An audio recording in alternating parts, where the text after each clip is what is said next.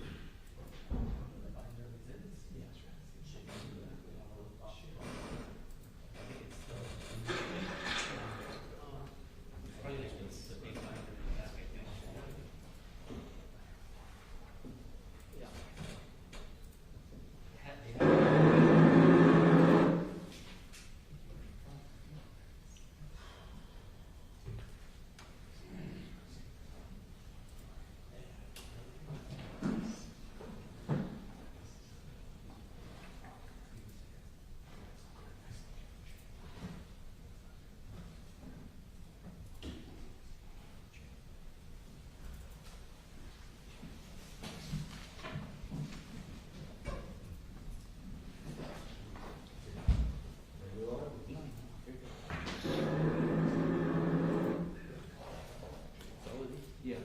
But I can where the one is.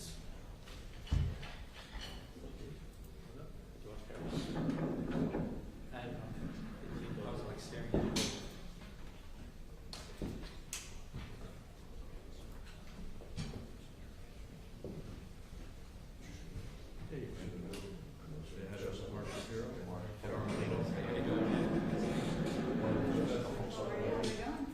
Oh, my favorite.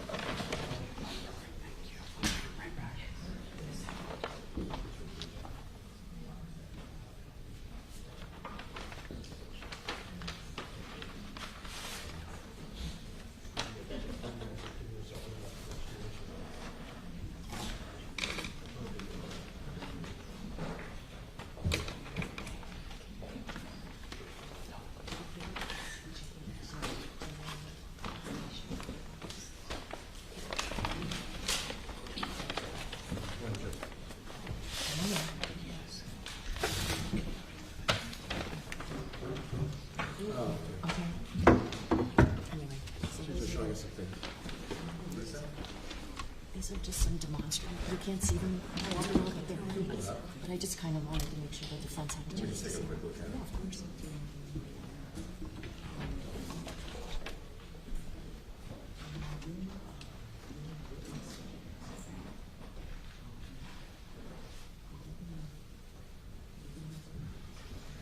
You can, yeah, we're planning on if that's available.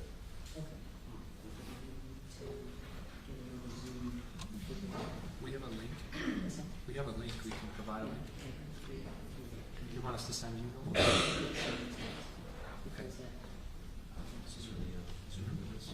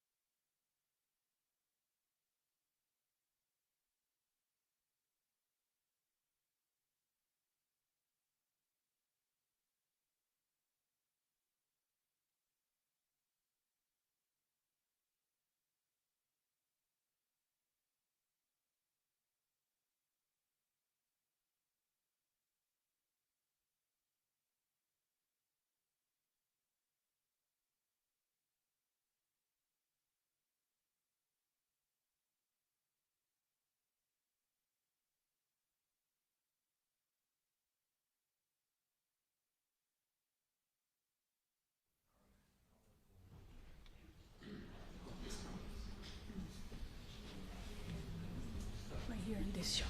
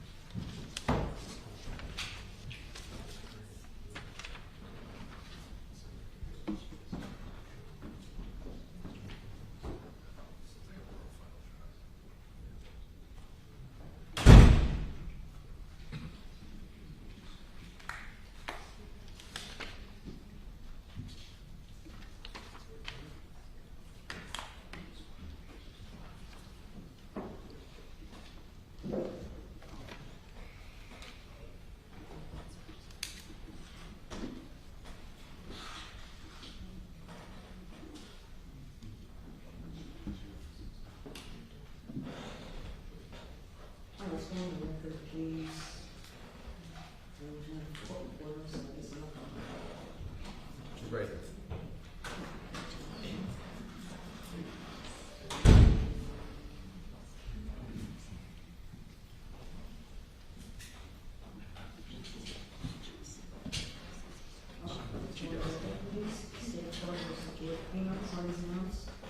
Good morning, Your Honor. Laura Adams, Jonathan Borst, on behalf of the state of Florida. Good morning, Judge Howard Strudnick, together with Mark Shapiro, Ed Armelino, Janelle Gomez. On behalf of George Pino, also at counsel's table is our expert, Christopher Carentz, because I believe the state's expert is testifying this morning. Thank you. Mr. Pino, you raise your right hand. Swear from the testimony to the truth, the truth, nothing but the truth. I do. Thank you. Thank you, Your Honor. All right. We were all very busy over the weekend doing some work and research addressing the potential jury instructions, but I think the issue for this morning briefly will be to address the scope of what would be the next witness's testimony, and having to do with the testimony regarding the navigational rules. Yes, Your Honor. Good morning again. The state's position is this. Number one, at no time will we ask the state's next witness, Paul Albert, any questions about whether, in his opinion, the defendant violated any navigational rules. So that's off the table. But because he has been an instructor for so many years in boating safety courses and, in fact, in training other Marine Patrol type officers about the navigational rules, and because it is the law that navigational rules must be followed, it was simply my intention to ask him to outline what the navigational rules are, and have him explain they are basically the quote-unquote rules of the road for those that are operating vessels. And then I was just going to ask him about a few of the navigational rules that I think are applicable to this case, specifically Navigational Rule 5, which mandates that, I'm sorry, Judge. Rule 5, which mandates that those operating vessels must keep a proper lookout. Rule 6, which mandates that vessels must be operated at a safe speed for the prevailing conditions. Rule 7, which provides that operators of vessels must take every precaution to avoid the risk of a collision. And Rule 8, which provides that operators of vessels must take every precaution that they can to avoid any kind of a collision. That would be toward the front of his testimony, Your Honor. And then from there, I will begin to go through, his crash reconstruction analysis, the actual extraction of data from the SIMRAD or GPS devices, what his interpretation of that data means, etc. But at no time will he say that the defendant violated any of these 4 rules.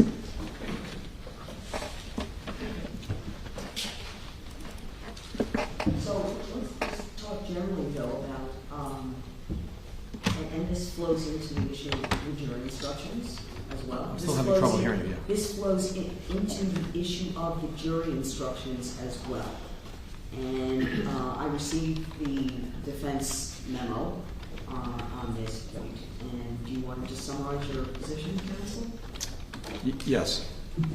So this witness is going to be, I guess, trying to lay the law down, which is the court's responsibility, of course. And so we've outlined our position with regard to that issue. The leading case we found was a case called Logan.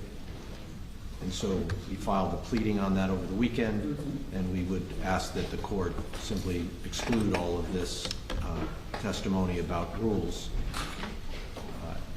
Alternatively, there'll come a point in time where the court would, if it's admitting the evidence, give a limiting instruction on how to assess those rules, that mere violation of a navigation rule does not constitute recklessness or culpable negligence, and there are proposed jury instructions on those points. Right.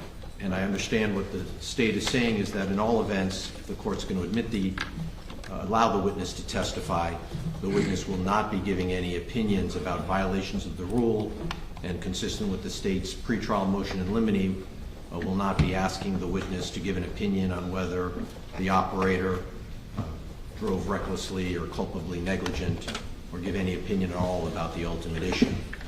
So I'll be expecting that that will be enforced. Stand by, Judge. And That's really, you know, the second point that you made, that's really the issue. While it will be over defense objection, I'm going to allow the witness to testify in general about navigational rules and the purpose of navigational rules. Under the circumstances of this case, but I am going to be very clear to the jury so they are not misled by information or testimony regarding navigational rules and ultimately the instruction of the navigational rules, because there is a violation of the navigational rule does not rise to the level of the type of recklessness by statute in order to find anyone guilty of a felony. And I was kind of playing around with different types of instructions, but I am going to be ready to give the jury a limiting instruction at the outset of the testimony, or at the point of the testimony. I guess it would be after he's sworn, and after maybe there's some initial questioning of the witness as to, you know, once he starts to discuss navigation rules. So they're actually both going to help me with that. I understand it's over defense objection, but I am going to allow testimony as long as the witness has been instructed that he is not to give any kind of opinion as to whether or not any navigational rules have been broken, and his interpretation of whether the conduct was or wasn't. Mr. Pino? He will not, Judge. Okay. He will not. so I couldn't hear that last part? Whatever the conduct was or wasn't of Mr. Pino is not to give any kind of opinion or statement on the reasonableness of Mr. Pino's conduct. And so he will not, the witness, be describing anything as, quote, inherently dangerous or anything like that? No, that's Correct. not, that is not, he is not permitted to do that.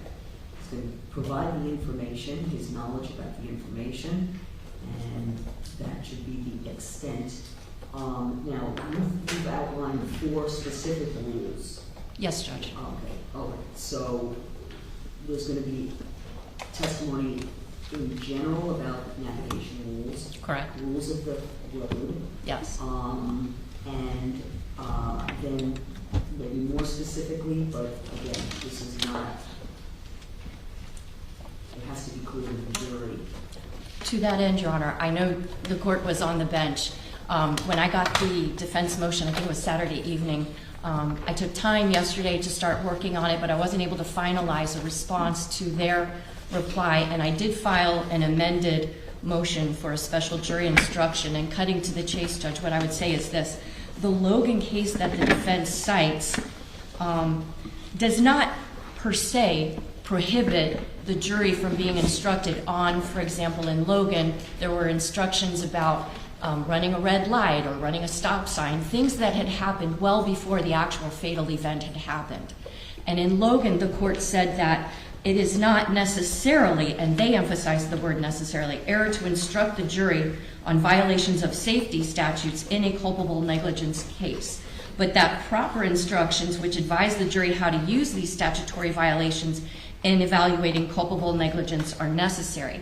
They then go on to cite with approval an instruction that was given in a 1972 North Carolina case, but essentially what the court wound up doing, and I quoted from that case in my response, that if an unintentional violation of a statute accompanied by reckless or probable consequences of a dangerous nature when tested by the rule of reasonable foresight, is not such negligence as imports criminal responsibility. However, if the inadvertent, that is, or the unintentional violation of a prohibitory statute, which I would argue the navigational rules are, be accompanied by reckless or probable consequences of a dangerous nature, when tested by the rule of reasonable foresight, amounting altogether to a thoughtless disregard of consequences or a heedless indifference to the rights and safety of others, then such negligence, if death proximately ensues, would be criminal negligence and the actor would be guilty of manslaughter.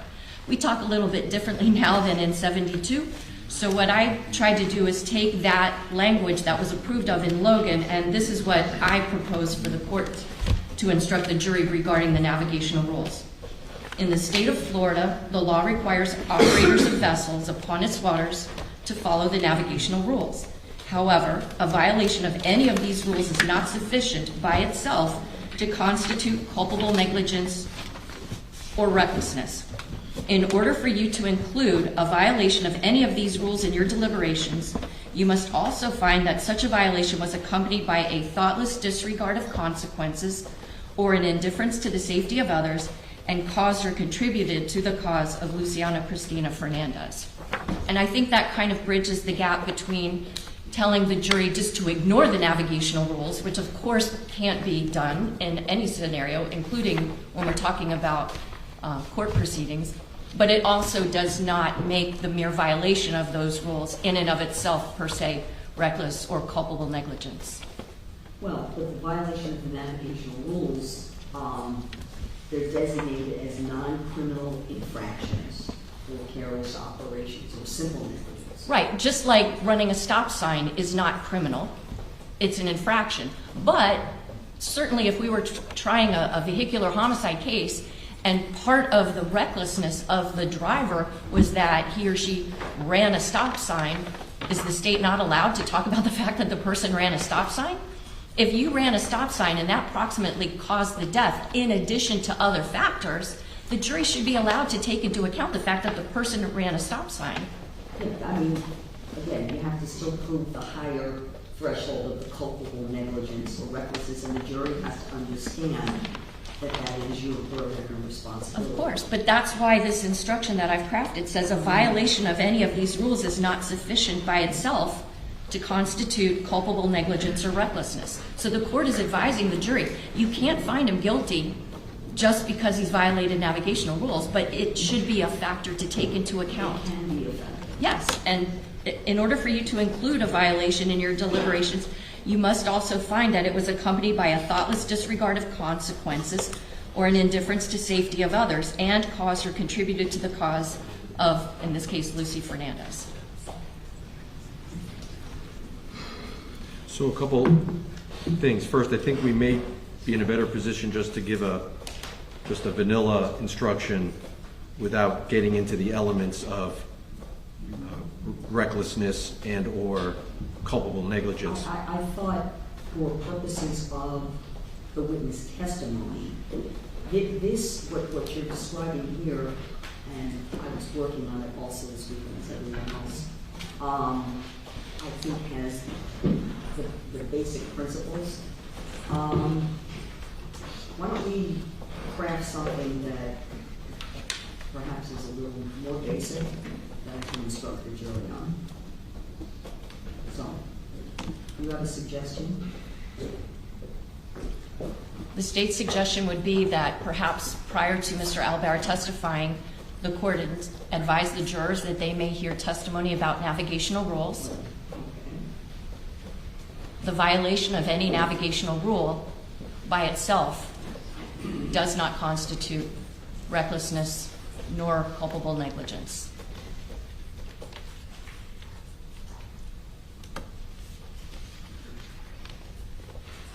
And I can maybe include they're explicitly designated as non-criminal infractions. Why do they need to know that?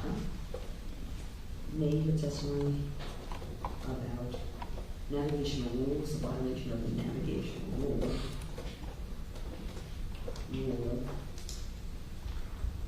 A violation of navigational rule or rules does not by itself constitute recklessness nor culpable negligence. I think that puts it into context. It's simple, it's straightforward, it's an accurate statement of the law, and it limits the jurors from thinking, oh my goodness, we are now hearing what these navigational rules are. We're seeing with our eyes evidence that substantiates that the defendant may have violated those rules, ergo he's automatically guilty. This keeps them from doing that. It should also be clear, given the case law at Logan, that even a violation of the navigational rule does not necessarily establish negligence. You can violate a rule without putting anybody in danger. So, for example, I don't know if that's, yeah, it's not every time. Not every time, for example, to use the. So not every failure of a rule will cause a breach of a duty of care to another person, because that's what typically these rules are designed to do. Let's say a safe speed. If you exceed the speed limit by 1 mile per hour, that's not necessarily negligent, because if 35 miles per hour doesn't constitute. that it wouldn't rise to the level even of a simple negligence. Correct. To that end, Judge, the defendant is not charged with any offense that negligence is the standard for. The defendant is charged with conduct that would either be reckless and or culpably negligent. So bringing in negligence of itself is really not pertinent to the charges that the defendant is facing. So Well, are there any, ultimately, I don't know if there are any lessons that would be instructed on in this case. Well, that's still something to be decided once we hear the testimony, because Well, that also, that, you know, yeah, why would I be bringing in simple negligence? because the word culpable negligence sounds a lot to a jury like negligence, and they need to understand there's degrees of negligence, Okay. and that a violation of the rule may not A higher even rise. threshold. It's a higher threshold of evidence. Correct, but even the basic rule violation may not be conclusive of negligence. Like I just said, 36 miles an hour in a 35 zone is not necessarily negligent, because some rules are enforced based on public policy, but not necessarily evincing a disregard of the care of someone else. Otherwise, you get the point. Made your testimony about navigational rules, the violation of navigational rules does not, in and of itself, constitute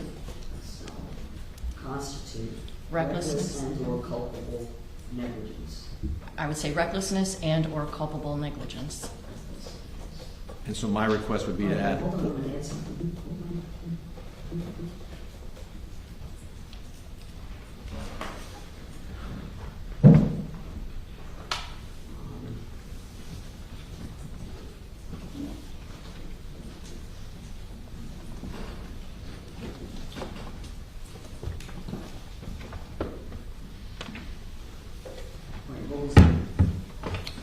so a violation of a navigation rule is not conclusive evidence of even ordinary negligence.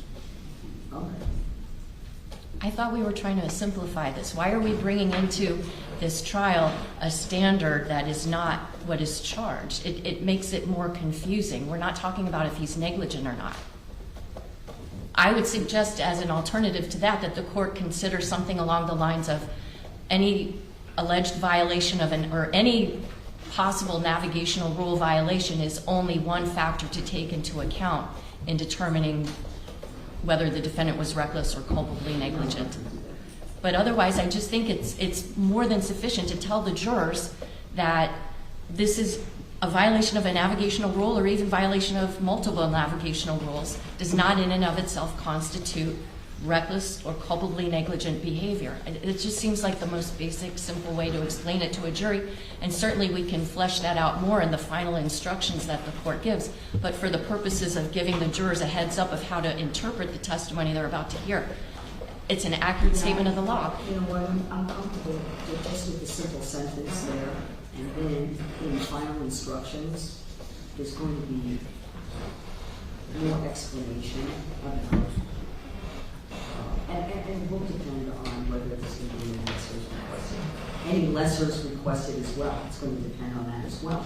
So I think that I'm going to wait for any further conversation, that any of the detail, I don't want to confuse the jury, and I think that's simple enough not to mislead them as well. One more.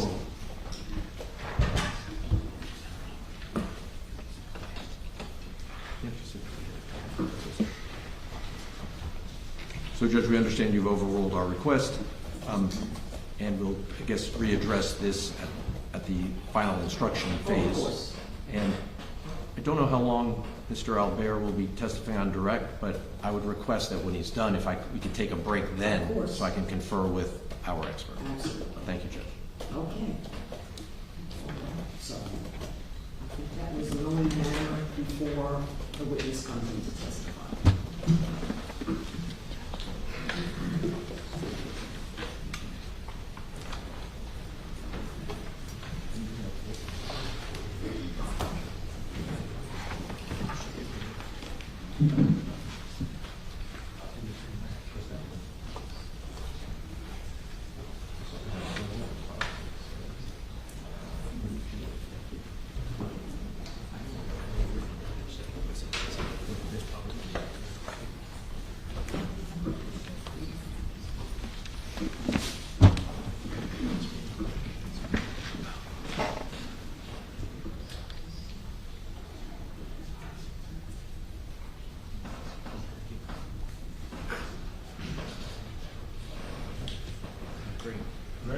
Yes, thank you.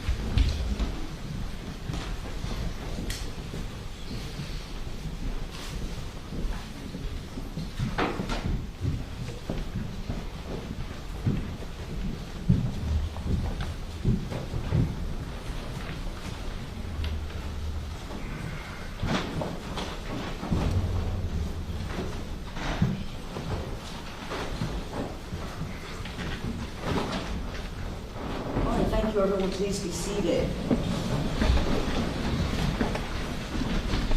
Good morning, ladies and gentlemen. Good morning. How are you all doing today? Good. A good weekend. All right. Anyone discussing this case with anyone else? How about seeing anything in the news about this case or on social media or live stream, television? Has anyone attempted to speak with you or in your presence about the case? You're all wearing your juror badges well displayed? Has anyone conducted any independent research or investigation to attempt to gather information? All right, very well. Ladies and gentlemen, we are ready to proceed. State your next witness. Thank you, Your Honor. The state will call Paul Albert.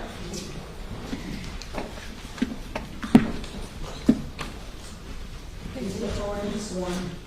Do you swear affirm testimony about to give to be the truth, the whole truth, and nothing but the truth? Yes, I do.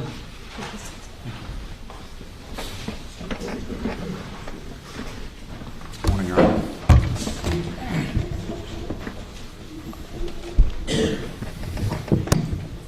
Keep your voice up. Microphone is this way, yours is this way, so you'll have to speak a little bit louder. Yes, ma'am. Good morning. Good morning. Good morning. Your Honor, may I proceed, please? Thank you. Could you please introduce yourself to the members of our jury? Good morning. My name is Paul Albert. Can you tell us, what is it that you do for a living? My full-time job, I'm a lieutenant with the Town of Palm Beach Police Department, where I serve as the internal affairs investigator. Can you tell us a little bit about the background and experience you've had with that police agency? Sure. I started with Palm Beach in 2006, and as a patrol officer, I've worked road patrol. I worked road patrol most of my time there, but I've had special assignments on the Marine unit and on the field force team. What's a field force team?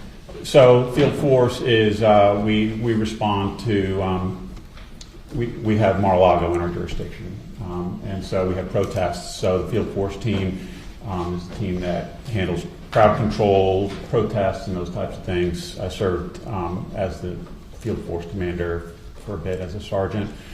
I worked as a detective. I've been a sergeant on road patrol as you know, a frontline supervisor, also in the role of lieutenant, as a watch commander in charge of overall patrol operations on night shift, and then I've been in internal affairs now for 4 years. Were you ever a member of the dive team for that agency? I still am. Okay, yes. What does that entail? Diving. For fun? No, we do. We've done some evidence recovery. We've done lately. There's been a big push for illegal anchoring and mooring, and so our dive team will go out and take pictures underwater of illegal mooring structures, and we've removed a lot of illegal mooring structures. So there's a little bit of everything. Before you went to the Town of Palm Beach Police Department, were you involved in another law enforcement agency? Yes. What was that? So I started my career right out of college with what was then the Florida Marine Patrol, what's now the Florida Fish and Wildlife Conservation Commission. Also known as FWC? FWC. How long were you with FWC? I was with FWC from 1993 to 2006. Can you tell us about your evolution of your career there? Sure. Almost entirely patrol officer, frontline.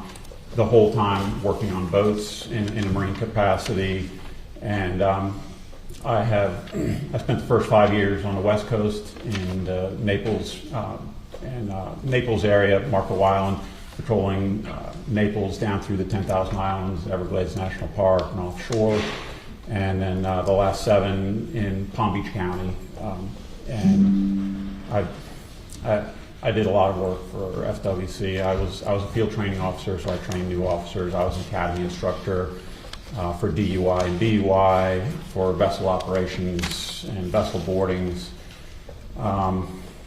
I was one of the agency's subject matter experts on marine electronic devices. What do you mean marine electronic devices? Like GPSs, radar, navigational tools, electronic navigational tools. I was on the boat selection committee, like the boats was deciding on which boats the agency should use for patrol boats. Okay. In addition to the police job that you currently have, do you have a private consulting agency? I do. Could you please tell the jurors about that? Yes. It really grew out of mostly my teaching gig. So I do a lot of instruction outside of work. Primarily in the marine law enforcement field. Even though I left marine law enforcement in 2006, I never really left marine law enforcement. It's always been like my passion. So I teach classes for the National Association of State Boating Law Administrators, and it started with that really as a I work as an independent contractor for them, so I figured it'd be best to go put it under a business. But then I've pretty much since I left FWC, have still been assisting FWC with boating accident investigations with GPS forensics. And over the years, I was getting more and more calls to do stuff like I'm doing right now, testifying in court and assisting. And over the past few years, I've started branching into a little bit of civil liability cases too. So all that kind of falls under my business. Will you occasionally be hired to evaluate a boating crash and, render opinions about how the crash occurred, what things could have been done to prevent the crash, and write reports about your findings? Yes. Let's talk a little bit also about any recreational boating experience you've had. Sure. Tell the jurors about that. I'm a born and raised Floridian in West Palm Beach. I'm in the hospital. I was born right on the Intracoastal Waterway, and I started boating at an early age. I started running boats on my own in my early teenage years. I was operating boats before I could operate a car. I owned my first boat before I owned my first car. I've operated boats from all the way out to the Dry Tortugas off Key West, all the way up through the Panhandle of Florida, from the backwaters of the Everglades out to 100 miles plus offshore, along the western Bahamas, in every conceivable manner of condition, from the most beautiful, spectacular days to the most terrifying, unbelievably rough, lightning cracking down around me, scared out of my wits days. Can you tell the jurors a little bit about your educational background and your training? Sure. I have a degree in criminology from Florida State University, a master's degree in organizational leadership from Palm Beach Atlantic University. I went to the Marine Patrol Academy right out of college, and then I got my captain's license in my 20s. I think it was around 27 or so. So I went to sea school to learn the ins and outs of the requirements for passing the Coast Guard exam. I've been to all manner of training related to marine law enforcement, accident reconstruction. I learned boating accident reconstruction in the academy, and then through an advanced level course that the agency put on internally for its own officers. I've been to the NASBLA, National Association of State Boating Law Administrators, Level 1 and Level 2 advanced course. I'm now a subject matter expert for the Level 2 course and teach GPS forensics for the Level 2 course. I've been to DUI instructor school. I'm sure I'm missing a lot. That's okay. I want to ask you if a couple of months ago, so you wound up going to a training environment in Tennessee, and if you could tell the jurors a little bit about that. Sure. So, well, it wasn't a training environment, so to speak. It was we were doing work to improve our training delivery. So it was actually the second time that I've done it, but the time most recently was just a few weeks ago, the beginning of May. We went to Nashville and we conducted staged boat collisions. And it's Coast Guard grant funded and through NASBLA and some of the states. And we got boats and motors that were donated to us from Mercury Marine. And so my portion of it was, of course, GPS forensics. I installed GPSs from all the major manufacturers in each of the boats that we intentionally crashed. And then we put all manner of GoPro cameras in every conceivable location. We had drone footage. We had crash dummies with G sensors on them, all to gather data so that we could further our own knowledge about boating accident investigation and also for training. And then these boats, we did 3 separate scenarios. And these boats we use in the Level 2 class, the Advanced Boat Crash Reconstruction course. It's project based, so the students come in and they get several days of training, and then the students are teamed up in groups, and they're assigned 2 boats, and so that the students go out and they inspect the boats and they inspect the damage, and they're given the GPS data that was recovered from the boats, and then they do their own independent analysis, and they're required to do like a PowerPoint presentation in front of the class as kind of their final project to finish the class. You mentioned something about the National Association of State Boating Law Administrators. Yes. NASBLA. NASBLA. It's a mouthful, right? Yes. Can you talk a little bit about your work with that agency in terms of forensic GPS analysis? Yes. So, excuse me.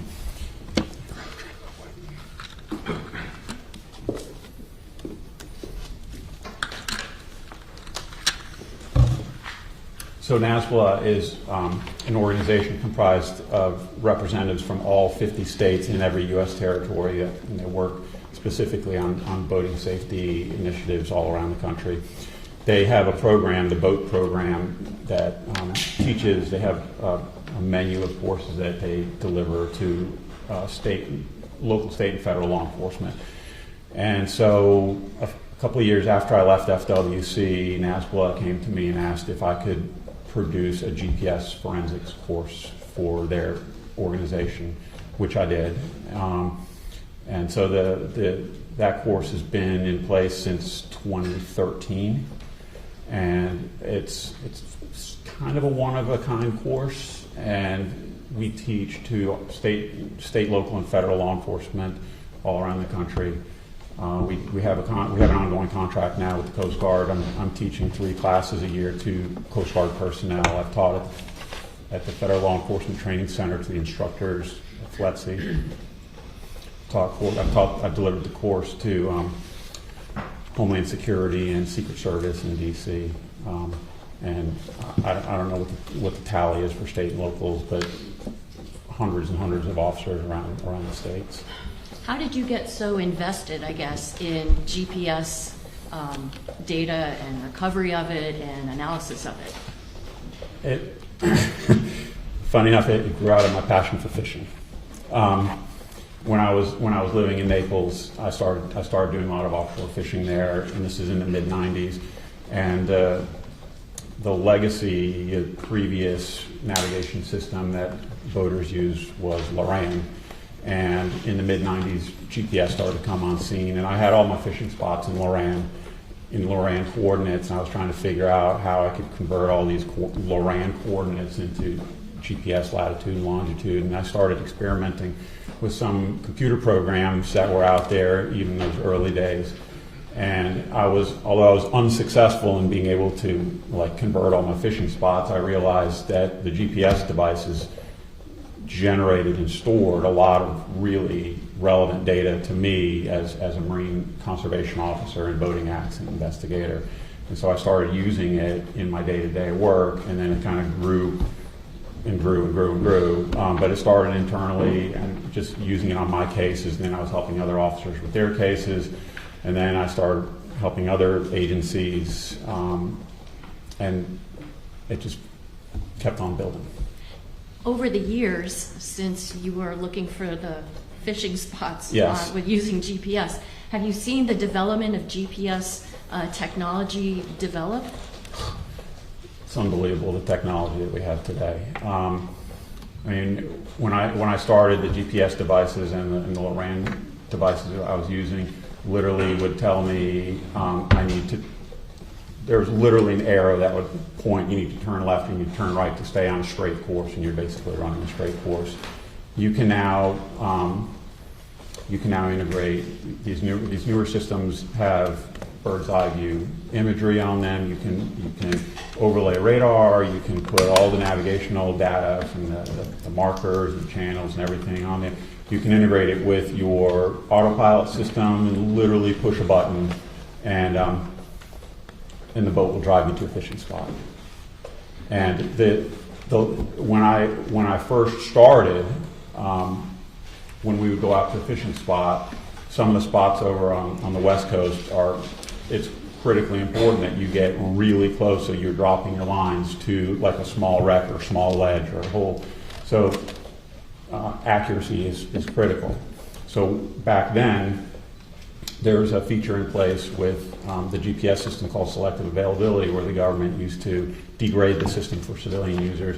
And what we would have to do is go out and we would drop a buoy on the given location on the GPS, and we would do kind of a search pattern off of that to locate the actual spot that we knew was there somewhere in that close proximity, and then drop a second buoy on that and fish that.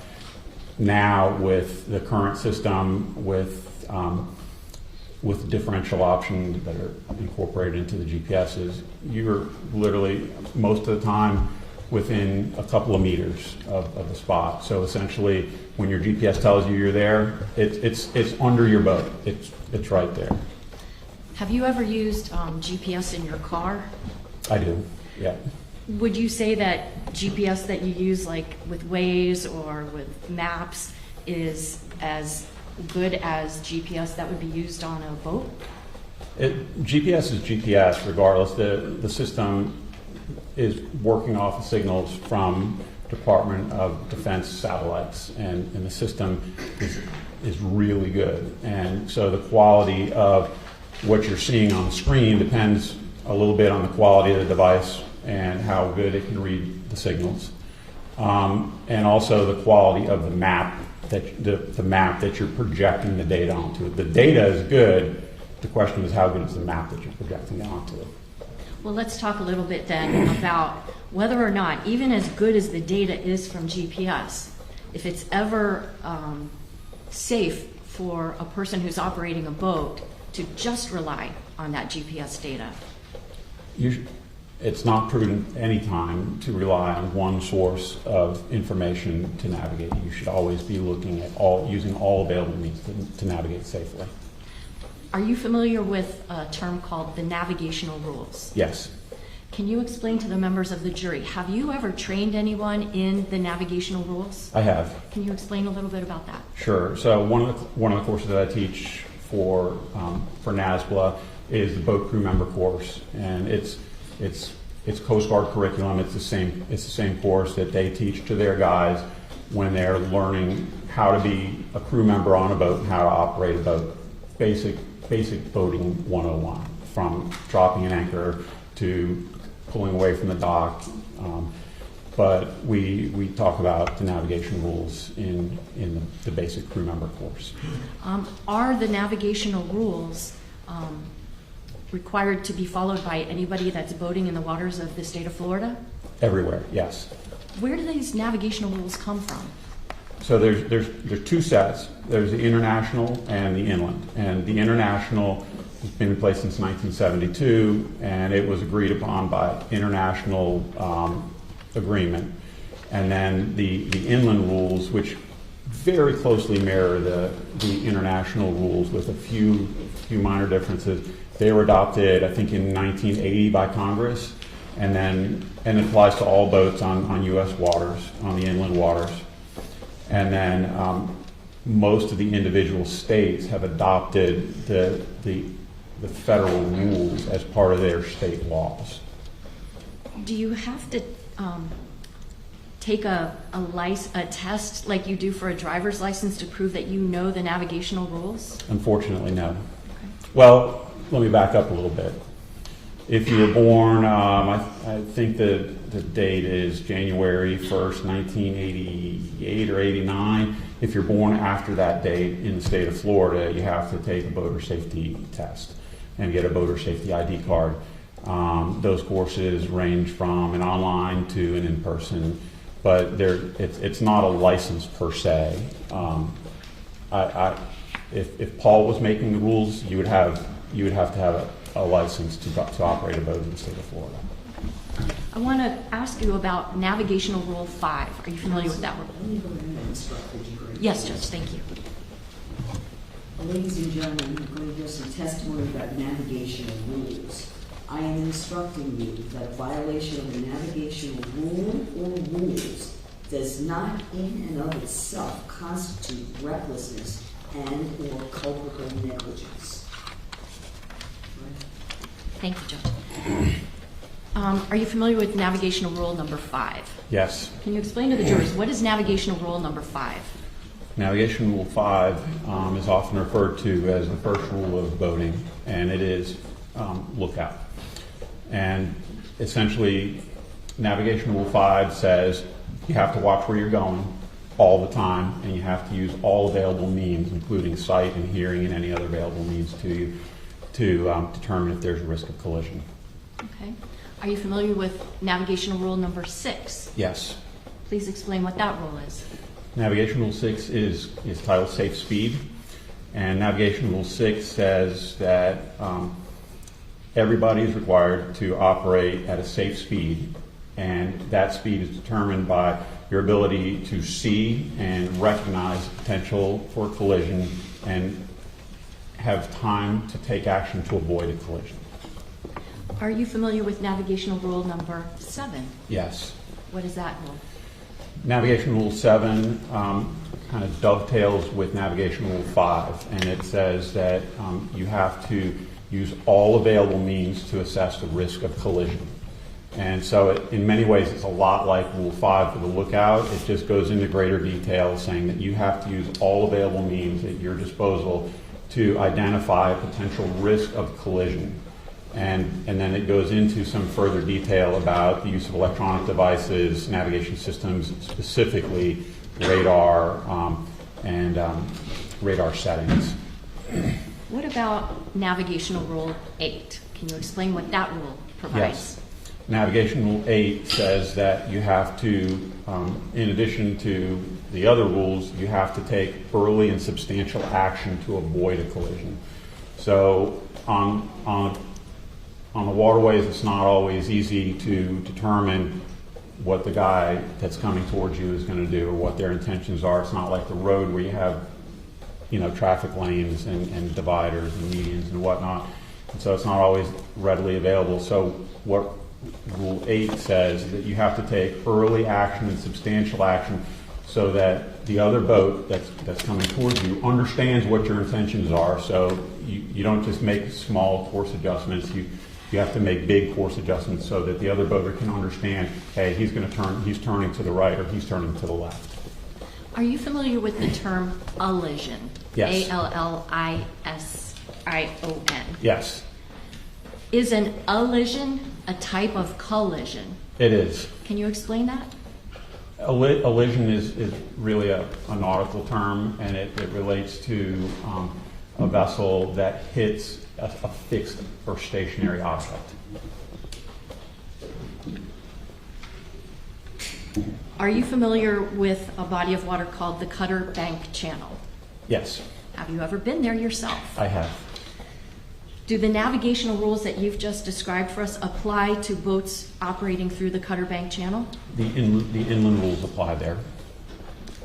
So anyone operating through the Cutter Bank Channel would be expected under the laws of Florida to keep a proper lookout? Yes, Also to operate for a safe speed for the conditions? yes, To keep lookout to avoid the risk of colliding with anything?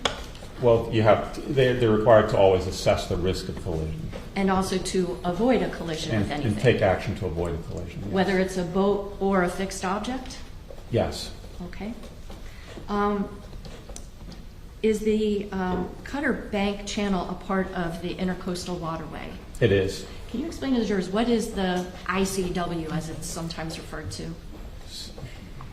It's basically the nautical equivalent of I-95. It's a channel that runs along most of the eastern seaboard of the United States from, I think, New Jersey, all the way south, around Florida, up the coast of Florida to Texas. Now, the Cutter Bank Channel, did you ever measure how long it is? It's about, it's a little less than 2 miles, about 1.5 miles, mile and 3/4, Okay. 1.8, I think it is. 1.8 regular miles? I think it's 1.8 statute miles, maybe 1.6 nautical. I'd have to Okay. give or take. About how wide is it? About 150 feet. Is it considered under the rules a quote-unquote narrow channel? Yes. Objection. Old. Yes.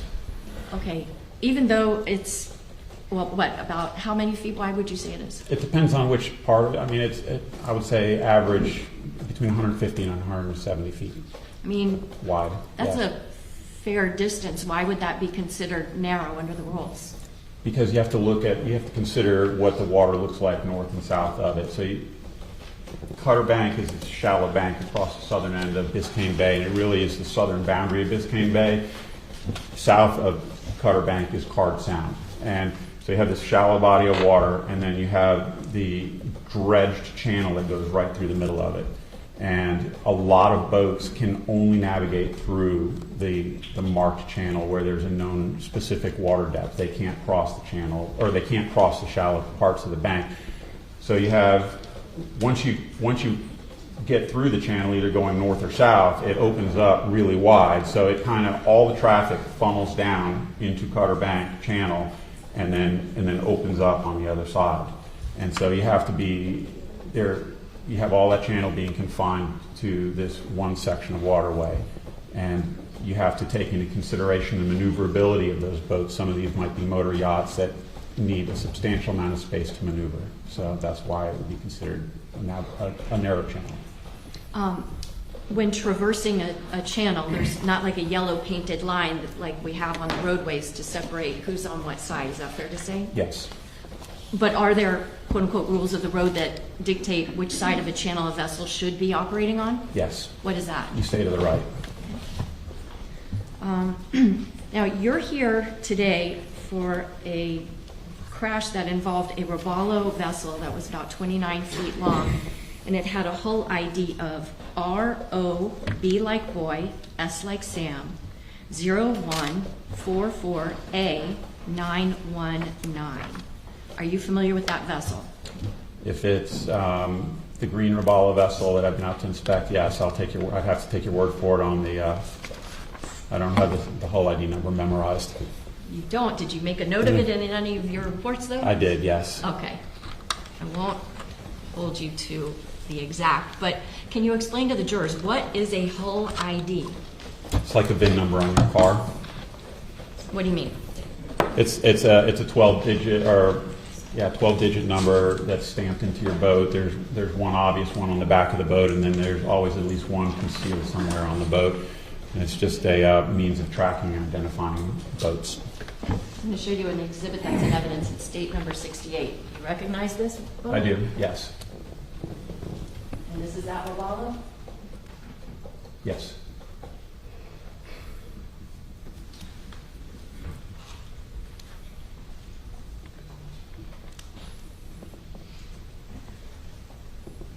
Did you personally inspect that vessel?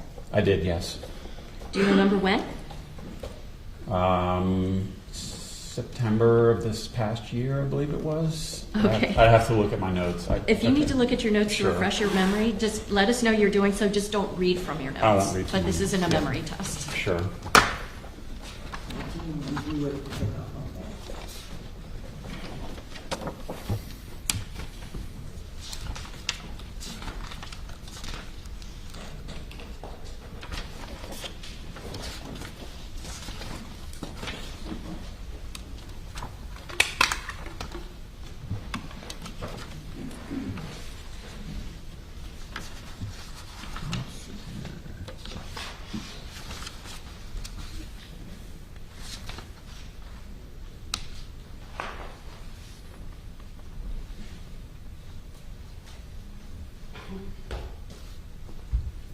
I have it March 7th, 2025. Okay. Were you the only person present for that inspection of the vessel? No, defense counsel and some of their team were there as well. Okay. And was Lieutenant Thompson there as well? Yes.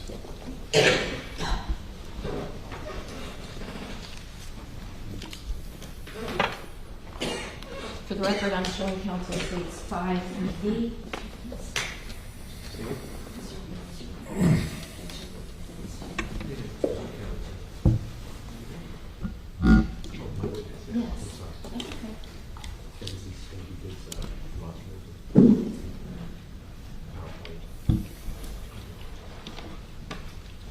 Mr. Albert, I'm showing you a flash drive, and it's got an evidence tag of it of 5V for identification.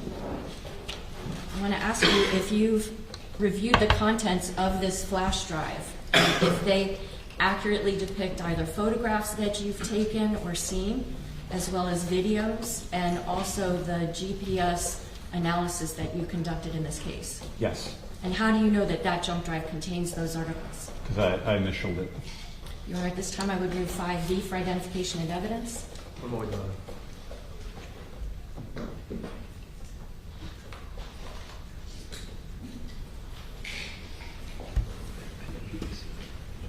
Judge, subject to it being published, we have no authenticity objection. We'll just wait to see what is being offered. Very well. 5B, marked for identification, State's Exhibit 114.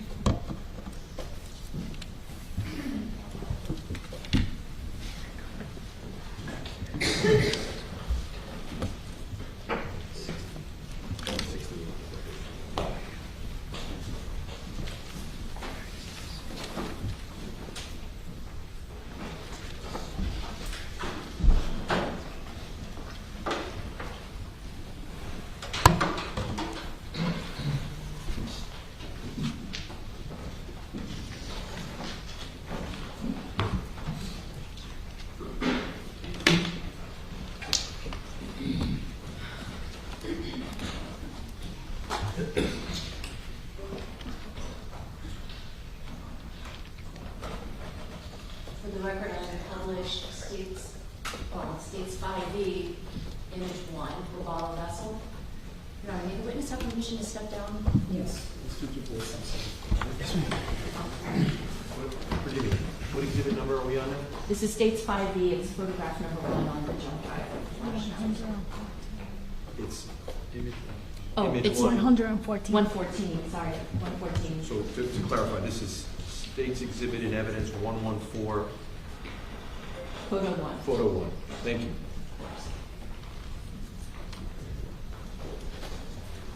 Mr. Albert, does this photograph depict the revolver vessel that you saw in March of last year? Yes.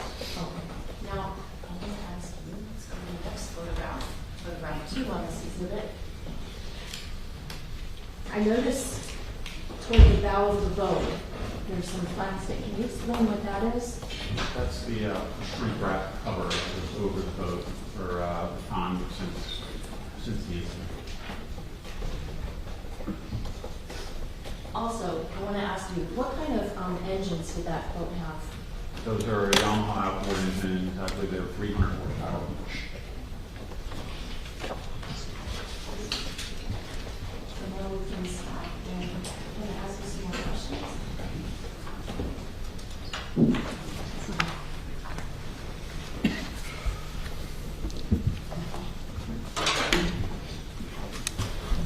Did you make note of the length of this vessel?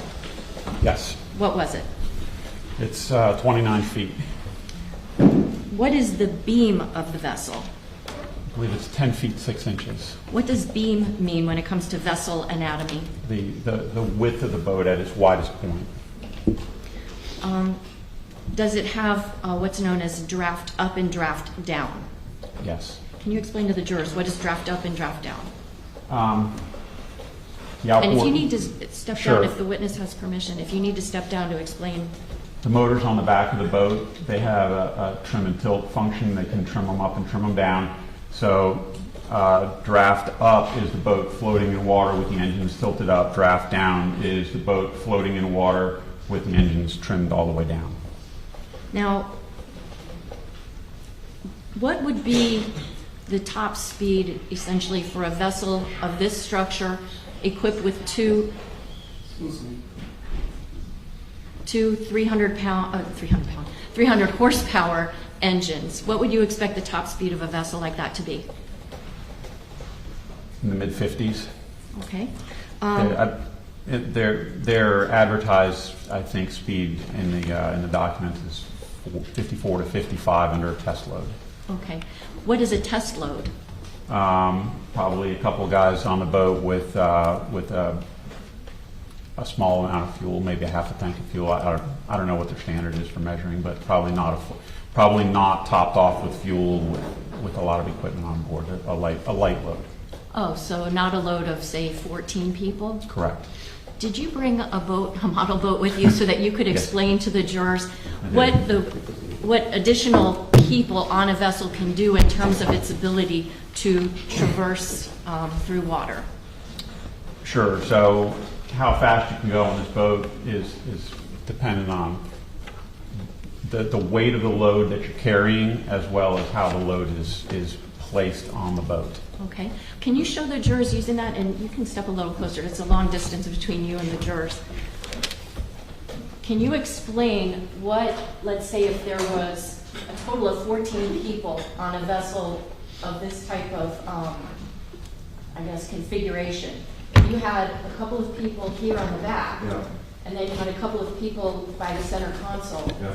So that's going to be 4. So then you basically are going to have 10 people, 3 across the bench, and then the remaining 7 along the bow. Can you explain to the jurors how that's going to impact that vessel's ability to travel at top speeds?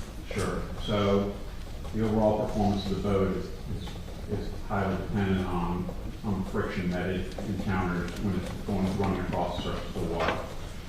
So under the test load that they're talking about, the boat is riding kind of on a smooth surface of water, and really for the best performance, you're really just riding on the back half of the boat. You have the boat trimmed up So, and the engine trimmed in a manner that the propeller is running parallel to the surface of the water, minimizing the friction of the bottom, the bottom contact with the water. So when you place a heavy load on the bow, it pushes the bow down. And in addition to having to move more water overall, it's also pushing more surface area down for the boat to push through the water, and it slows the boat. Okay. Now, for that particular robalo, is there a rule or a statute that governs how many people are allowed to be on that vessel when it is going through the waters? So the Coast Guard mandates that anything less than 20 feet have a capacity plate affixed to it that tells you you're allowed to have X number of people and some particular amount of weight. The Marine Manufacturers Association, I think, as a standard, bumps that up to 26 feet. And so you'll see larger boats with capacity plate on them. And then above 26 feet, and this boat in particular is what they call yacht rated. So there's no numerical number that limits the boater's option to load it. Like there's not a capacity limit for people. When you went to inspect this vessel in March of last year, did you actually go on the vessel? I did. Did you have the opportunity to envision 14 people, maybe not of your size, Right. but like 14 people of maybe shorter stature, Yes. some of whom are maybe 17-year-old girls, Yes. most of them 17-year-old girls. Could they all fit on that boat? It'd be a tight squeeze. But they could. In theory, yes. Well, obviously they did, but yes. Would having, even if the 10 girls that were in the front portion of the boat, would having 10 girls affect the ability of that boat to hit that 54 or 55 mile an hour top rated speed? Absolutely. In your opinion, would that add almost 1,000 pounds to the bow of the boat? It would. From having been on that vessel, did you ever stand like at the captain's helm or, where the operator of the boat would be? Yes. Did you have the opportunity to look and see whether there were any blind spots or things that would keep someone from seeing what's ahead of them? There's a little bit, yes. Okay. What is that? May I? Yes. There's these support structures here that are holding the top up, and then No, it's okay, Renee. Thank you so much. Can everybody see or no? yeah, I just don't want you to have to keep. No, it's okay. No, I got to. You have the support structures that are holding up the T-top, and you also have to maintain a 360-degree lookout. So a little bit with these here, and when you're my size electronics box. Okay. Is there any reason why the operator of that vessel can't see what's right in front of them? No.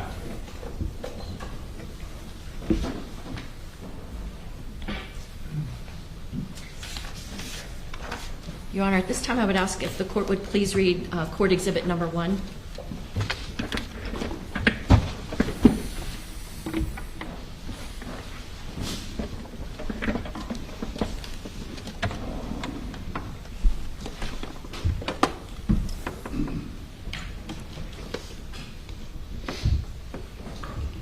Ladies and gentlemen, by stipulation, the parties in this case have agreed to enter into a stipulation or agreement regarding the Robalo vessel which was involved in this case.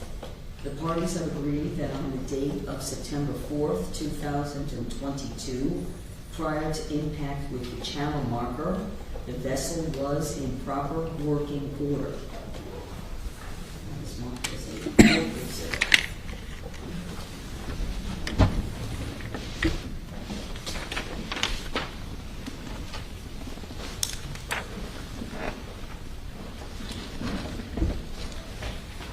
When you observed this vessel, was it at the FWC yard? Yes. When you did that, did you have the opportunity to review the damage to that vessel and try to assign that damage and to understand how that damage was basically, put into place as a result of a crash. Yes, I did. I'm gonna ask if you'd be able to step down for a moment and talk to us a little bit. For the record, I'm now going to show the jury photograph 3, front starboard damage. I have this little pointer if you need to use it. Yep. Can you see?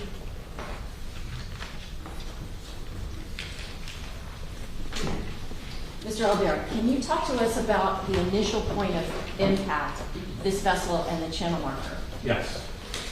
So this is first contact right here. And then if you look carefully down here, there's this green is transferred from the dayboard, the green sign on top of the steel beam, which is the channel marker. And you can see some black transfer from the actual steel pole. And then there's also black transfer and impact damage down here, diagonally stern, basically back down the boat. What does that tell you about the actual movement of the vessel as it strikes that channel marker? And by the way, did you bring another boat to try to help explain I this? did. So I'll get that for you. okay. And if you can grab the little can. And Sure. Sorry. I got longer arms. I can get it for you. That's okay. Okay. We got it. Go ahead. Go ahead. Rock channel marker. So we know that the channel marker in this case stays upright, which is really surprising to me because usually they go down. But you have a straight up and down channel marker, but you have a diagonal impact. And the reason for that is because boats are made out of fiberglass and they respond a lot differently to the forces of an impact than a car do. So a car is made of metal and it's crunched like that, and then it stays crunched, right? A boat is made out of fiberglass, which is essentially plastic, like this plastic tube, and it'll crunch, but then it'll try to return back to its normal condition. But what happened in this case is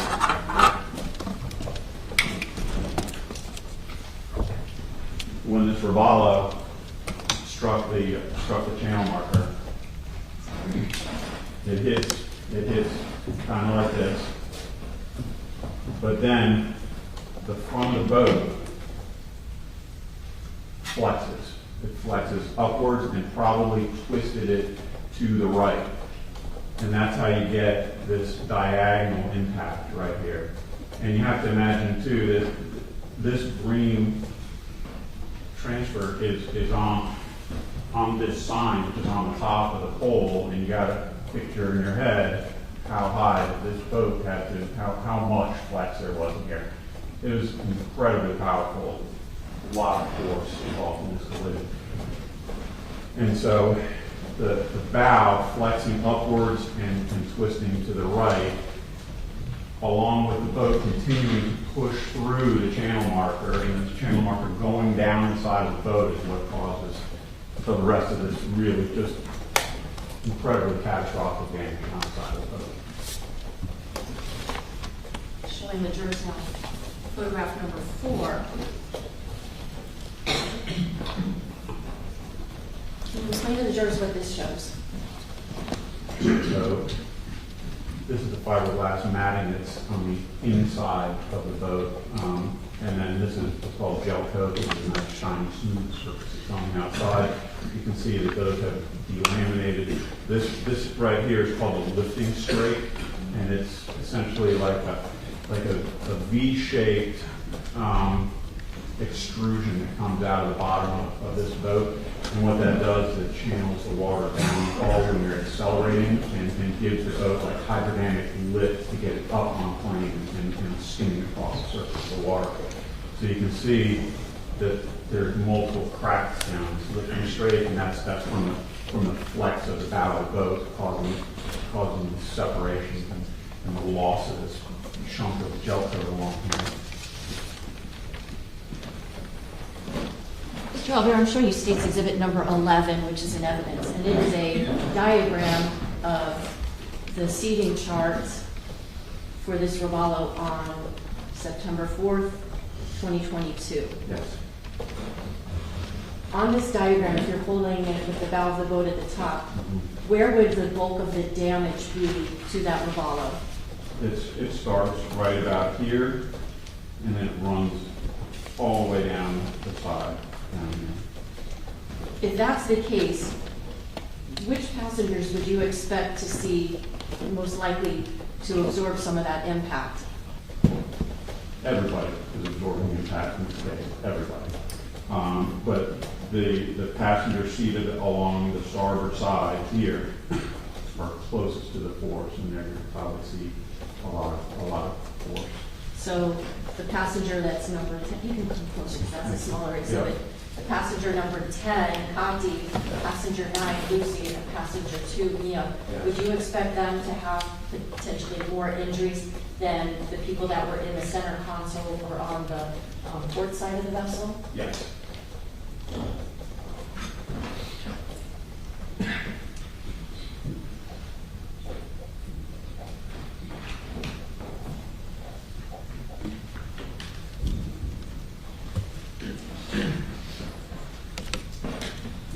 And just finally, with this model day marker and this vessel, can you try to show to the jurors how the actual impact would have occurred? Or, I can't say definitively, you obviously weren't there, but based on your examination of the evidence. In order to really demonstrate it, this would have to be like flexible, right? And this is a rigid piece of plastic that I made with a 3D printer, so I can't truly show you what it did. But so you have to imagine that the impact is right here, and the bow of this boat is going to flex upwards like this, and it's going to strike the sign and knock the sign off, and then it's going to ride down the side of the boat as the momentum of the boat continues forward. Thank you.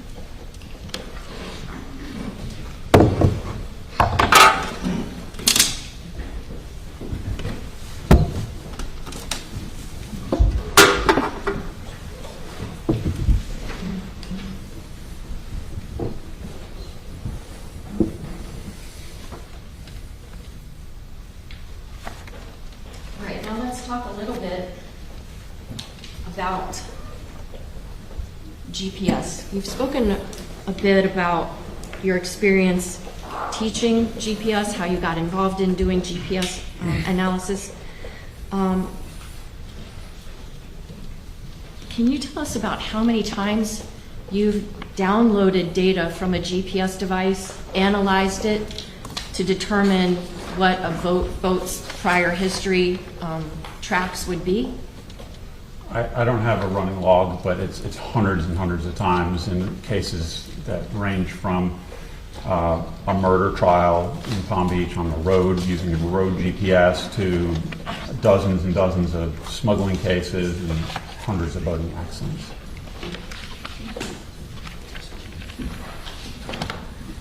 In the case involving that Robalo vessel that we saw, were you contacted by FWC and asked to assist with recovering data from the navigation systems it had on board? Yes. When were you first contacted and asked to do that by FWC? The day after the crash.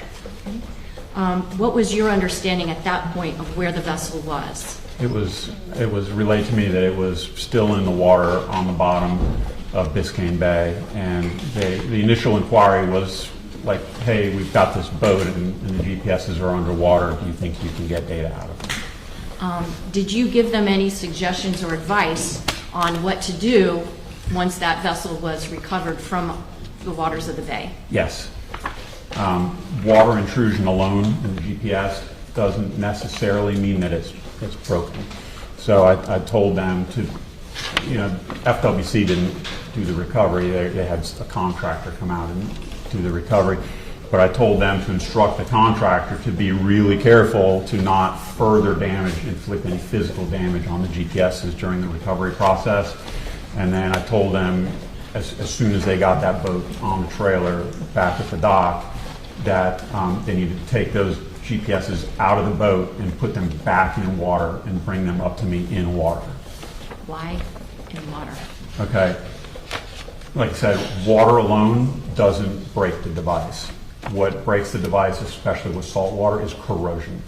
And corrosion can start taking effect immediately after it dries. So as soon as this device, if this device were allowed to dry, it could within hours, literally hours, start to corrode and cause problems that would be beyond my scope of being able to download it. Were the navigation devices from that vessel in fact delivered to you? Yes, What brand of device was it? they're SIMRADs. Okay. When did you get those? The day after they called me, so I believe it was the 6th of September. Did you note the dates in your I report? did, yes. Okay. Again, it's not a memory test. If you need to look at your notes to remember Sure. details, it's Yep. okay.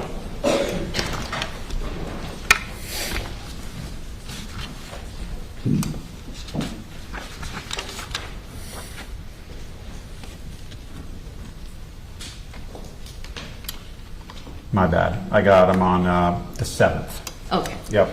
So you understand the crash happens on the 4th? Yes. FWC contacts you on the 5th? Yes. The vessel is recovered or salvaged on the 6th, and Yes. then you get them that next day? Yes. Can you describe for the members of the jury, what is the specific brand name of this device? I know you said they're SIMRADs. Do they have a model number? It is, the model is a, let me look it up for you. It's an Evo 3, NSS is the model. Let's see here. The specific model is the NSS 12 Evo 3. Okay. Is that device known as a multifunctional device? Yes. What are the multifunctions that it can do? It can do a lot. It can display GPS data in several different ways. You can use like a traditional paper chart style view. You can use bird's eye imagery. You could do a combination of both. You can also display engine performance data. You can put like your tachometers and fuel gauges. Those can be displayed. You can display sonar. You can display radar. You can use, you can play video through them. You can use them as an entertainment, like for playing music, and you can control all those through multifunction displays. Would you tell the jurors what was the condition of these SIMRAD devices when you first get them from FWC? So they brought them up to me in a cooler full of water wrapped in a beach towel. And when I took them out of the water, there's no obvious physical damage, and I couldn't see. Sometimes you can see water in the LED screen. Couldn't see that, but the one in particular, when I rocked it back and forth, I could hear water sloshing back and forth. Was that a surprise to you at all that it would have water in it? No. Okay. They are surprisingly resilient. I mean, I've seen some of these devices take really substantial impacts and be submerged in water. But in this case, this was obviously catastrophic, and it did get water. It was in the water for an extended period, too. In order to try to extract any data that may have been recorded or stored in those devices, can you tell the jurors what is it you had to do? Well, first I had to see if I was even going to be able to do it, because if the GPS floods with water while it's energized, while there's electricity going through the circuits, it's going to blow up. The circuits are going to be fried, and that's beyond my scope of being able to repair it. I would have to send it out to a lab that I work with and do what's called chip-off extraction. It's much more tedious and expensive. But so my first step was I opened them up and inspected the interior components. I did not see any signs of any damage inside, other than they were wet. So I disassembled them, and I flushed them out with deionized water, and I have a desk-mounted magnifying glass. I went through and cleaned it all with alcohol and made sure there was no kind of debris on any of the circuits. and then I coated the boards with a product that's built specifically, made specifically for it. It's essentially a WD-40 for electronics. And did those steps help guard against any corrosion setting in on these SIMRAD devices? I mean, one of my primary goals was to preserve the device. Yes, Did these devices have serial numbers? they did. I bet you don't have them memorized. No, I don't. Could you tell us, though, what those are so we can be Yes. sure that we're talking about the same SIMRAD devices that Lieutenant Pomar has testified about? Yep.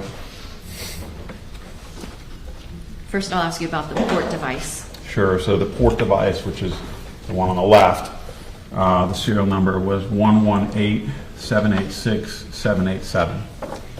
And did you also make note of the serial number for the starboard SIMRAD Yes, I device? did.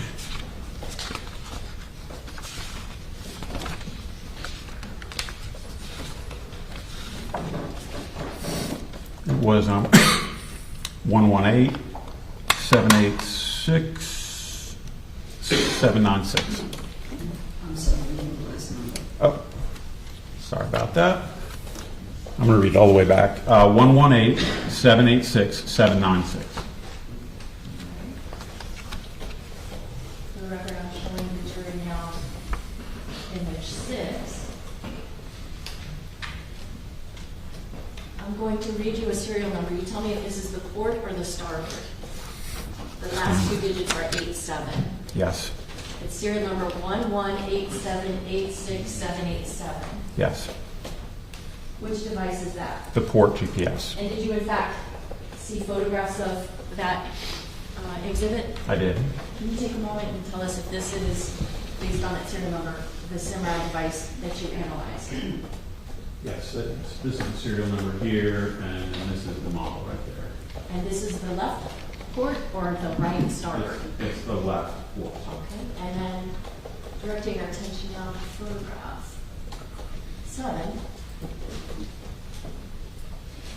Is this the same serial number as for the starboard? 796, yes, and then this is the model right there. Okay.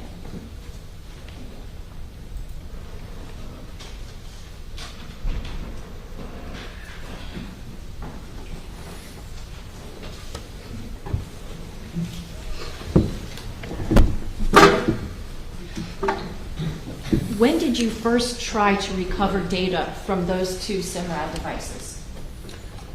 It was a couple days later, so they need to dry. So I have them all taken apart, and I put them out to dry. I let the components out to dry. There's a lot of different ways you can dry them. I'm pretty much an old school guy. Put them out with a fan blowing across them.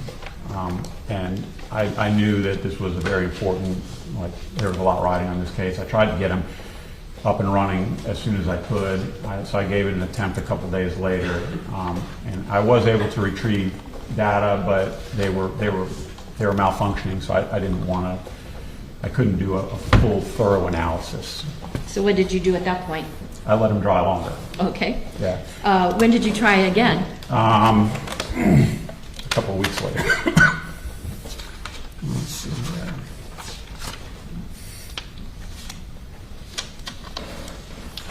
So my first attempt was on September 13th, and then my full examination was on October 8th.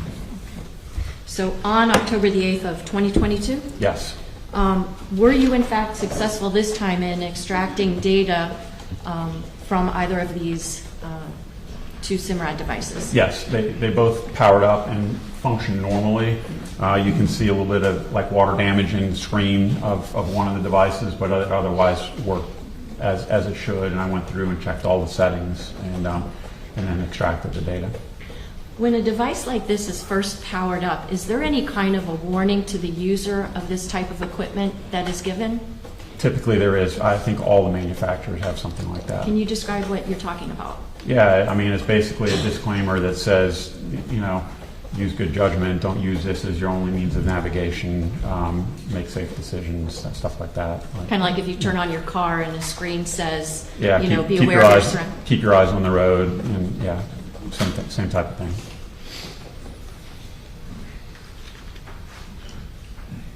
Once you saw that these devices could power up, did you in fact then begin the process of downloading that data? Yes. Can you explain how you do that? Sure, it's really not hard.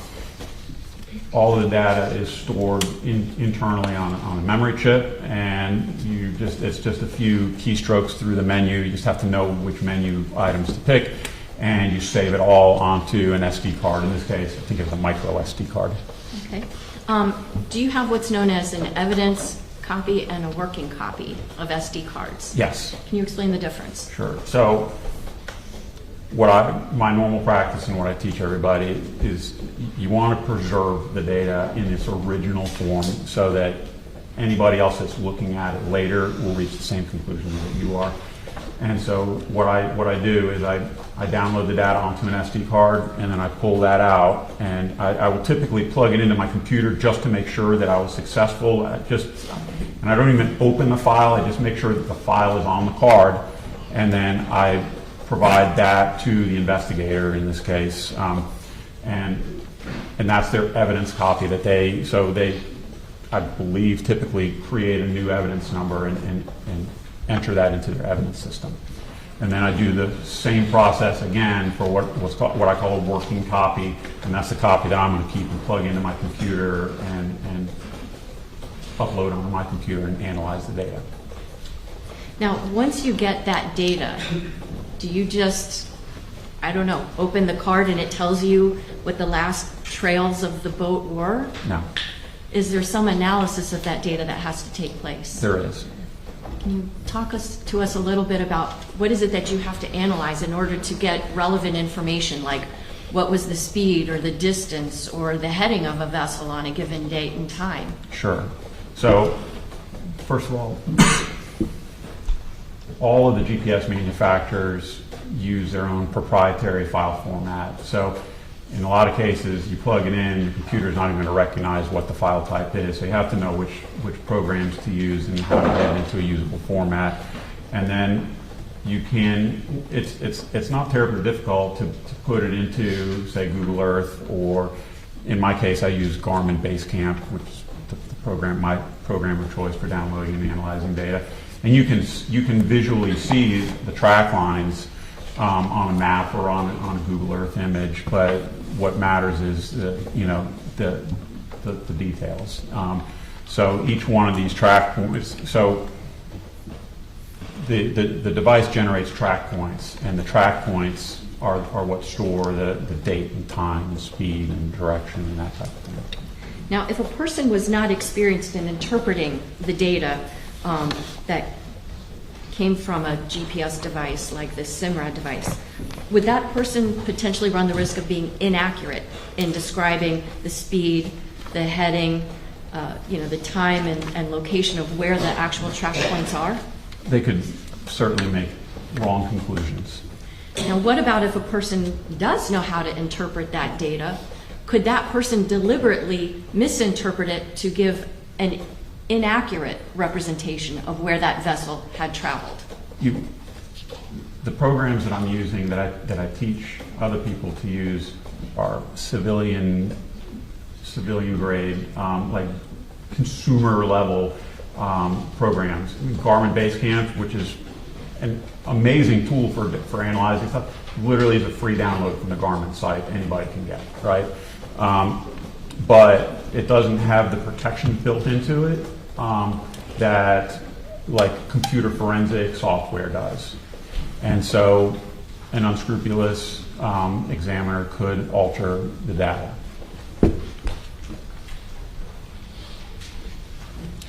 Now, just so we can kind of get a better sense of what's actually happening when a GPS device is on a boat as it's navigating its way, if that device is turned on and is working properly, can you explain the method by which we are getting these track points that we've been talking about? How is it that somehow a satellite knows where that vessel is? Well, the satellites don't know. Okay. So when you turn on the GPS, it starts listening for signals from the satellites. And once it hears enough signals from the satellites, the GPS device can calculate its position on the face of the earth. In 3 dimensions, it can calculate altitude as well.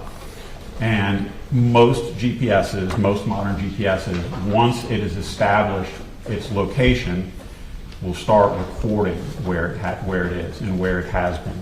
And so, even though most of us use GPSs to navigate from one place to another, it's also like a data logger that's recording where you have been. And that can be important for boaters because sometimes you need help getting back to where you started from. It's not like on the road, right? And so it will drop track points along the way, kind of like a digital breadcrumb trail of where the device has been.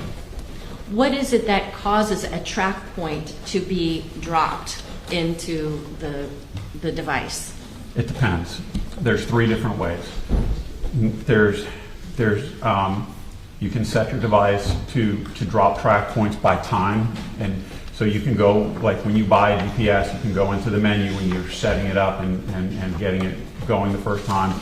You can set it up so that it drops track points on time, and you can select the intervals from like literally 1 second intervals out to hours or even days. The other option is for distance.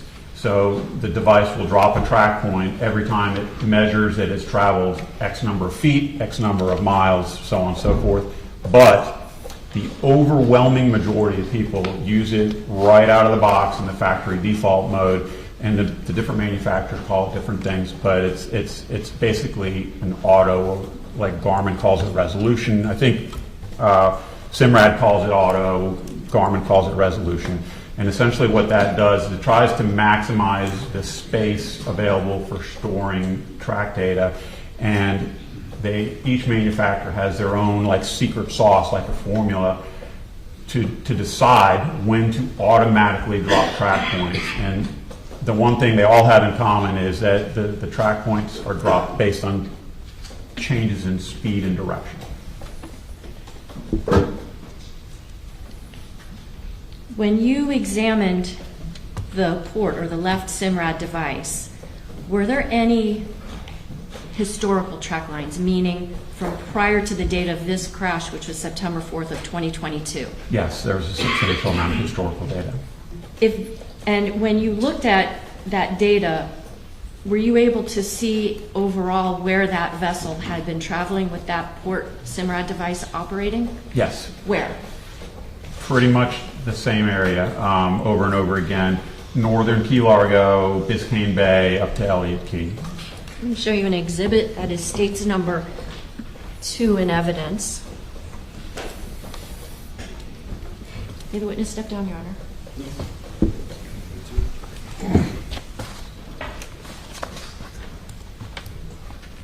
When you examined that Simrad device, were you able to see historical tracks of where that Robalo vessel had traversed? Yes. And when did those tracks begin?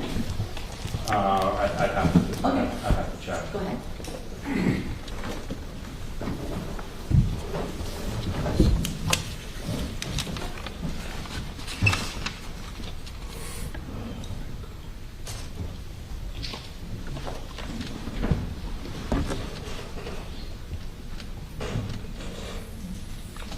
The earliest was December of 2021. Okay. And so those historical track marks, can you show us on this exhibit where those track marks went? Yeah, so Ocean Reef Club is down here. So there's a lot of traffic around Ocean Reef Club on both sides of Key Largo, the northern tip of Key Largo. There was, I think, one track that went further down Key Largo, but most of the tracks were in and around Ocean Reef Club, and then up to Elliott Key, right around the Elliott Key Ranger Station up here. Now, seeing all of those track marks that went from the Ocean Reef area up to Elliott Key, are you familiar with Billy's Point? You've heard of Billy's Point? I've heard of it. Okay, and is this area around here where I'm pointing to with the orange dot, would that be consistent with some of those historical track marks you've seen? There were, yeah, all the traffic data was around here and coming up to this same area around around Elliott Key. Now, you indicated before that you've been through the Cutter Bank channel, correct? Yes. So would that indicate to you whether or not the operator of that vessel would have familiarity with where the channel markers are? For Cutter I Bank would call it channel? local knowledge. So Okay. yes, I mean, based on historical data, not just from that device, but the other one, there was the operators both had a substantial amount of local knowledge.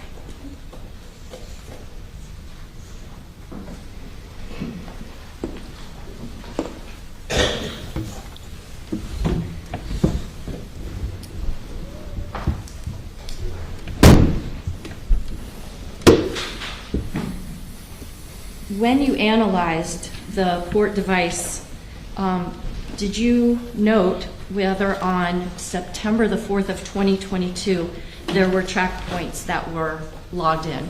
Yes, there was. About how many track points were there for that day? I don't know if I noted that. There was 1,800 something. I think you noted it. Did I note it? Okay, let me see here.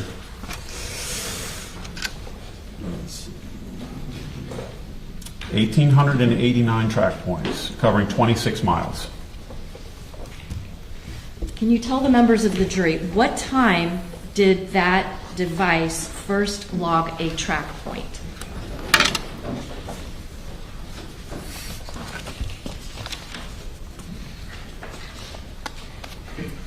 (2:52 p.m.).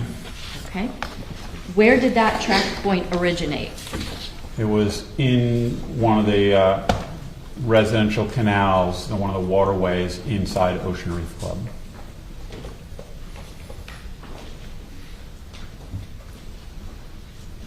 From there, what did the GPS tell you where that vessel went?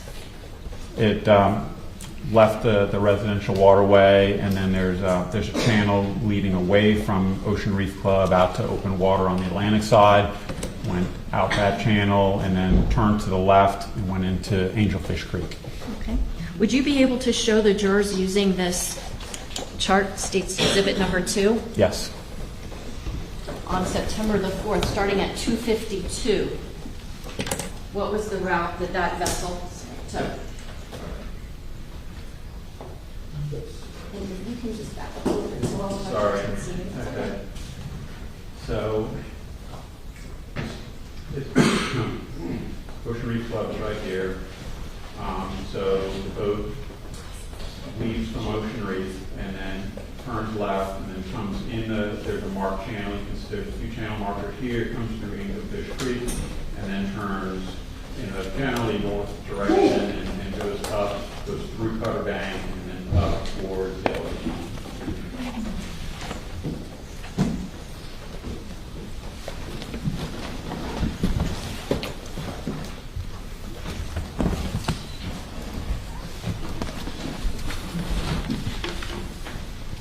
Did you prepare exhibits to show where those track marks were superimposed on actual images of that area? I did, yes.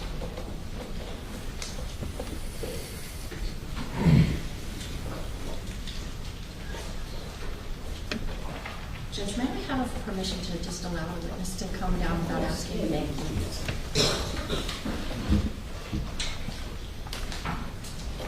We're going to go through some exhibits next, all right? Let's start with image number 8 on this exhibit. Can you explain to the members of the jury what this shows? Yes. So this is the track line data that was generated on the day of on September 4th. Before you get too far, what are these little blue, like, arrow marks that we see? So the blue arrow marks are actually the track points that were generated by the GPS, and then the line that connects the points, those are generated by the software. So you might see sections where the boat turns, where it's not like a smooth turn, it's going from point to point. That's because the yellow line, although when it's going straight, is a very accurate representation of where the boat went. Not always perfect.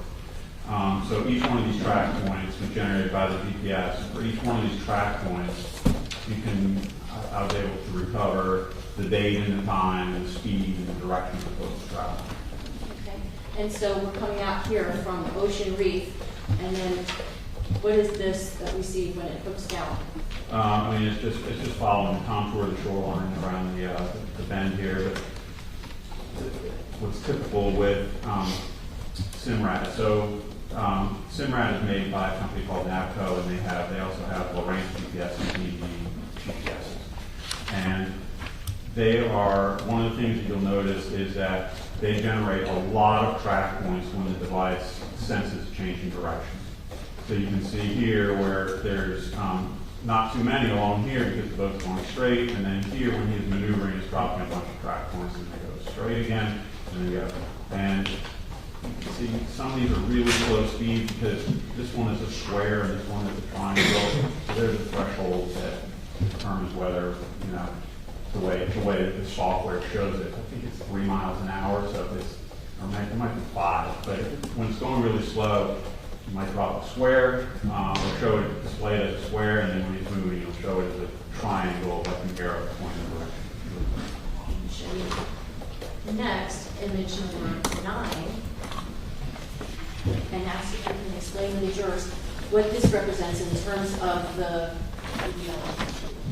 track that the Robalo vessel took on September 4th. Sure, so this is like a higher level view. This is where we left off, right here. But now you can see they follow the shoreline down here, and then this is these red and green represent channel marker locations. These are non-intercoastal waterway markers. These are private navigation aid that Ocean Reef probably installed. So the boat went through the channel marker and then turned left and headed towards Insufficient Creek. What would be the reason for not just cutting up this way? Would you have to be a shorter distance? Sure, this is all shallow water right here. Okay. Now, toward the top of the screen, we see some blue track marks. Can you mark on those? Yep. You can see when he accelerated here, and the spacing is generally far apart because it's going straight. And then here you can see he initiates a turn, and so there's lots of track points. And then he slows down as he's entering Insufficient Creek. It's pretty narrow, and there's shallow water on both sides. And are there actual channel markers through Angelfish Creek? There are. That's what the red and greens are representing.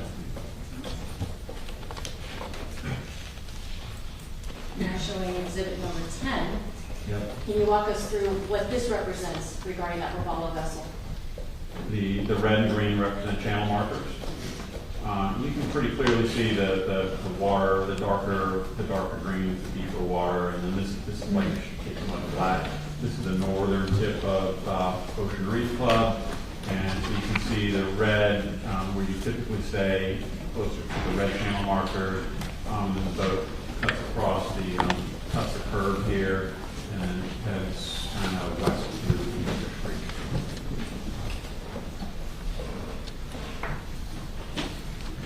Now showing exhibit number 11.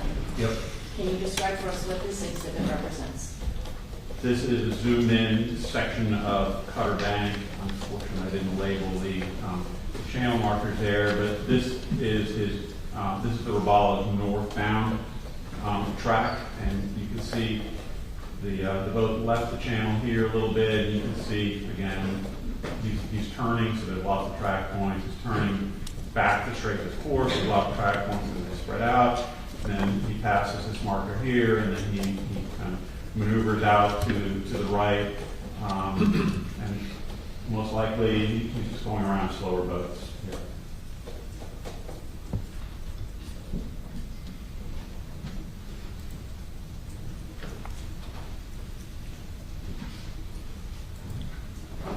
Now, you just described number 11. Now let's go to number 12. Area near Lily's Point. Yep. Does this accurately represent the data that you received from that Simrad device about the Robalo's travels on September 4th of 2022? Yes. Can you walk us through what we're looking at here up until the point where we get to arrival at 323? Where are we here? Cutter Bank channel would be just off the screen. It would be like down here. This is the Robalo arriving at Cutter Bank, and wider spacing here. And then Wait, at Cutter Bank? I'm sorry, no, at Elliott Key from Cutter Bank, and then the boat comes up here to Elliott Key, slows down in this area, and then lots of track points along here. As the boat is moving at really slow speeds, like drifting up along this section of Elliott Key. Now, you indicated earlier that the initial track points that you got were from 2:52 p.m.? That's when they started, yes. Okay, and so by 3:23, so about a half an hour or so later, Yes. the Robalo is now near Elliott Key, fair to say? Yes. Is that indicative to you of a vessel that's traveling full throttle? I mean, it's a good clip. It's good.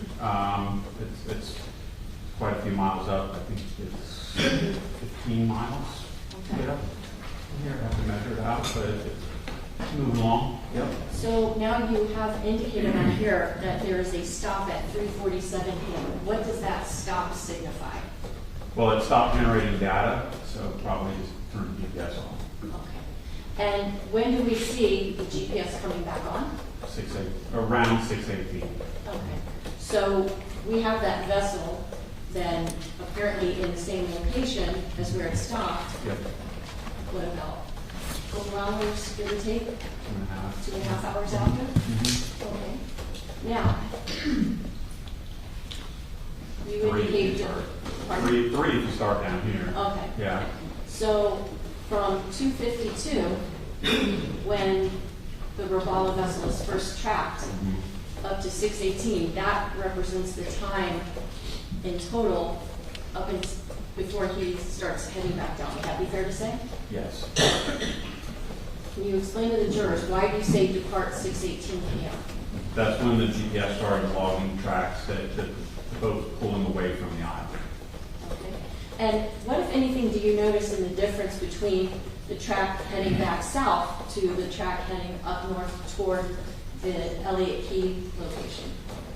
Well, these here, these were all generated at really slow speeds, and sometimes the GPS has a hard time calculating its direction when it's going really slow, so it's using direction to decide when to drop track points. So it's dropping lots of track points along here. It's going really slow, but now he's going on a straight course and traveling at a consistent speed. The spacing gets much wider.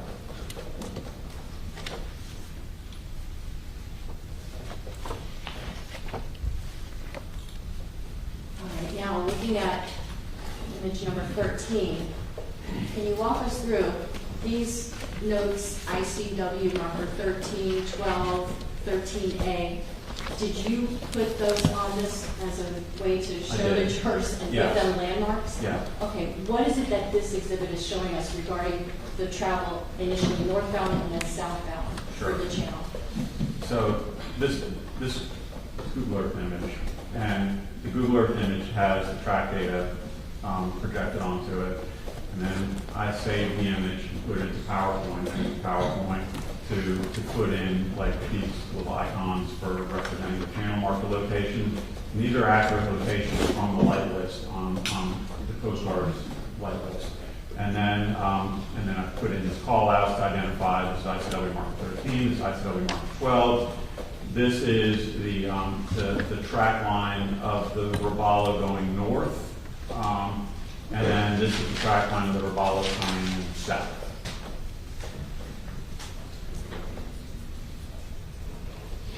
One second. So you can see, you can also clearly see the channel in this particular image as the dark blue water. It's pretty clearly delineated, and then these channel markers. This is shallower up here.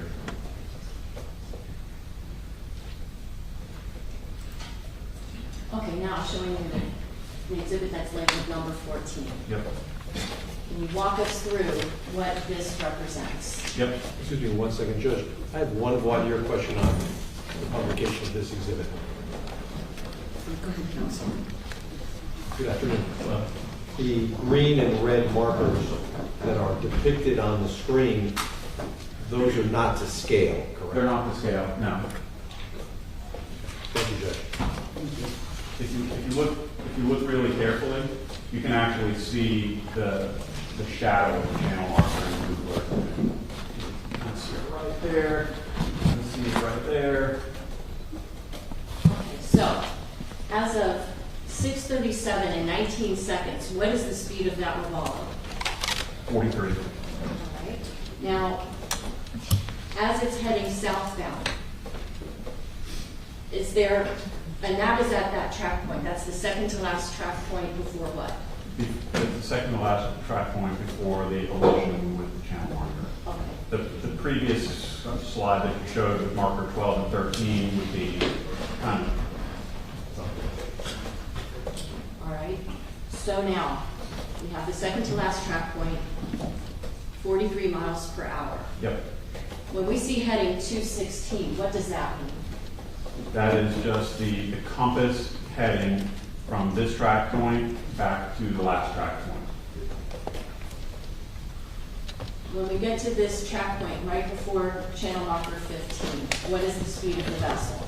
47. That's what the GPS log is 47. Are there any track points between the one at 6:37 and 19 seconds and the one at 6:37 and 28 seconds? No, What does that indicate to you? it was maintaining a consistent portion speed. No attempt to deviate one way or the other from that channel marker? Correct. Would you call this a collision course with that channel marker? Objection. Sustained.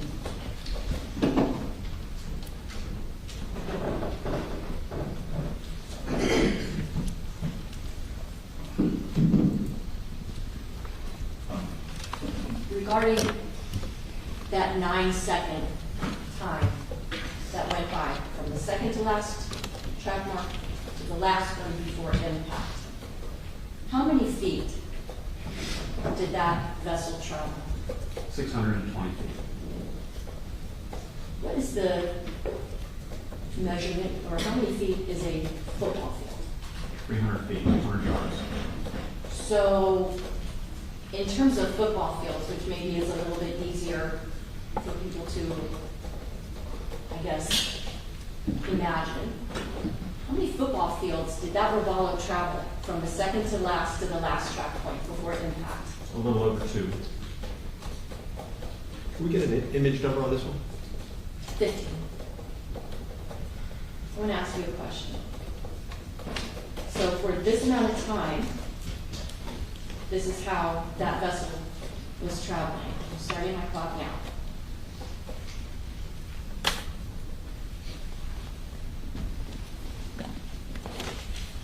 So that's how long that vessel was on that path right toward channel marker 15.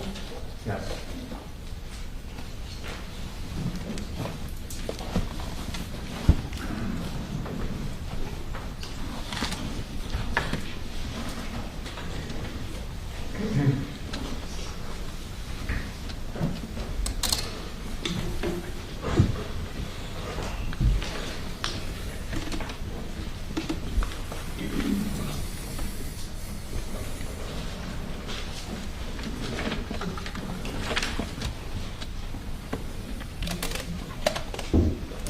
I'm so sorry. I do want to back and ask you one more question from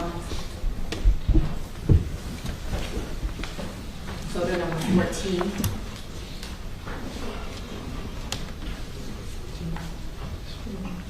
Post-impact with that channel marker, I see a bunch of track points here. Yep. Can you explain to the jurors what that's representative of? When it hits the marker, it essentially comes to a almost full stop, and then the remaining momentum and potentially the engine still running or pushing it forward. This is just representing the movement of the boat after the impact of the marker.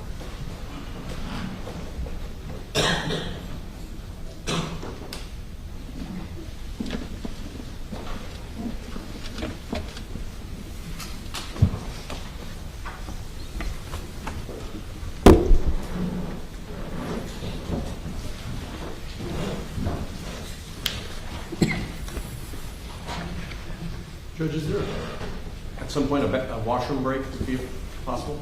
Yeah, This would be a good time. okay.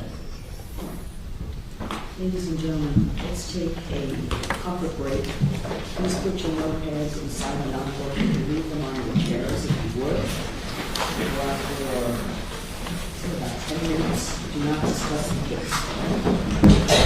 All rise.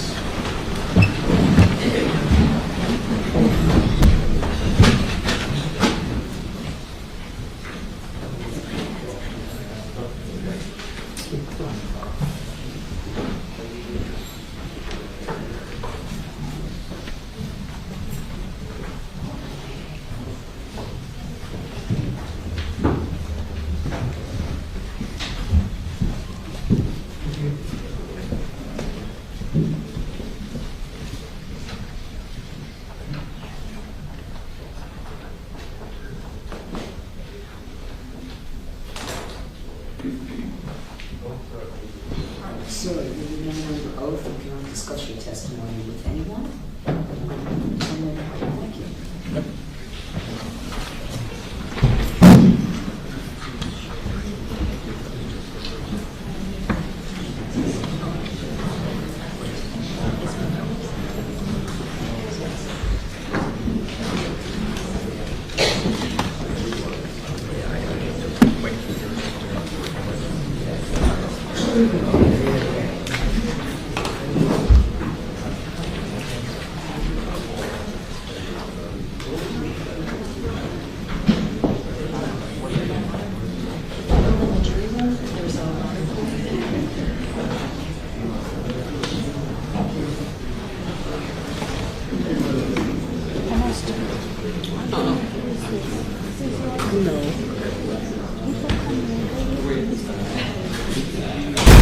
Over there now. Nope. No. The blue one was on here.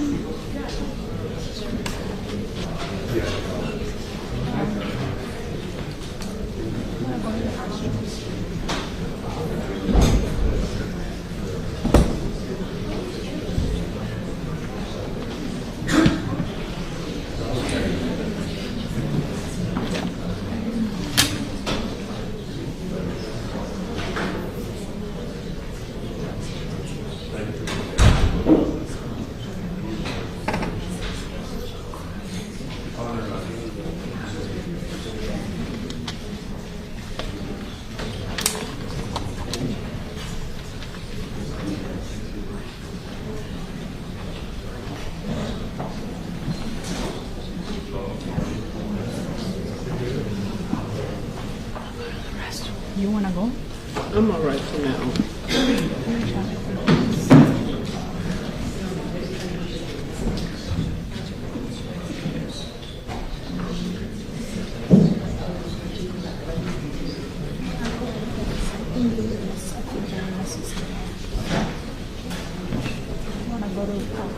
You know what I've been doing? On my break, you know what I've been doing? Going in the 2-hour courtroom, the jury room in there. Yeah, it's good. This one.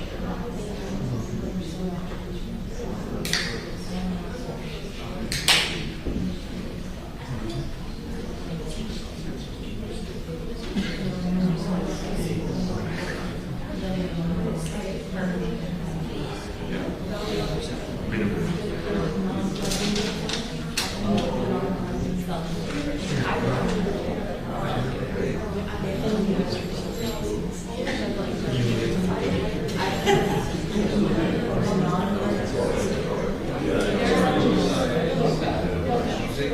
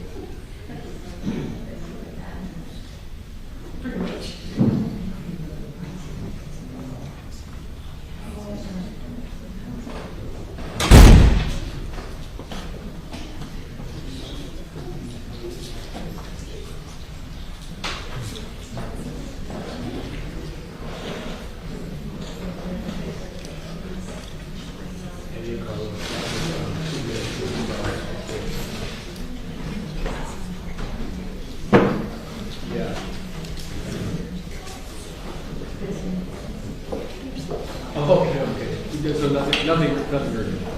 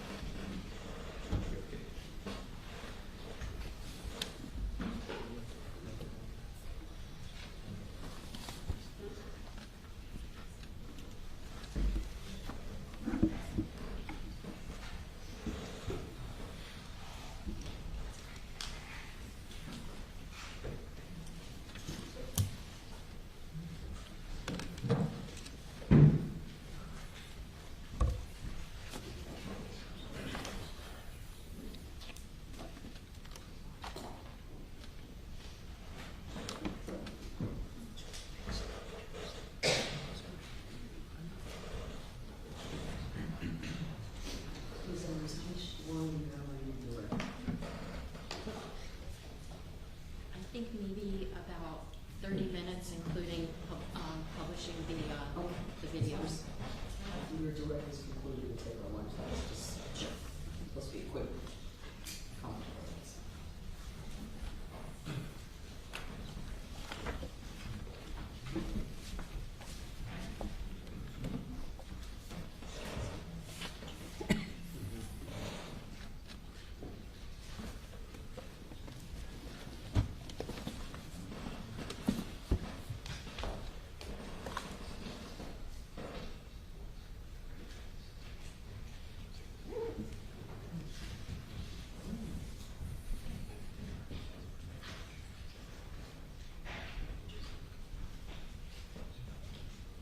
Ready? Yes. All rise.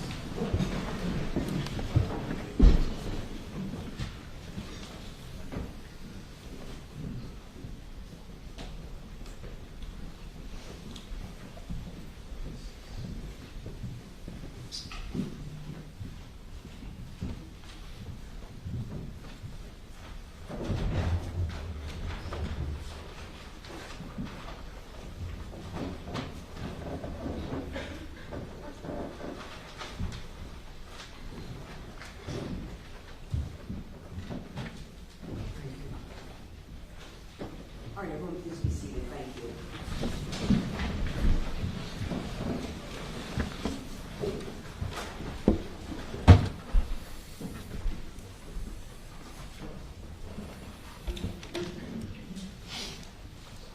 May I continue, Your Honor? Thank you. Mr. Holman, if you could step down for a moment. Sure.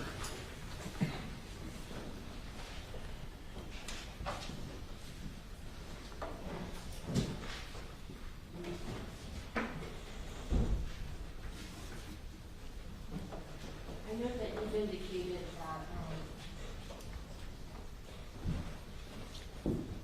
that we see the southbound movement of the Robalo on what would be facing the street on the right-hand side. Can you explain for us, what is it that we're seeing on the left-hand side, this left track? This is the Robalo's northbound track as he was heading up from Ocean Reef up to LAP. So the track is here. You can see the close spacing as he's rounding the corner here, and then it gets much wider from here to here as folks going on. Now, in terms of the last track mark and the second to last track mark, I see that you indicate that there are two different speeds. Can you tell us what, if anything, that indicates was happening by the operator of that vessel? Yes. Objection, speculation. Rephrase your question, please.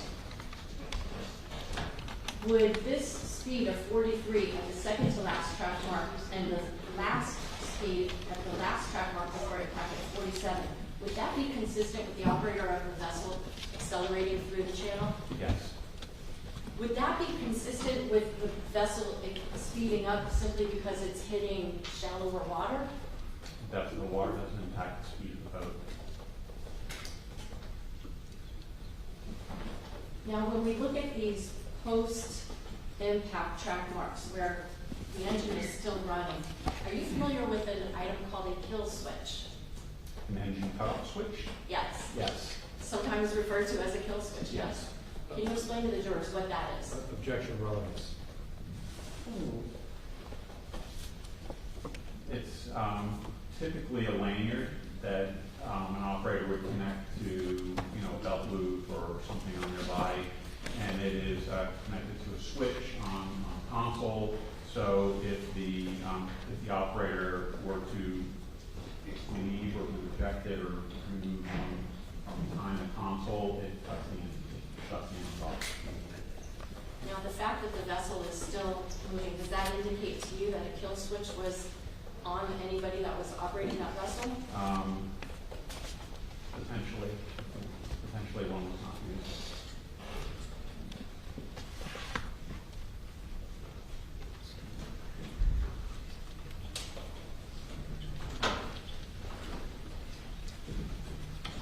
Come back to this in a minute. I want to ask you some more questions about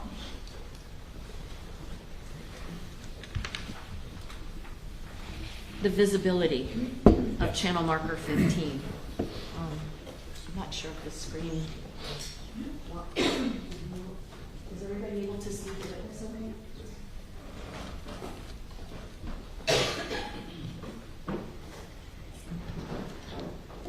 Is channel marker 15 visible from the second to last track mark that you indicated? Clearly, yes.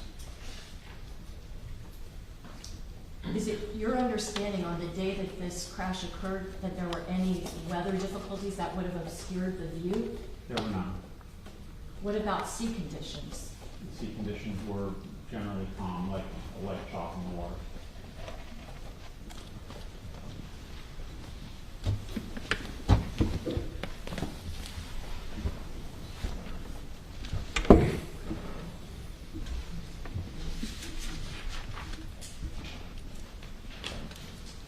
Now, in evaluating the GPS data from those SIMRAD devices, were you able to see historical data, meaning prior times when that vessel had run through this location? Yes.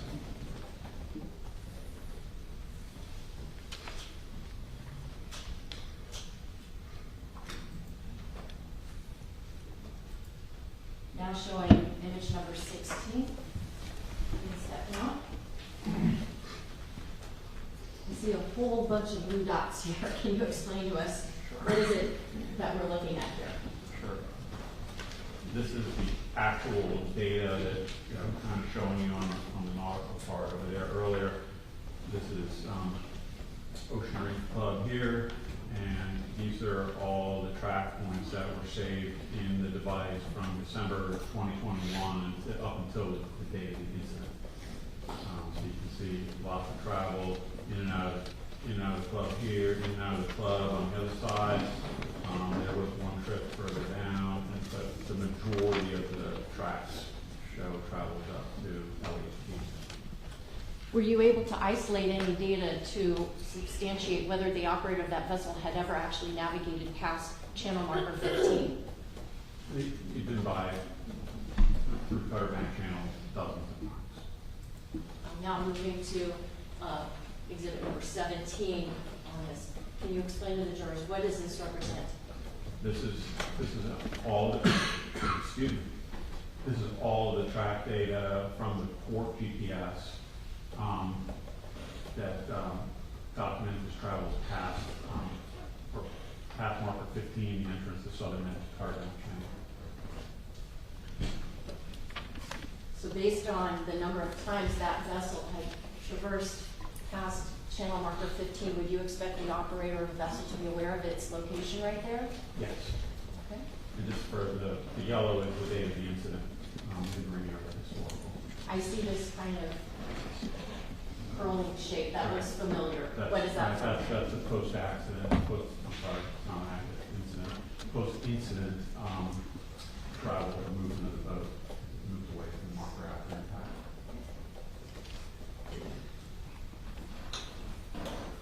Now, we've been talking about the port SIMRAD device. Did you get any data from the starboard SIMRAD device documenting where that vessel was on September the 4th, 2022? There was none. Does that mean it wasn't working? No. Does that mean you didn't somehow successfully extract that data? No, I successfully extracted it. There was a lot of historical data. It just wasn't being used. It just wasn't generating track data on the day of the incident.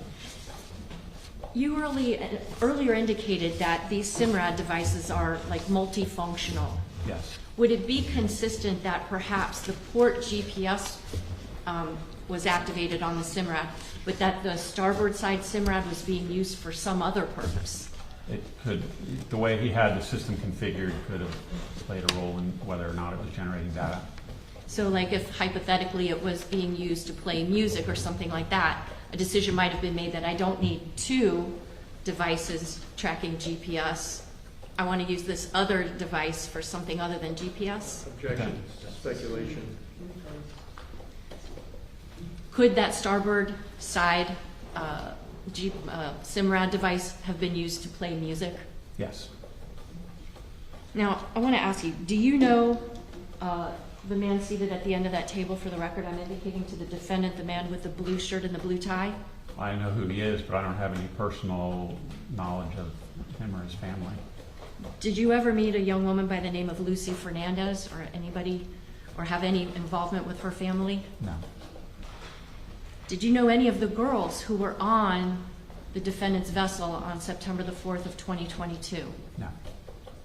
Are you getting paid for your work in this case? I am. And who's paying you? You are. Me personally? Well, the Office of the State Attorney is paying me, and Fish and Wildlife paid me to do the initial report. So you're being paid by the government to do work in this case? Yes.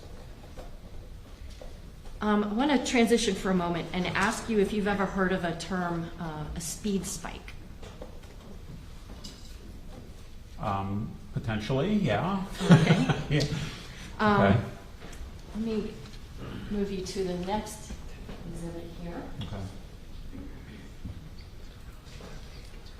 Do you recognize the exhibit that's in number 18? I do. Okay. Does this data represent What image is it? Forgive me, what image are we on? 18? Thank you. Come down here so we can kind of go over what this represents. Is this a chart that reflects data that was obtained from the Robalo vessel from September 4th of 2022? This is essentially a spreadsheet with all the individual track points listed out in the order that they are generated by the device. And so this is the track point number, and these are the distances, the time, the speeds, the force of travel, the time, and then the latitude and longitude. The times that are given, are these in military time or ordinary time? No. So these look like they're the spreadsheets in military time. Okay, now earlier you testified that there were, I think, 1,889 track points generated for September the 4th of 2022. Yes. Now, we're not looking right now at almost 2,000 track points, right? So this is just a snippet of some of that data? It is. Okay, and of this snippet, what time does it start? In regular time, not military time? 58 seconds after 6:27 p.m. And for this exhibit, when does the track points stop? What's the last time for that track point? I think the last digit is 6, but it's definitely 6:35 and 26 seconds. Okay, now, in this particular situation, what was the time of the last track mark before striking the channel marker? Sure.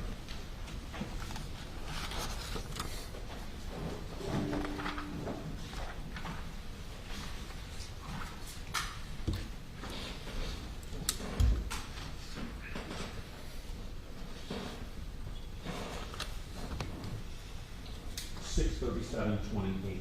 Okay, so this is 6:35 and 26 or 8. Yes. So this is a couple of minutes prior to the impact. Would that be fair to say? Yes. Okay. Now, I want to point out to you that I'm looking at the track that says 1808. I see that there's a number 53, Yes.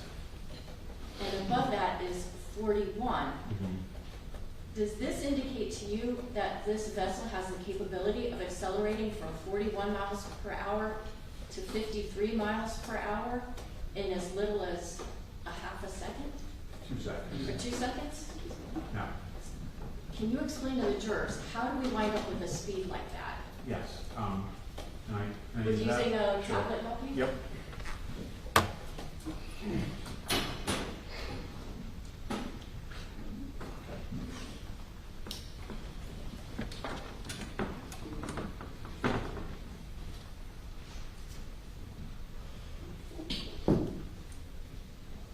The thing to remember is that these speeds are not a snapshot of exactly how fast that boat was going at 6:33:09.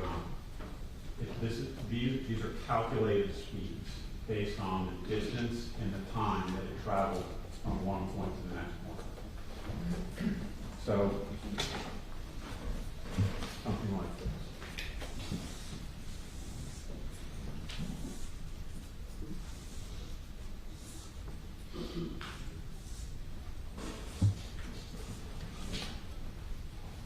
Time, speed, distance formula. If you have any two of the components of this triangle, you can calculate for the third. So for the speed calculations on this column here, they're using the distance from one track point to the next, and the time that it took to travel from one track point to the next. The thing with these calculations are the GPS system, when it's calculating your position, the latitude and longitude, measures time in nanoseconds or billionths of a second. When it's calculating your speed, though, it's using a very simple timepiece. This is an atomic clock that's on the GPS satellites. This is a very simple timepiece that's inside your GPS device, and it keeps time in whole seconds, right? So the device is calculating the speed based on the distance traveled divided by the time. And what you'll notice, when you have longer track intervals, like here, 23 seconds, 9 seconds, 11, 45, the speeds are all pretty consistent, right? They're all in the upper 30s to 40 right here, coming down. But here, the leg speed is 2 seconds. Down here, it's only 1. So what happens sometimes, what you'll see when you're analyzing these devices, is the device might drop a track point at an uneven interval. So say it drops it at 1.4 seconds. Well, the system's not keeping track in fractions of a second, so it'll round it down to 1 second. And then the next track line, it could be 1.5 seconds. Sorry, right. In which case, it would round it up to 2 seconds. So you're taking the speed calculation and the distance, and you're literally doubling the time in this example that you're using to divide. So it's radically changing the final outcome. Like here, 53 seconds with a 2 second interval, and here at 76 with a 1 second interval. These 1 second intervals are not great for identifying speed. You want to look at like a longer distance with a longer track interval. Now, if someone did not understand the way that the software will calculate the speeds, Yes. could it then appear to somebody that does not understand the interpretation of this data, that this vessel would be able to travel from about 39 miles an hour to 76 miles per hour that quickly? What you're seeing here, these track points were right at the north end of Cutter Bank as the Ravala was navigating. The operator is making some changes in direction as he's entering the channel. And you can see 2, 4, 1 second intervals right here. And that's why you see these swings. If you actually took those numbers and you averaged across all 4 or 5 of them, guess what happens? It smooths out to give more reasonable speed. Is this an error on the part of the GPS data or device? It's not an error. It's just you're pushing the limitations of the device's ability when you're dropping track points, when you're going. The faster you're going, the bigger this discrepancy is going to be. So at slow speed, a 1 second interval might not be that bad, but when you're going fast, after you're going, the bigger the change is going to be. And so it looks like the speed here is spiking, but that's not in fact what's happening, is it? It's just the calculation of what the speed is dependent on how long the vessel travels between a leg from one point to the next. Yes, and I should also point out too, like it's not using 155 feet in one calculation and then 0.3 of a mile in the next. These are being displayed just because there's 4 or 5 placeholders in this column right here. It's using the actual measurement of feet from one to the next.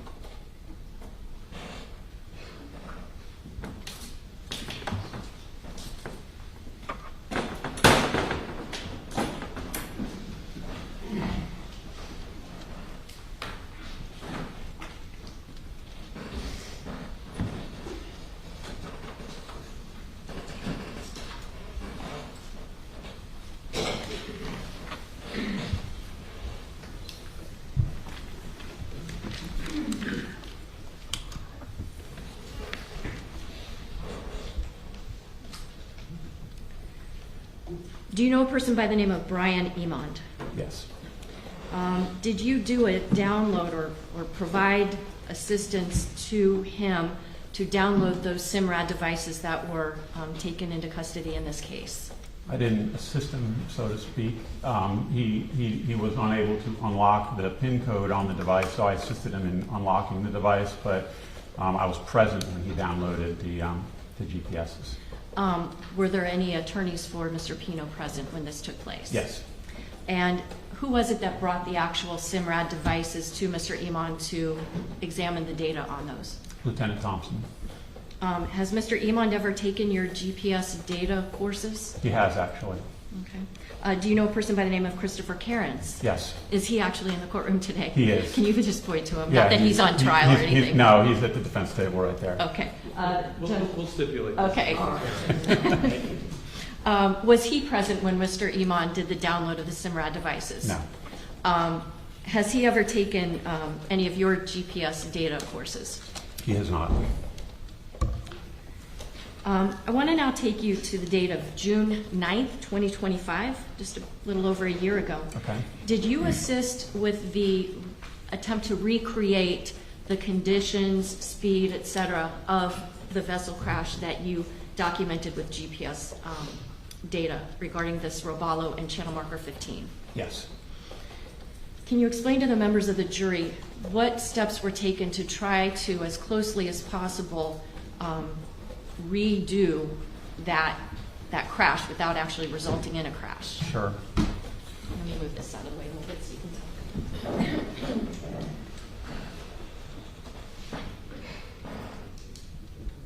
Go ahead. I have a set of red buoys, and I have found over the years that it is extremely helpful to go out, to actually go to the scene and put buoys on the latitude and longitude coordinates of the individual track points. Because it's one thing to look at it on a Google Earth image from a bird's eye view. It's completely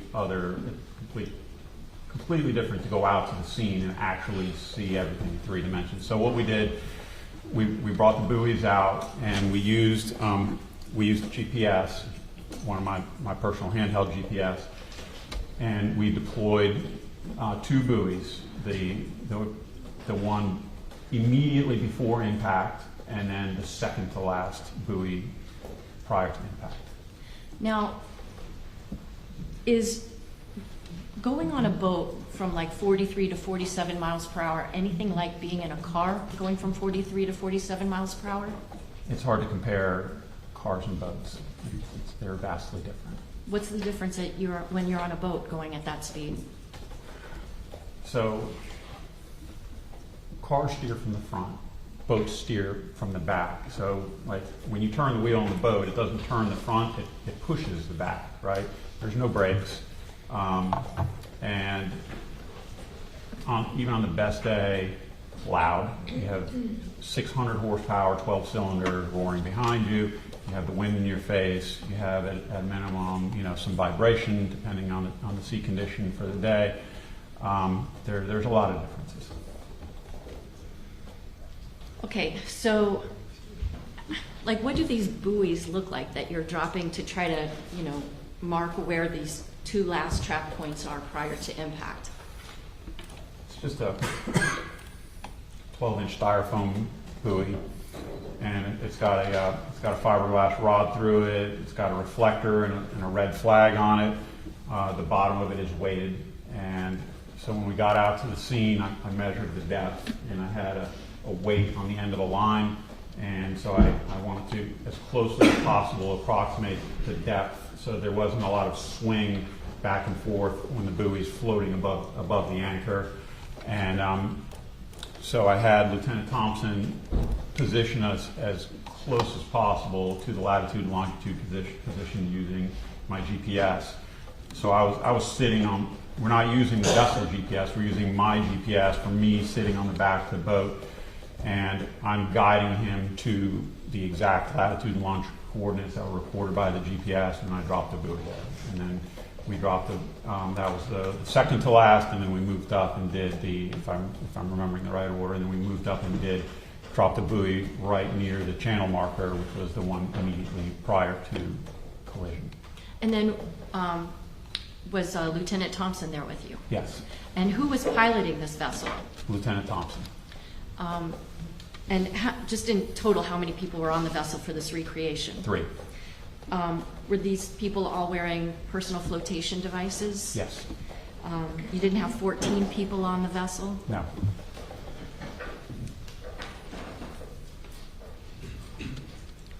Were you and Lieutenant Thompson out drinking beers prior to this exercise? No.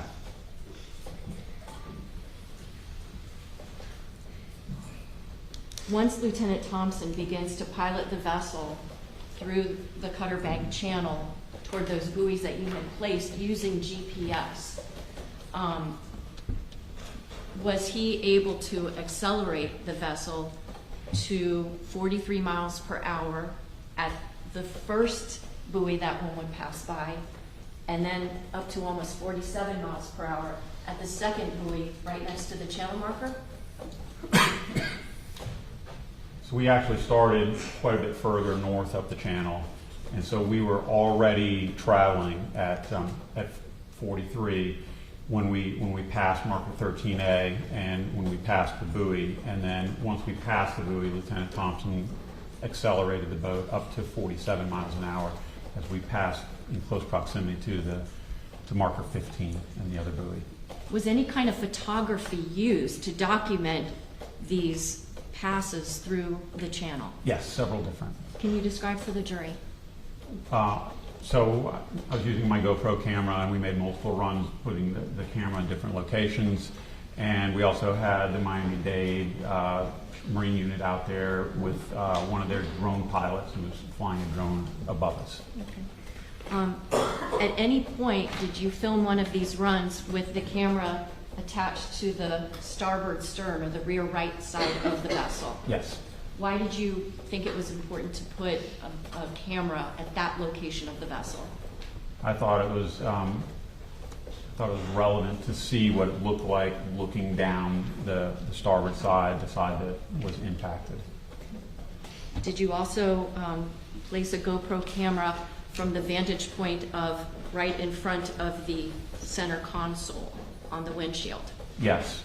I mean, I would love to have had it from the operator's perspective, but the console on the FWC boat is nothing like Mr. Pino's boat. So we put it we stuck it with a suction cup on the windshield right in front of on the front side of the console, like down towards the bottom of the windshield, so it's not obstructing the view.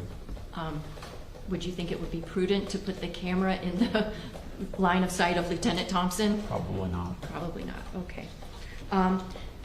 Was there another place that you placed that GoPro camera so that we could see the vessel approaching the channel marker? Attached to the actual channel marker and recorded a northbound perspective to see the boat approaching the marker.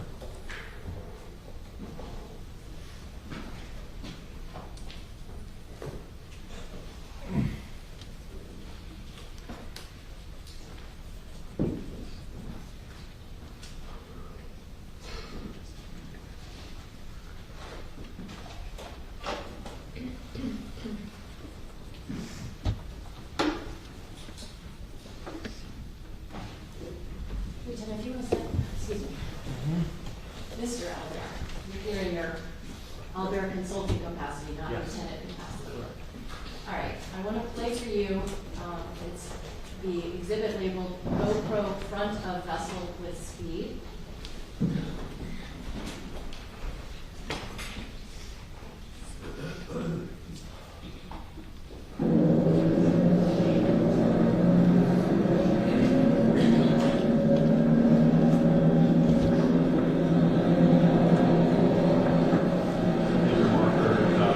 I'm not hearing.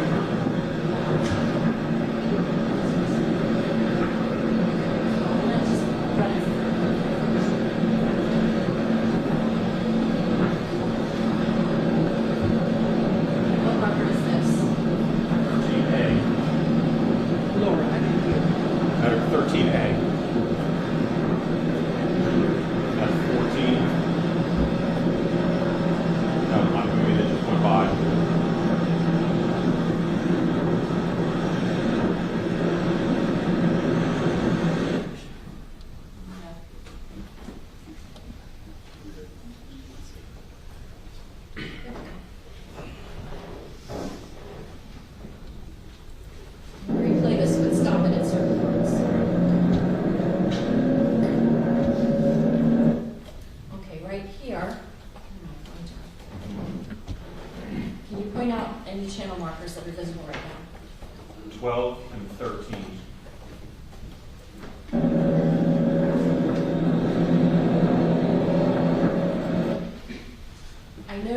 Albert, that up in the upper left-hand corner, there appears to be something like a speedometer. Yes. How did that get there? The GoPro camera has a built-in GPS that you can use to calculate speed. And it has, in the editing app, you can choose which features to show on the video, so I put the speed on.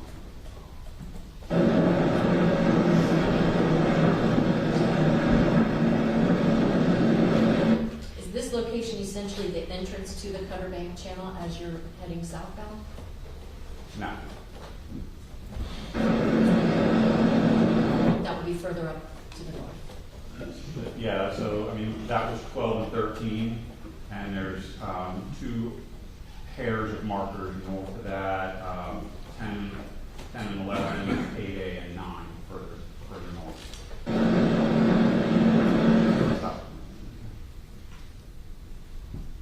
This is 13A right here, and you're just starting to come into view. This is 15 right here, straight ahead.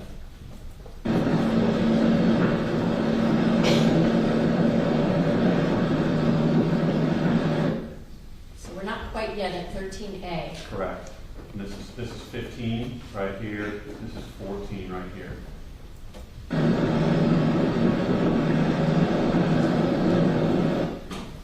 What is the red dot that we see here? This is my marker representing the second to last track point right here. This is 14 and that's 15.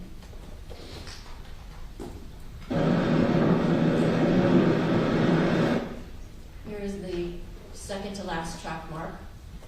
Where's channel marker 15? Right here. Right now the counter is at 37 seconds. Let's see where it's at when we get up to channel marker 10 from 37.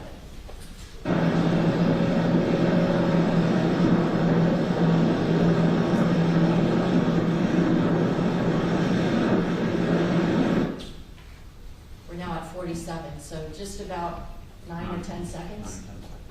Now, based on the GPS data that you obtained from the SINRAD device that were on that Robalo vessel, did the operator of the Robalo make any change in direction from that second to last buoy to this last buoy? No. Would the operator of that Robalo vessel have been able to see channel marker 15 from those locations? Yes. If he was looking. Yes. Okay, now I'll show you another. This is going to be GoPro on channel marker.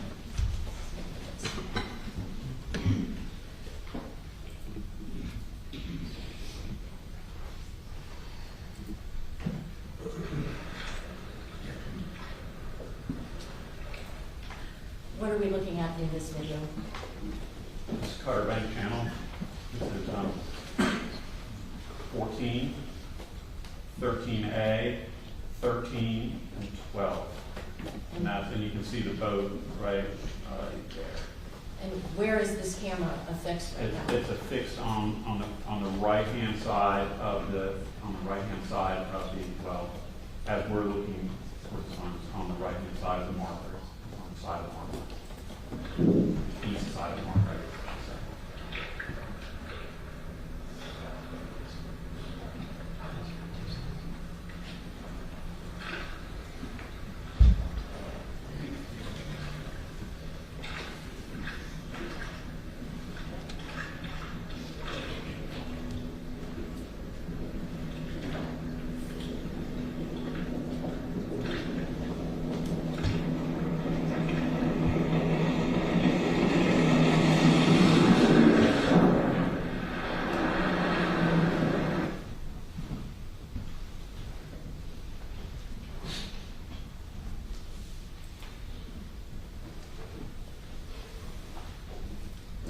Let's look at the run with the GoPro on the starboard stern of the vessel.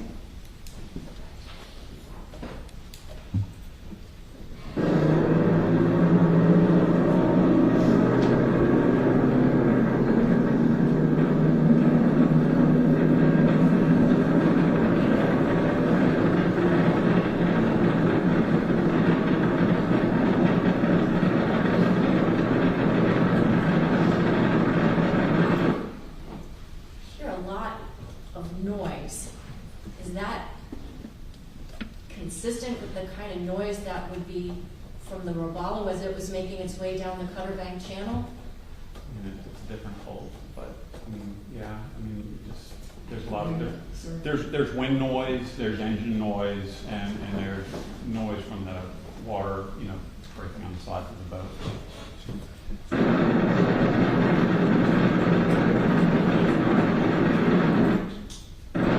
We just passed the second to last buoy, correct? Yes. All right, we've got 26 seconds. Marker 14. So we've got 26 seconds on the counter. Let's see how long it takes us to get to channel marker 15.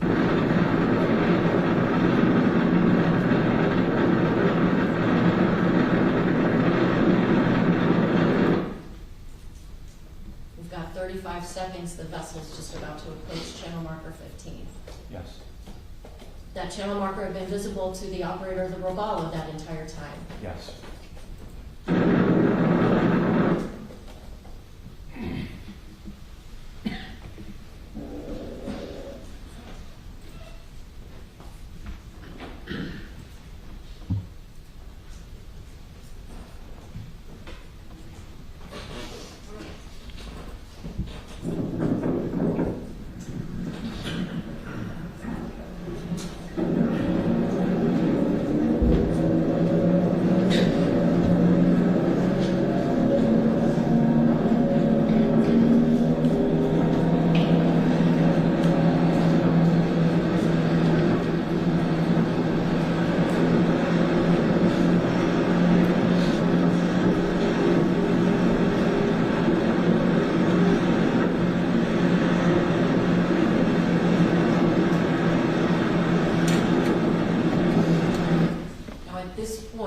Where is the vessel? Is it still to the north of where we see channel markers 13, 13A? Yes.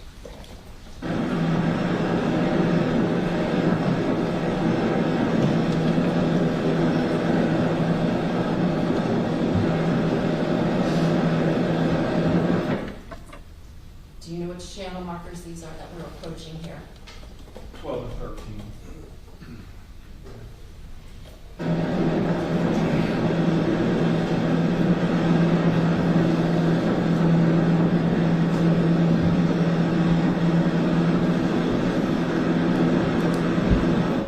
What channel marker do we see now?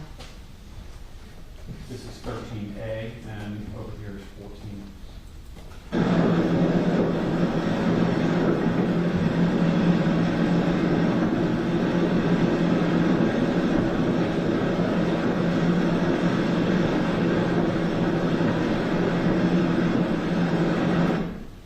Right now we see the buoy. Yes. Does that represent the last time that any change in direction was had up until right before impact? There is, it's not a big change in direction, but it was probably the combination of the change in direction and the increase in speed that triggered the device to drop that track point, moving towards the next marker.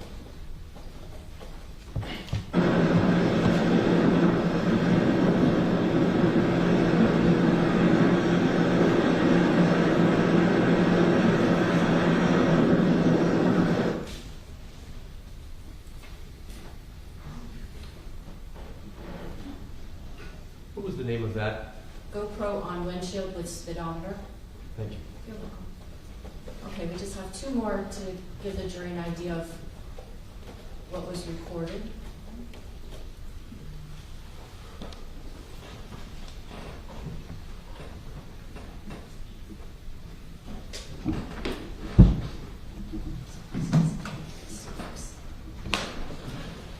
Second.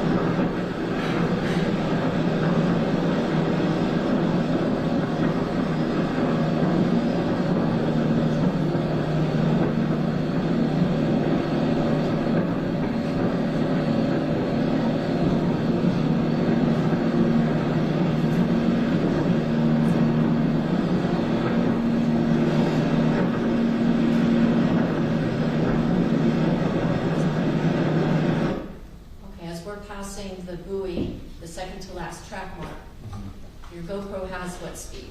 42. And on the GPS device, what was the speed at the second to last track mark? It logged at 43 mile an hour speed Okay, there. so 1 mile an hour difference. It's not easy to exactly get the speeds on a boat.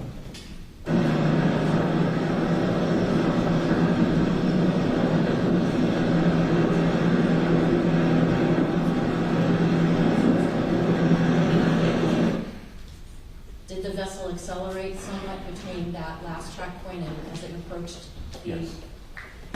channel marker? Okay. And then the last one, multi-view, windshield and channel marker. Did you have the capability of actually doing like a picture-in-picture type of view so we see two different views? Yes. Can you explain to the jurors what that was? Again, in GoPro editing software, you can take one video and insert it in the other so that they both play like picture in picture. It's just an option there in your camera.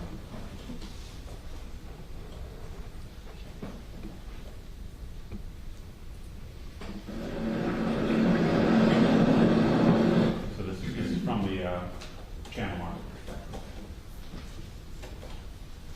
And they're synchronized so that Yes. you see the same time? Yes.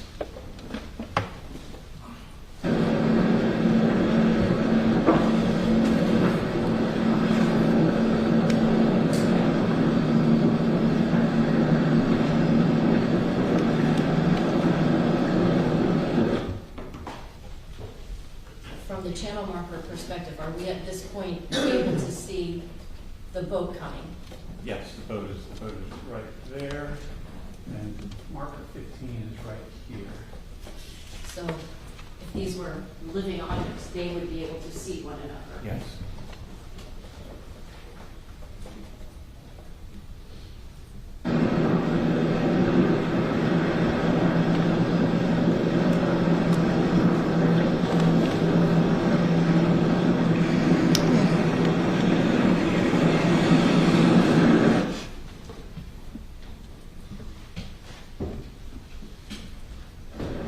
So we're going back to the end so the jurors can see both at the same time.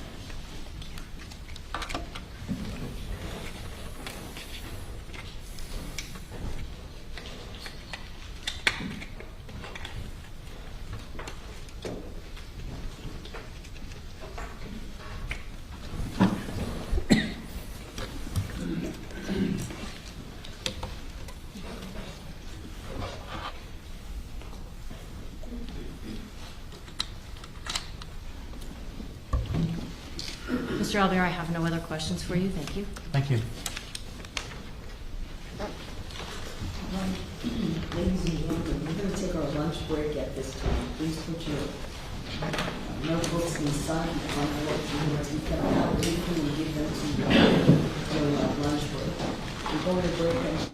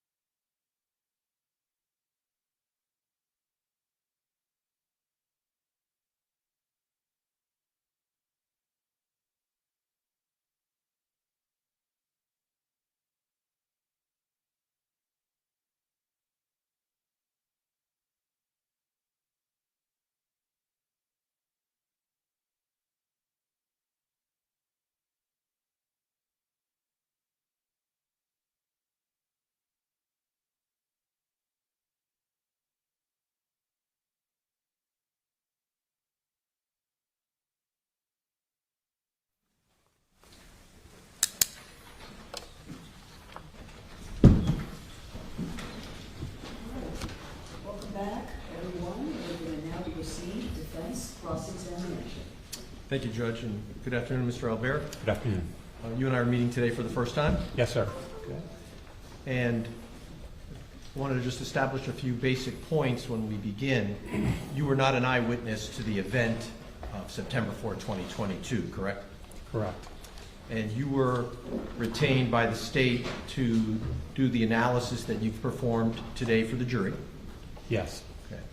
And part of the role that you played was try to sort of recreate what might have happened on September 4, 2022, using the data you were able to retrieve from the GPS device on the Robalo. Yes. And so I just want to ask you a few preliminary questions. We got to see Lieutenant Thompson operating his motor vessel sometime much later than September 4, 2022. I think he did it a couple years later. Yes. Okay. And in doing that exercise, it would have been relevant and perhaps important to try to replicate the conditions that existed back in September of 2022 so that the visual we see looks as much as possible like the conditions that existed on the day that Thompson did it, the same day of the Robalo incident, right? Sure. Okay. And in coming to that effort to try to replicate the conditions, you knew certain details about the September 2022 incident. I'll call it the Robalo incident so that we know what I'm talking about. The Robalo incident occurred at approximately 6:37 p.m., correct? Yes. And it was September. Yes. September 4, 2022 at approximately 6:37 p.m. Yes. So that's in the evening. Yes. It was actually still light out. Yes. There was actually at least another hour's worth of sunlight. I believe so, yes. Okay. And the sun sets in the west or southwest at that time of year. Yes. Okay. And so at that time of day, as the Robalo is heading down Cutter Bank Channel, the sun would be off to the Robalo's starboard right side, correct? Yes. It wouldn't be exactly 90 degrees to the right, more like 60 some odd degrees, right? I'd have to calculate it. I'll take your word for it. Okay. Did you do that calculation? No. Okay. And so when Lieutenant Thompson did his exercise, he did it in the morning. Yes. Okay. So in the morning, the sun would be off to the port side of Thompson's vessel. Is it a question? Yes. Yes. Yes. Okay. And you can assume there's a question mark at the end of every Will one do. of my statements, Yes, but sir. if not, Okay. I'll clarify. Okay. And at 6:37 in the evening on September 2022, that sun would be about an hour's from the horizon. Yes. Okay. Now, did you do any analysis of how the sun would reflect off of any of these markers in doing your analysis? No. Okay. Or how the sun would reflect off the water surface itself? No. Okay. Now, in terms of the visibility of the Robalo, where the operator is standing at the helm, would you agree that height matters? Yes. Okay. Now, you're under oath. Tell us how tall you are. I'm 6'8". 6 feet 8 inches tall. Yes, sir. Okay. And so at 6 feet 8 inches tall, you'd be a foot taller than a man who's about 5'8". Fair statement? Yes, sir. That math we can do without a calculator. And so your line of sight at 6 feet 8 inches tall is going to be better, would you say, than someone who's 5 feet 8 inches tall? In his boat, In the Robalo. it's going to be worse. Yours is worse? Yes. Because? Because I'm looking right into the electronics box. So you're almost too tall for that boat? Yes, sir. Okay. But if your eyesight is below the electronics, that's a better line of sight than someone who's shorter, right? Somewhat, yes. Okay. Let me see if I have the image I wanted. Where did those exhibits go that I put aside, right? No? Hold on one second. Did someone put them back? Here they are. Thank you, thank you, thank you. And so, let me show you what's already in evidence as State's Exhibit 104. You recognize that as the would that be called the helm or the console? What would you call it? This is the center console. Center console. Looking at the front of the center console, yes. Okay, so if someone was at the bow, the front of the boat, this would be a photograph looking back to the stern, the rear of the boat. Yes. Okay.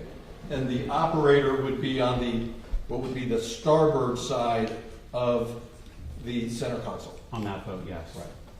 And I think you told us it was the starboard side that took the hardest hit here and would likely cause the greatest injuries to people on that boat. Yes. And that's where the operator of the boat would have been, on the starboard side. He's closer to the center line, but yes, he's on the starboard side. Yes. Now, this boat the Robalo has a windshield. Yes. And I'd like to show you what's in State's Exhibit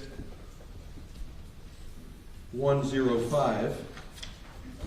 Is that a photograph of the windshield? Yes. And do you know if the condition of that windshield as it was photographed and introduced by the state is the same condition it was on the day of the incident? No.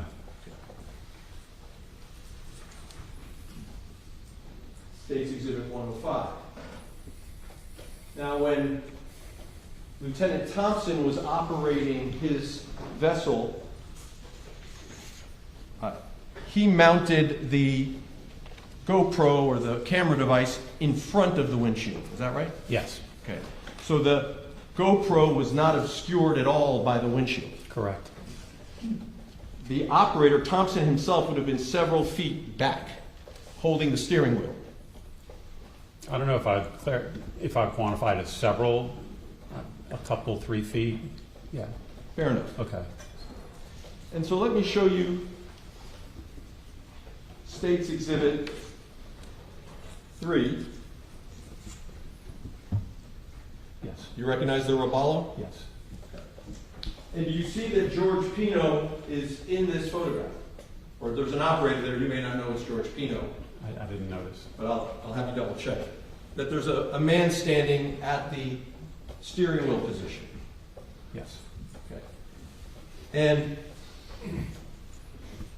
someone can operate this motor vessel either standing or seated. Yes. Okay. Do you know whether standing versus seated would affect the line of sight of the operator? It would, obviously, if you're seated, you're a little bit lower and you're a little closer to the top level of the top of the console, so it would affect it, yes. Okay. Now, in this photograph, there are some of the passengers are standing in the bow area, correct? Yes. And the bow area is the front of the boat. Yes. And I'm going to show you another photograph, State's Exhibit 6-9. You see it? Yes, sir.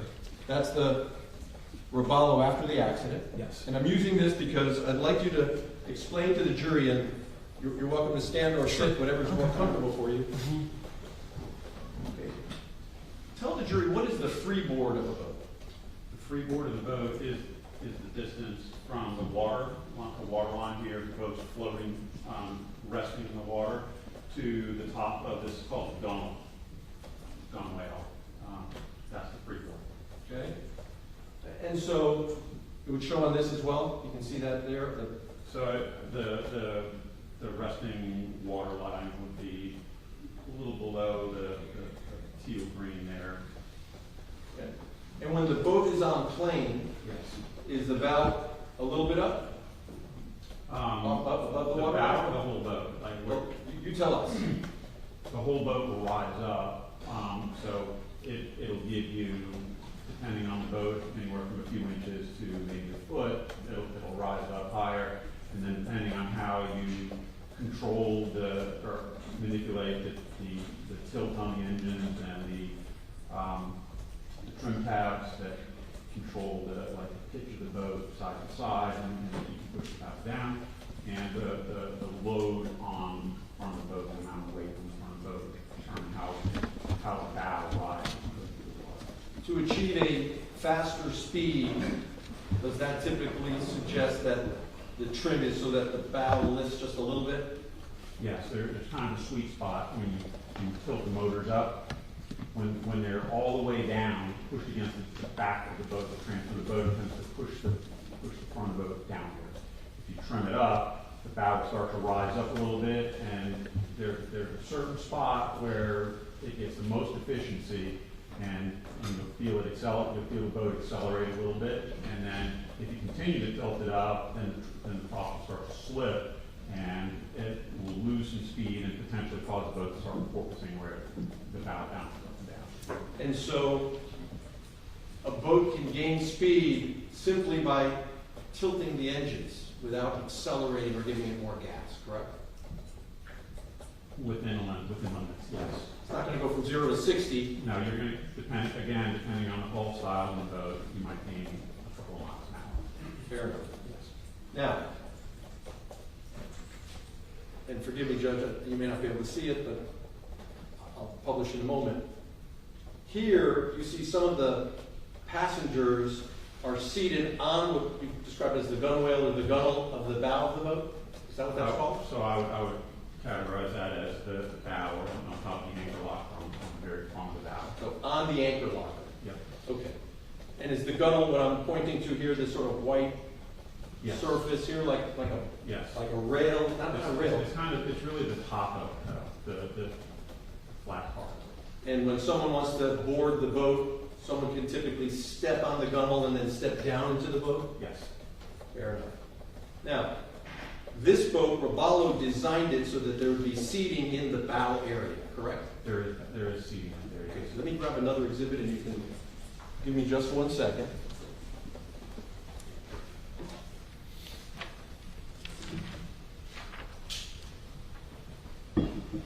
Take a look, if you would, at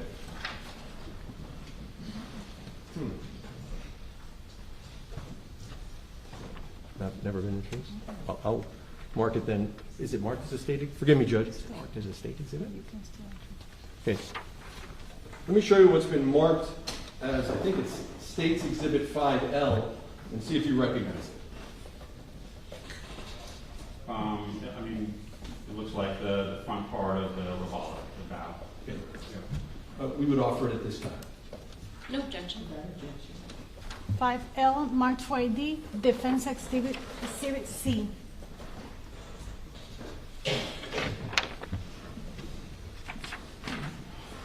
And so, Mr. Albert, this is what I'll call the forward seating area. Is that a fair statement, or is that the bow seating? What would you like to call it? Either one's fine.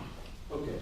And this is where, according to your review of the file, there were passengers seated in this bow area, correct? Yes. There are cushions that go on top of this fiberglass surface so the person's, forgive my word, butt can be more comfortable than sitting on fiberglass, right? Yes. And you recall that when someone is seated in that bow area, there's about 12 inches between the top of the cushion and the gunnel. Yes. Okay. So now, you stay with me just 1 second. In Exhibit 3, the passengers are actually sitting on the gunnel, right? If that same passenger that I'm pointing to were seated on the cushion, you'd expect her torso and her body to drop about 12 inches. Yes, sir.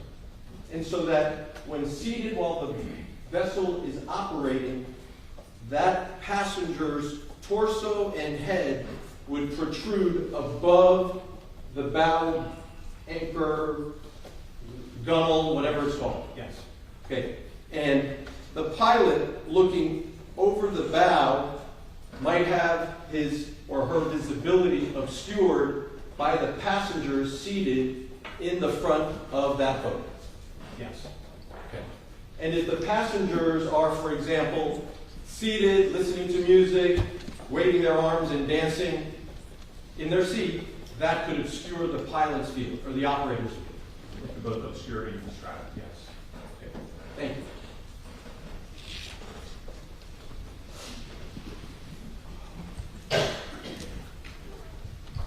And in this case, You know that there were 7 passengers seated in that bow area while the vessel was underway going through Cutter Bank Channel. Yes.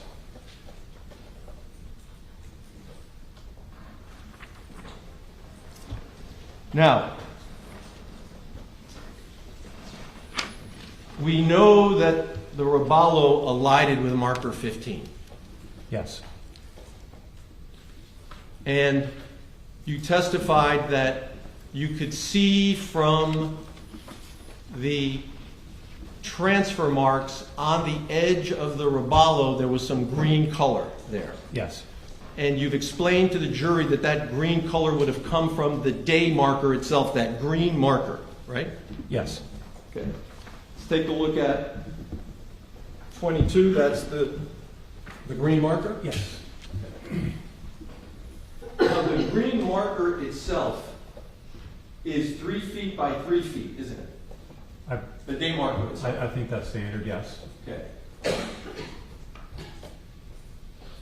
And so, if I could, can we publish this one on the big screen so that the jury can see it better? I think so. Which one is it? This would be State's Exhibit 22. Now, It's not on the videos. it's not on it? No. Okay, so we'll do it this way.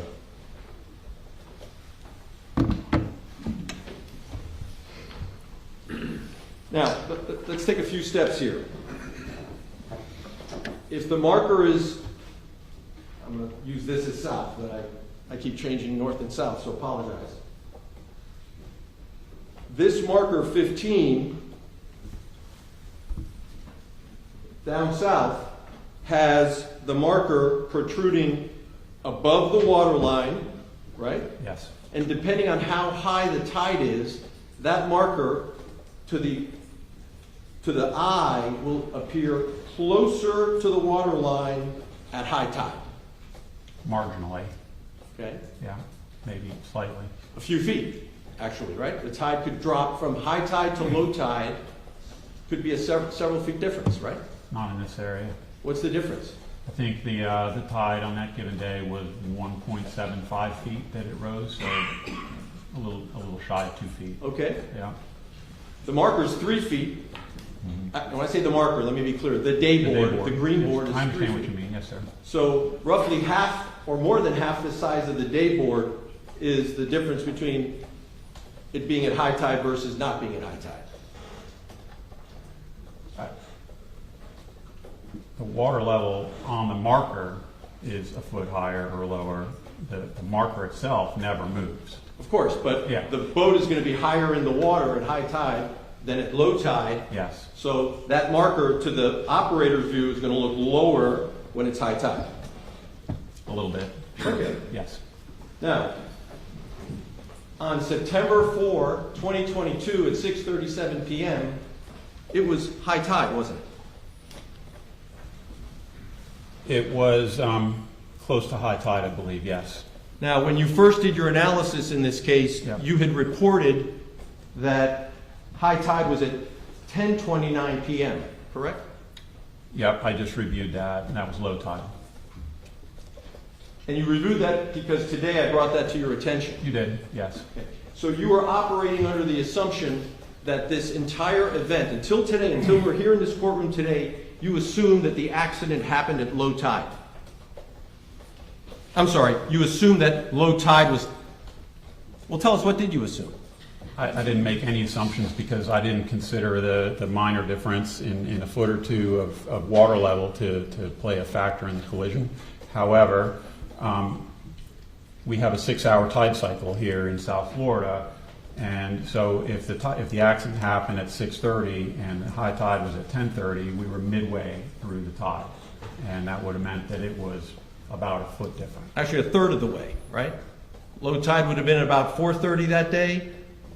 4:30, 10:30. Under your math, Sure. 6-hour difference. Okay, sure. Yesterday, Lieutenant Thompson said high tide was at 4:48 p.m. Do you know where he got that number from? I don't. But as of today, we now know for certain from your own investigation 15 minutes ago when I asked you to check, high tide was right about when this elision occurred. No, it was not. It was 4:30. It was 2 hours potentially before the collision occurred. Double check. What time was high tide? We're talking now about high tide at the Totten Key station in Biscayne Bay, right? I don't.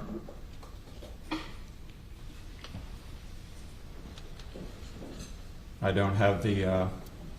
So I don't know where the Totten Key station is located. I did a quick review because you asked me to. So there's fluctuations in the tide, given Biscayne Bay is so large that high tide at one area might be an hour different from high tide. I'm speculating on the tide difference. So generally speaking, it looks like the high tide, based on what I looked for, high tide was at 4:44 p.m. On which day? September 4th. At which location? I don't know.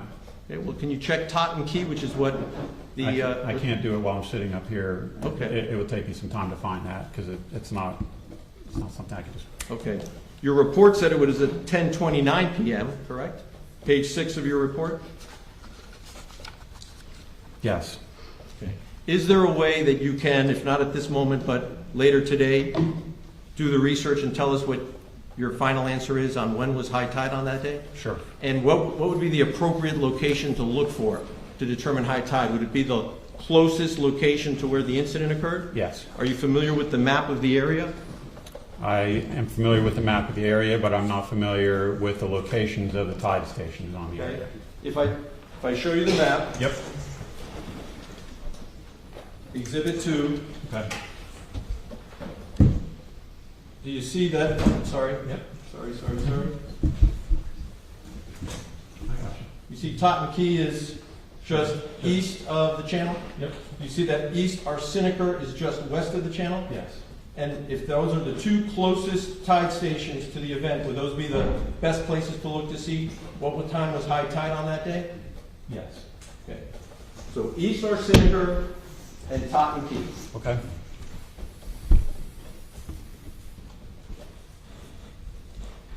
So let's go back to the channel marker.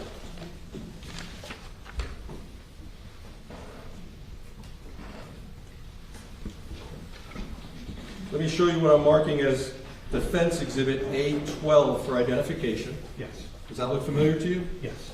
Okay. Is this a photograph that is included in one of your reports? Yes. Okay. Offer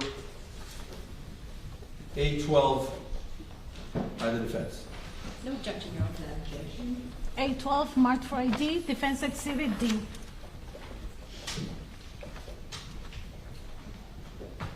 And Judge, we're going to try to publish it on the big screen.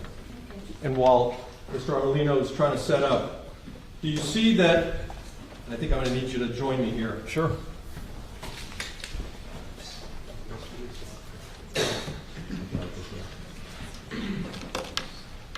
I'm going over here so that they're not distracting us as much.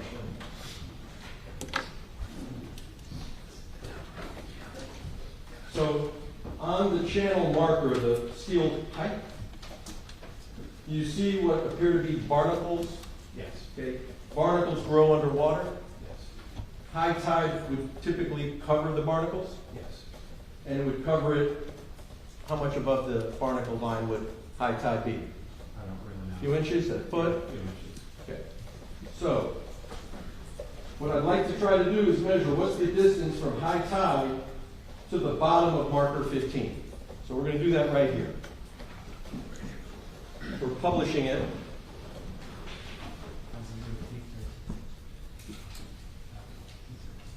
Judge, this is being published through the insertion of the thumb drive we are marking as A13 for demonstrative.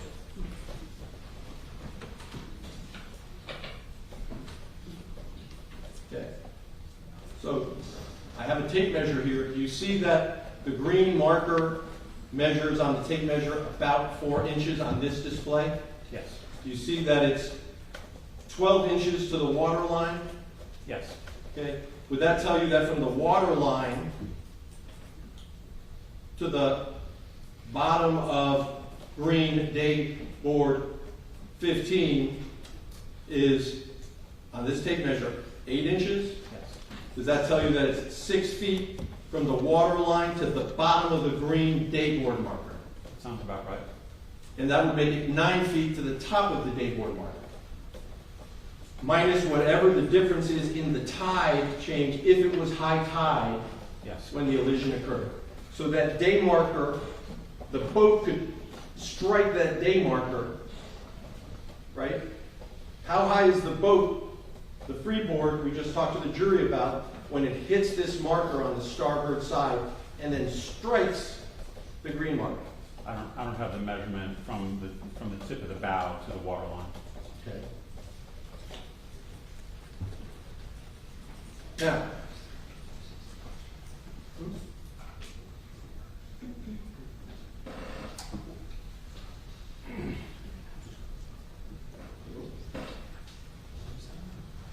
that's all right, thanks.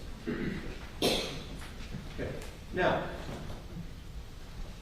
you had talked earlier with the jury about how the boat hit we know it hit the starboard side, the right side of the boat, and we know that the gunnel is above the water line, Yes.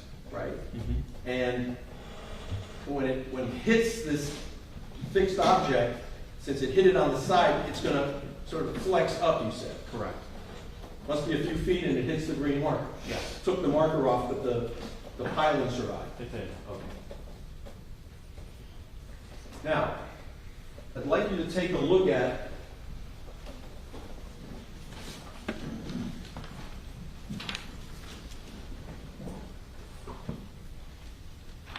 A11 for the defense for identification.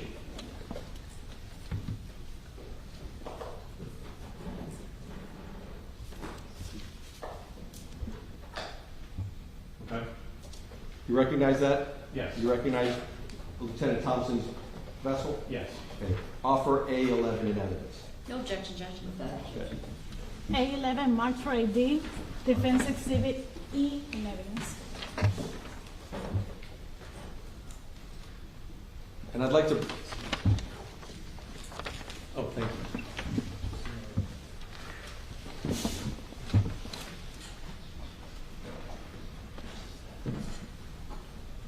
That's good. Now, once again, we know that the day marker itself is 3 feet in height, right?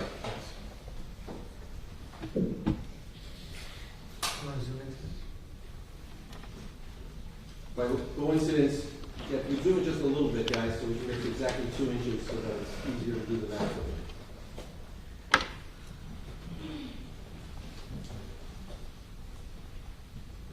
Look. That's pretty close, maybe a little bit bigger. Move the image to the right. Great. That's good. We'll get it. Not too big, but that's fine. A little bit bigger, maybe? 2, 3, is that, oh, that's good. All right, good. Yeah. So do you see that the marker is 3 inches on this scale, right? Yes. And that's 3 inches. And how many inches from the top of the tape measure to the water line, roughly? From the top of from here, Yes, sir. 14. 14. Okay. So if we know that each day marker is 3 inches or 3 feet from the water line to the top, is how much? You subtract 3 from 14, you have 11, so that would be in theory 11 feet. Okay. So the bottom of the day marker, 13A, is at 11 feet. The bottom of the day marker of 15 is 6 feet. Yes. That's a 5-foot difference between the height of the day marker. 13A is 5 feet taller than 15. Yes.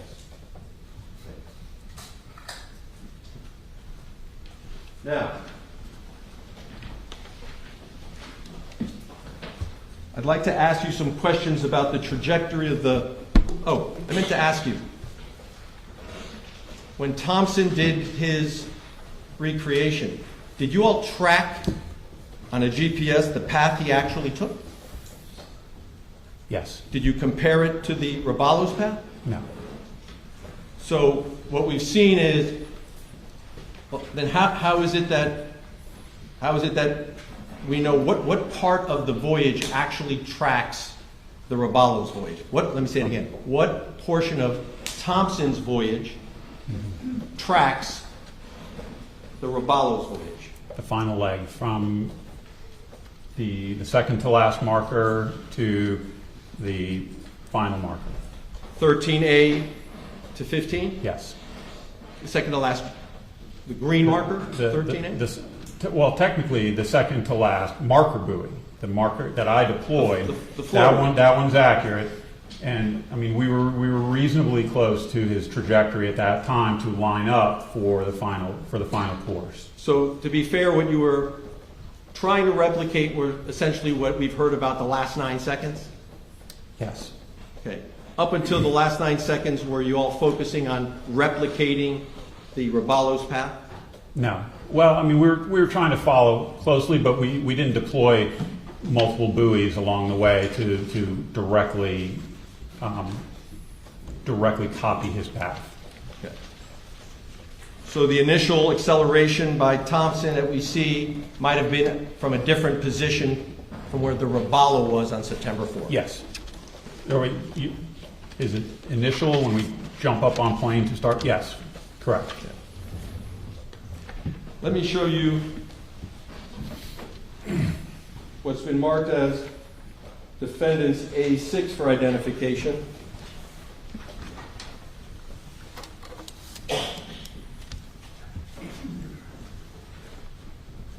Yes. This is the Cutter Bank channel with the markers in green and red, not to scale. Yes. Okay. Offer A6 into evidence. No objection, Your Honor. A6 mark for ID, defense exhibit F.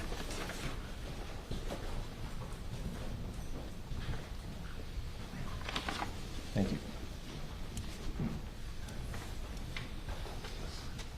And I'm sorry to make you stand and Not a problem. get our steps in here. Sure.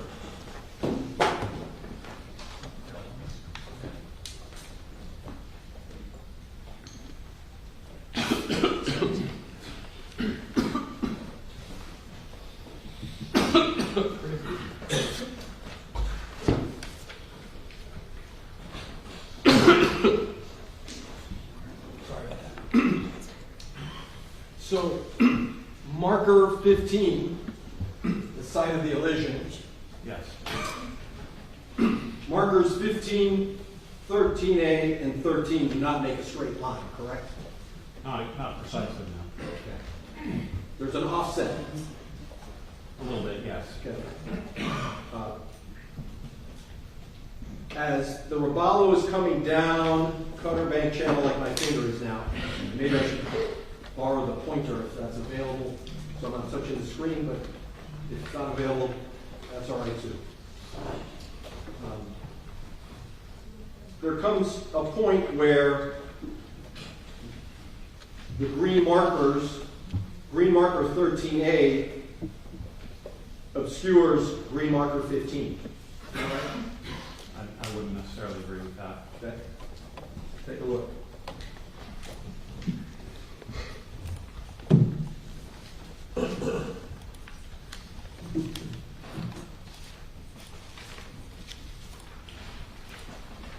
Let me show you defense exhibits A7, A8, and A9. Take a look. Sure. A7, A8, and A9.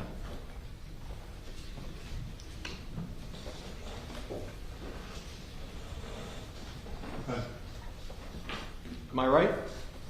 From the perspective that you took this picture, you can still see it, but 15 is somewhat obscured by 13A. This would be probably a quarter mile or more out. Okay, so let's offer that as evidence at this time. No, I'd like to watch eye on that. Mr. Albert, as you were looking at defense A7, A8, and A9, are you able to describe for us, given this perspective, where the photographer would have been in relation to the channel? Not precisely, but it looks like pretty much in the middle of the channel. And this is 13, 13. So, yeah. Oh, you mean on the chart there? Yes. Okay. Let me just set those down here.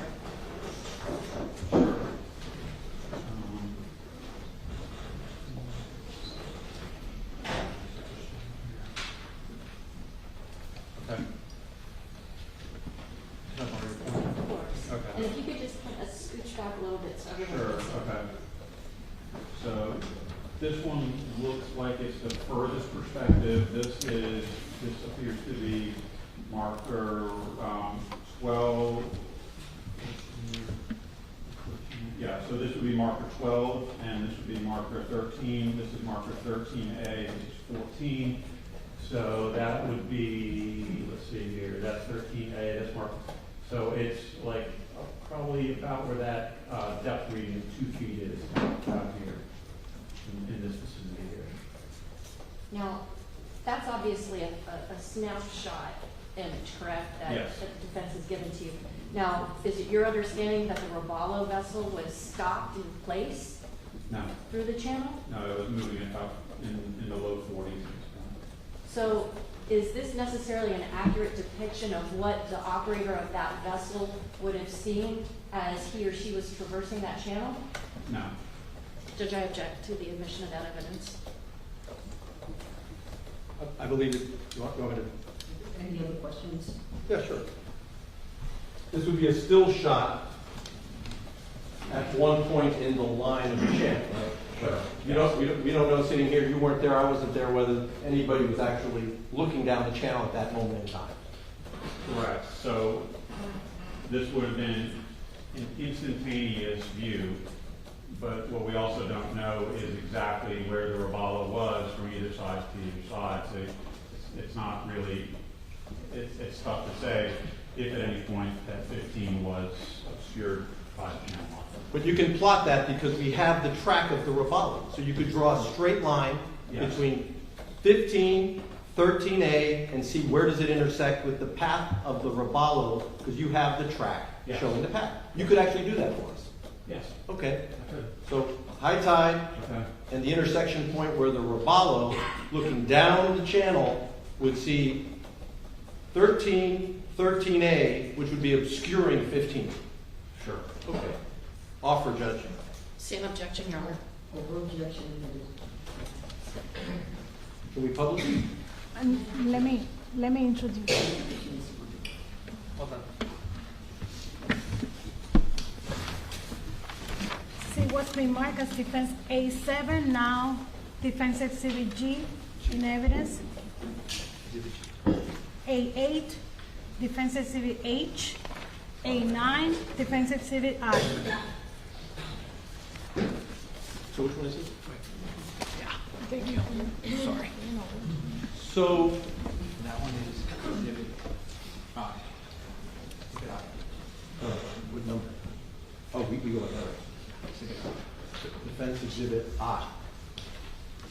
So from this point of view, if you count the markers, the naked eye, it appears there are 2 green on the left and 2 red on the right. I mean, I can still see it. I can't see the post, but yes, for a moment in time, when you're transiting, if you're transiting this particular path for a moment in time, the marker 15 would be partially obscured by 13A. If we could just enlarge it so the jury can see what the witness is describing.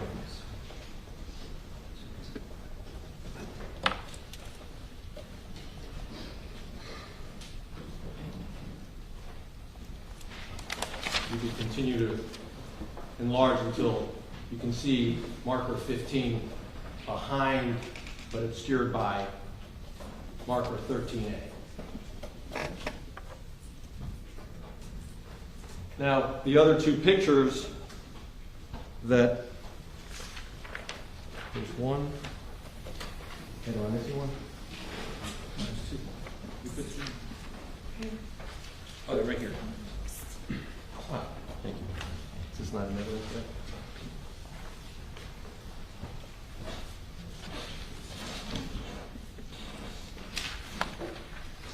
So I'd like to do these in sequence.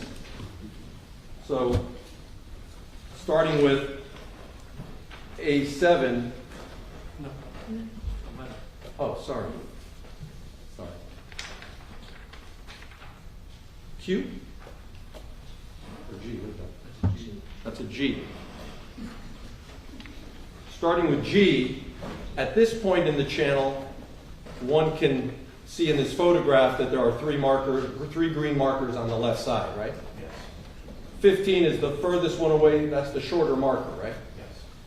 Doing that right? Maybe we can do it on the screen here. There we go.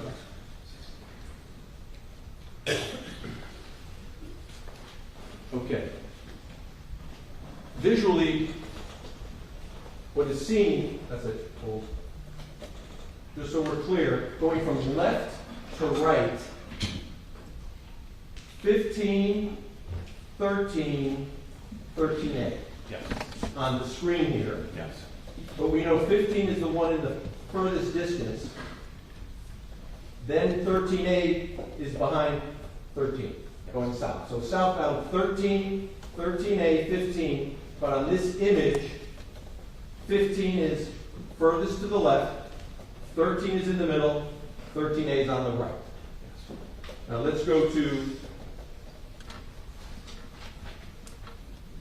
Defense Exhibit H. Need the number? 62. 62. Remember, 13 is in the middle of the picture we just saw.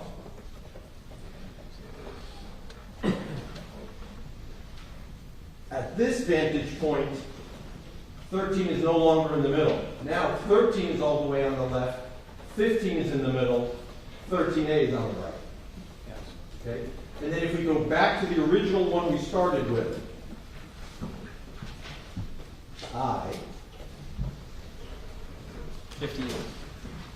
you see that marker 15 is moving, not really moving, but in the image, it's further to the right. In the second photo, and then it becomes more obscured in the third photo. And it's actually going to end up, if we keep doing photographs, that marker would then move, 15 would move further to the right in the photograph. I mean, you're just changing the perspective. Right. Which is what happens when you're driving down the channel, depending on the moment in time you look ahead. The operator might just see 2 green markers, not 3. Okay.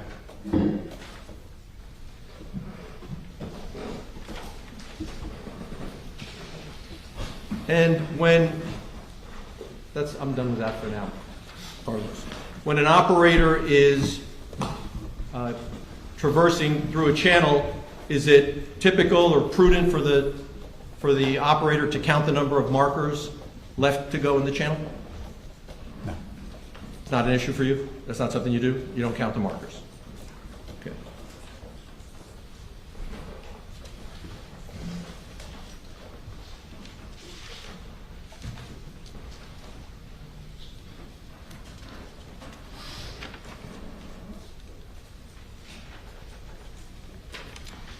You had indicated, because we listened to the sound of Thompson's exercise of the recreation, the noise of the hull, the body of the boat traversing on the water makes noise. Yes. Okay. And the motors make noise. Yes.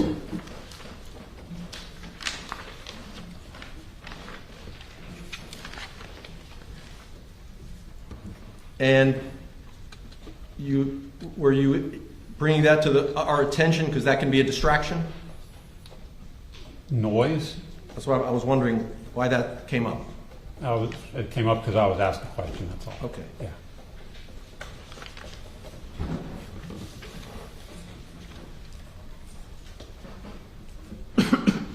So when the prosecutor asked you, when Thompson recreated or attempted to recreate the path of the Robalo, his boat had no passengers on the bow, Yes. right? The camera was in front of the windshield, right? Yes. He, of course, was laser focused on replicating the path but avoiding the marker. Yes. And he was successful in doing that. Yes.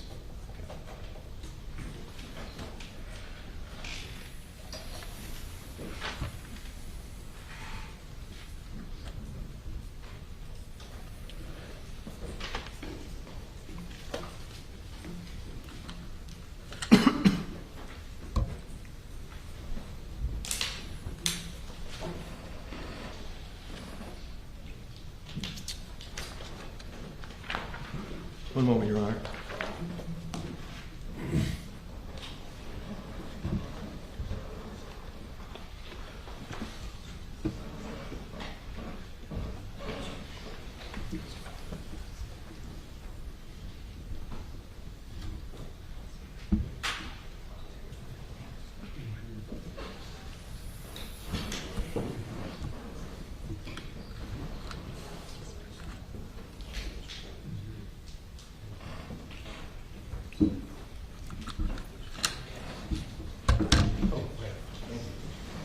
I'd like to ask you some questions now about the GPS track that the SIMRAD on the Robalo recorded.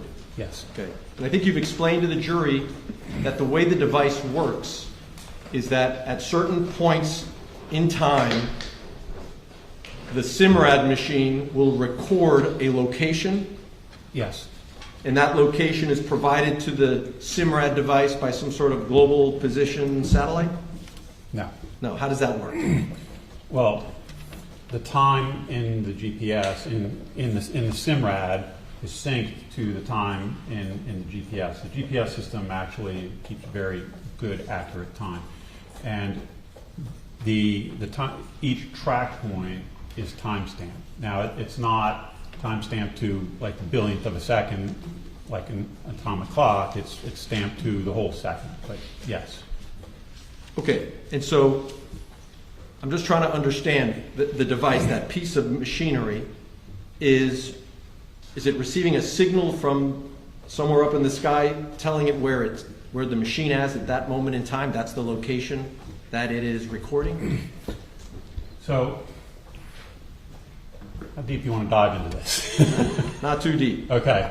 All I want to understand is it's receiving some piece of information, the device, about a location. It's not. It's calculating its position. Even the location it's being calculated. Yes, it is calculating its position. Okay. So the GPS system, there's 31 satellites that orbit the Earth, and that's just for our GPS system, the United States. There's also European and Russian and Chinese. So all those satellites are sending out a signal, and your GPS device is listening for those signals, and it needs to hear 4 signals at least in order to calculate its position. It does that by measuring the distance from the GPS to that satellite. So 4 measurements, it can pinpoint its location on the surface of the Earth. Got it. So with those 4 data points, it then calculates. 4 is minimum. Sometimes it's using more than 4. Fair enough. Yes. Okay. And then the machine calculates its location based on that data? Yes. Okay. And the machine also somehow records the time when it calculated that? It's when it's reading 4 signals from the satellites, it synchronizes its clock with the atomic clocks, the validated time in the GPS system, and then adjusts, of course, for the time zone that it's in. Old devices, like the old GPSs, you used to have to set the time zone that you're in. Now, pretty much all of them automatically just compensate for whatever time zone you're in. Okay. And so when the GPS, I'll call it the SIMRAD. Yes. The SIMRAD will record a location and a time. I use Yes. the word record. Is that a fair way to? Yes. Okay. And then along the path, it will continue recording at whatever interval. It could be a time interval. It could be the auto interval you've described when Yes. course change, speed change. And so what the machine does is simply, nothing simple, I shouldn't say that. The machine is recording all of these points, all of these locations, all of these times, and then it's calculating on top of that speed, for example, based on the. So the speed is calculated by the software when I download that data and I put it into Garmin Basecamp or Google Earth or one of the other programs. The program calculates the speed based on the distance and the time in between the track points. So these SIMRADs, if I'm operating a motorboat and I see a speed on that motorboat Yes. SIMRAD, Yes. is that the same speed we're going to see in the data you put in there? It's very close. Yes, very close. How is that speed being calculated? The one that's on the machine in real time? In the same fashion, but just at a quicker rate, because the GPS updates like 10 times per second. Okay. Okay. Is the SIMRAD a device that can operate in conjunction with autopilot? Yes. Autopilot is a separate feature. Yes. Okay, it requires more equipment. Yes. The Robalo wasn't equipped with autopilot, was it? Correct? Not that I'm aware of, no. Okay.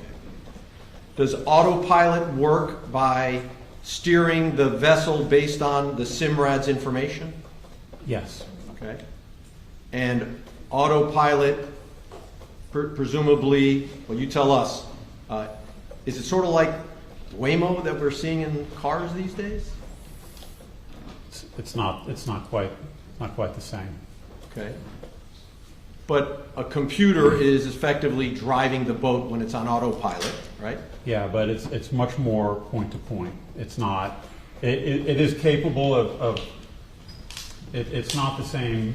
Like it's not a Tesla, where it's driving, making turns on the street. So, when you're using autopilot, you're typically, as the crow flies, from point A to point B. And then you can put in multiple points, and then some of these newer, like the state-of-the-art marine GPSs, you can ask it to auto-generate the best route based on the input that you put into the device, and it will generate a route, and you can use your autopilot to navigate. Yes. Okay. The markers, the channel, cutter bank, those markers, you're able to tell using your handheld device where that marker is in terms of longitude and latitude, right? Yes. Is it correct that the SIMRAD device on the Robalo, at least as to marker 15, does not chart marker 15 exactly where your device says marker 15 actually stands in the water? I don't necessarily agree with that. I'm asking you. I don't agree with that statement. Okay. I'll ask the question. Yes. Is marker 15 where it stands in the water, is that where it appeared on the chart generated by the SIMRAD device on the Robalo? On the day that the incident happened? Let's start there. I don't know. Okay. What about when you downloaded the information and generated some visuals of the track line of the Robalo? Yes. There's no way for me to know what chart Mr. Pino was looking at that day because he's got multiple options with this device. There's a base map, which is what I took pictures of and what the defense expert took pictures of. But that's just one way of displaying the data on there. There's also bird's eye imagery. His device was equipped with navionics software. So he can do bird's eye imagery. He can do complete bird's eye imagery, like you're looking at a Google Earth image with the chart data overlaid on top of it, or you can do part like chart and part bird's eye imagery, or you can do overlays of both together. So the pictures that I have and that defense took were of the base map. Okay. Let me show you marked for identification A5. Is that what you're referring to? This is the base map, yes. Okay. Offer A5 into evidence. May I just look at that one for a moment, Your Honor?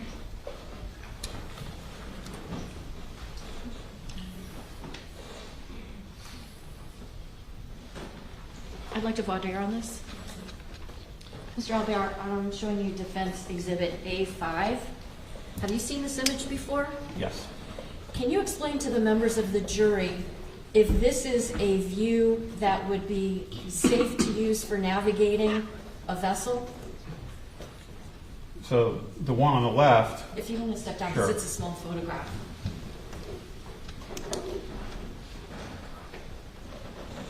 so these are two separate images of the base map from the GPS. And right here is marker 15, and right here is marker 15. The lighter shaded area is the intercoastal waterway channel. And the pink line, the pink dotted line here is what the Army Corps of Engineers represents as the deep water portion of the channel. Right? So this image is of that area zoomed out. So like an inch of chart, for example, might be several hundred feet, right? Because you got the whole channel, and you have 14 and 15, which I don't know the distance offhand, but they're several hundred feet away, right? This zoomed in version, this is a tightly zoomed in version. I don't know how tight the zoom is because the scale is not on the picture. This is a tightly zoomed picture, probably in double digits, like, 30, 40, 50 feet. So it's zoomed in really tight on channel marker 15. And if it's zoomed in really, really tight, does it make it look as if the track that was plotted by the GPS is actually further away from the marker than it would have been? No, so the actual GPS data is accurate. How it's projected onto this base map. The base map might be offset just a hair. So you have, imagine looking at a low resolution image on your phone. For example, the Mona Lisa. Okay. Objection, Your Honor? If you zoom in. No objection to the Mona Lisa, but I'm not sure what we're doing here. Is this a demonstrative that you're using? Yes, Your Honor, so that the witness can explain Go ahead. the base map and the track lines. The closer you zoom in, the less detail you get. It becomes pixelated, right? And so if you look at the zoomed out version here, the track line goes right into channel marker 15. If you zoom in really, really tight, it's missing, and it's hard to say exactly how much it's missing by how much the offset is, because we don't know what the scale of the picture is. I object to the image. No objection. I'm sorry, I couldn't hear. Over objection is allowed. A5, You gotta give her a quick. Here you go. Sorry about that. A5 marked for ID, Defense Exhibit J. You want it on the screen, or you don't? Sure. While we're putting that one on the screen, tell us what's A4. This is a picture of the base map on the SIMRAD device. Offer A4. No objection. That objection made. A4 marked for ID, Defense Exhibit K.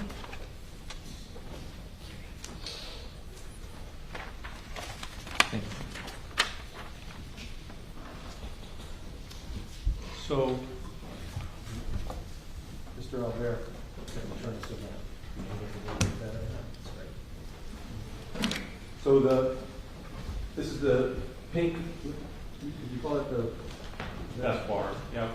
Pink, is that the center line of the channel? It's not always the center line, but it's in between the markers.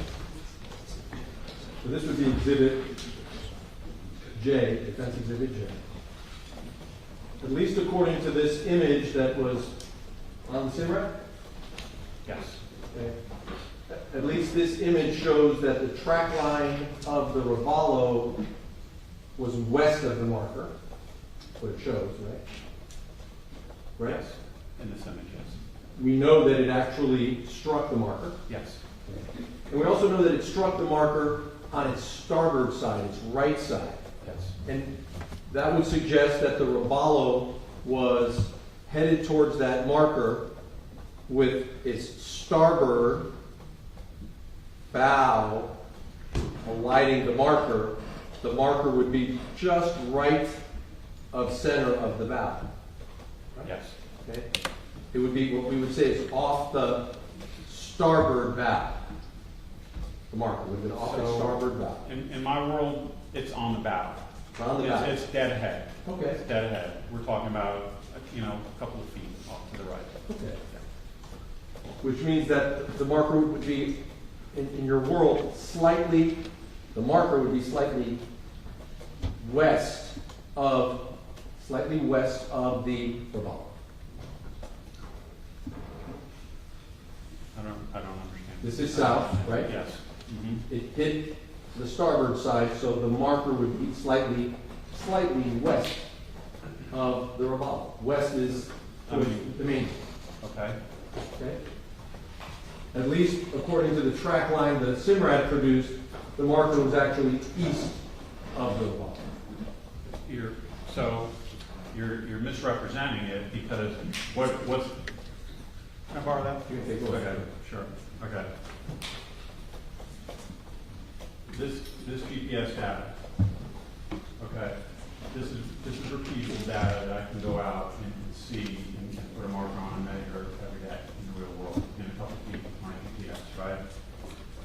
And the marker, the Coast Guard posts a list of the locations of all the markers, all the way through the entire coastal waterway channel. So one of the first things I did when I went out there that day is I placed my GPS on the actual marker and recorded the latitude and longitude of the marker. It is exactly the same on my GPS as it was on the Coast Guard navigation list.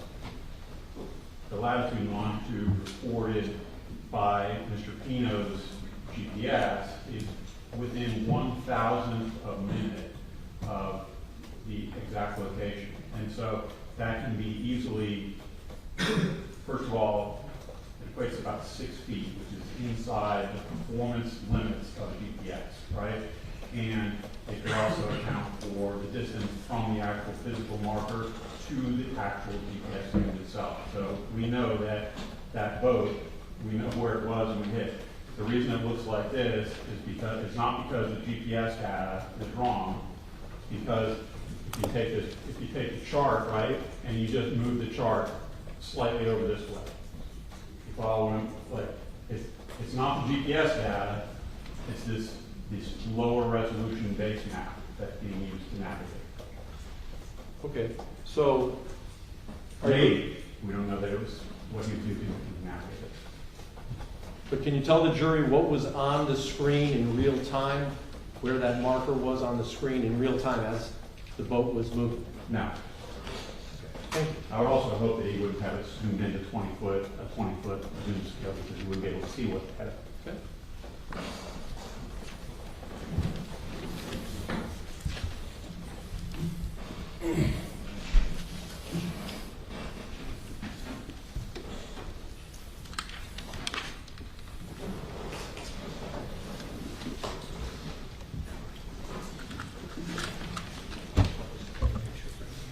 Oh. Yes, Carlos, while I'm checking my notes, could you publish Defense Exhibit K, Kilo, for the jury? Thank you.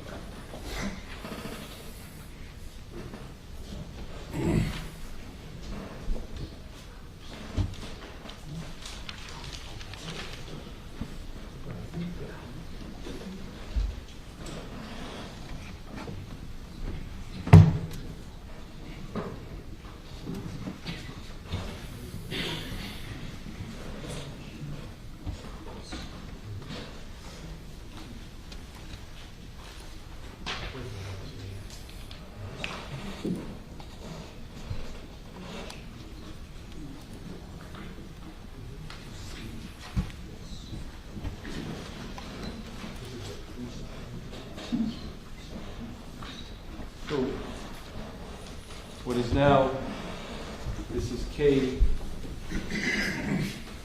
kilo. Can you tell the jury what that is? Yes, so this is a picture of the screen. This probably zoomed in to the tightest possible range on this. Is there a scale right It now? looks like this is the equivalent of 20 feet. Give or take. It's hard for me to say, but that's what it looks like to me, 20 feet. Okay, is this what, this is the Simrad from the revolver, right? Yes, And this is the image that, when the machine was turned on, that was visible to the viewer at that moment in time when the machine turned on? now, So what is that? this is a picture that I believe your, Mr. Edmund took, where he turned on the machine, and then he navigated to the chart plotter page, and then he zoomed in to the tightest possible range. Okay. But that's an image from the actual Simrad. It is. Was it transposed to base camp or anything like that No. at that point in time? No. So the base camp business you told us about a moment ago doesn't affect what we're all seeing here right now, correct? No. The way that this image was set, the way that the examiner manipulated the screen is what makes it. When you say manipulated, you're not saying the examiner moved this line or moved the marker, are you? No. You're just saying magnify, put his camera there so we could all see it here today. Well, he navigated to the chart screen, and then he zoomed in to the tightest possible range, and then took the picture. Okay, With his camera. when you say navigate, because we're here talking about coding, you mean? Well, he went through the menu options, and then so see the crosshairs here, so that allows the user to scan around on the chart, and then when you hit the zoom function, you can zoom in on certain items. Like, so if, for example, you want to know about this channel marker, you could actually hit the enter button here, and it would pop up. The pop-up would show exactly what marker it was, what number it was, and so on and so forth. Yep. That's all I have, Judge.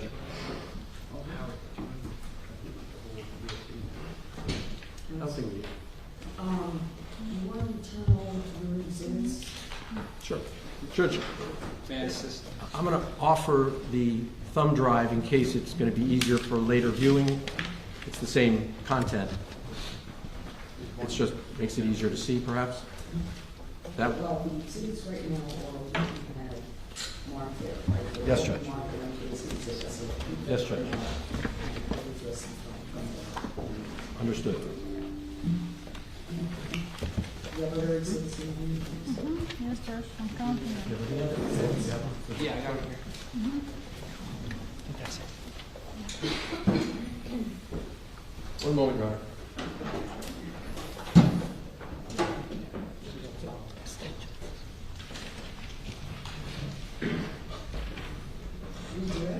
Thank you, Judge.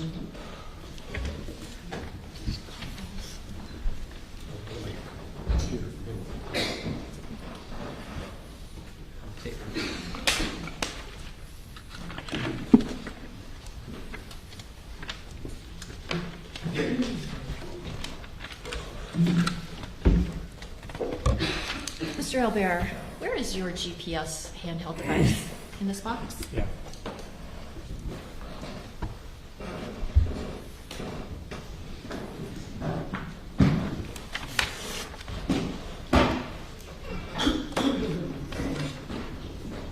I hope it's there.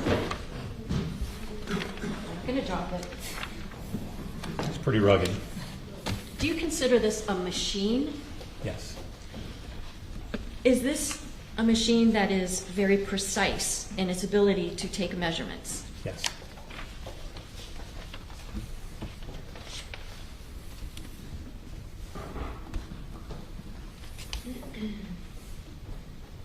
Now, let's talk a little bit about the recreation that took place in this particular case. Was it daylight out when Yeah. that recreation was done? Yes. Was it still daylight out on September 4th, 2022, when the defendant crashed his vessel into the channel marker? Yes.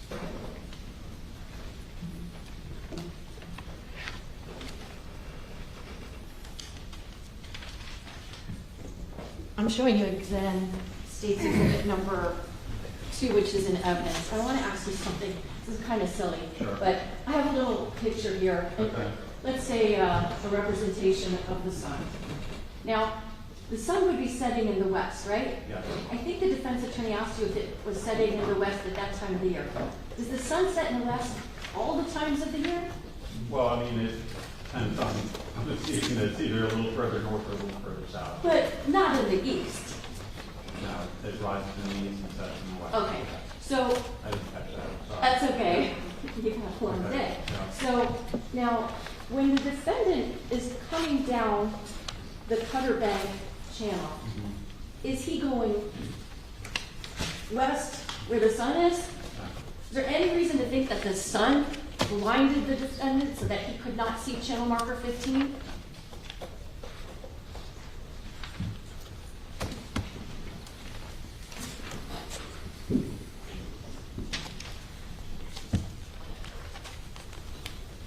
If there was some kind of glare on the windshield of that Robalo so that it was hard to see, would prudent seamanship require maybe to slow down and to clean off the windshield so that the operator can see? I would argue that he should stop and clean the windshield to see. And go ahead. Sorry. No, that's okay. Because I think you remember telling us about some of those navigational rules. Yes. And I think number 5 was the one about being able to look out. 5 says you have to maintain a lookout at all times using all available means. Your Honor, may I ask the court to have the defendant rise for a moment, please? Objection. Please stand up. Mr. Albert, are you able, if you need to move, but about how tall is the defendant? 6 foot, 6'2". You want to stand next to him because we know how tall you are. 6. Maybe a little. Okay. 7'6". Yeah. So, knowing what you know of the dimensions of this vessel, because you've been on it yourself, is there any reason to think that a man of this defendant's height would be unable to see ahead of him whether he's seated in the vessel or standing up? No, and also based on the amount of experience that he had documented in the GPS, he would also have been aware of any limitations that he had visibility-wise on the boat.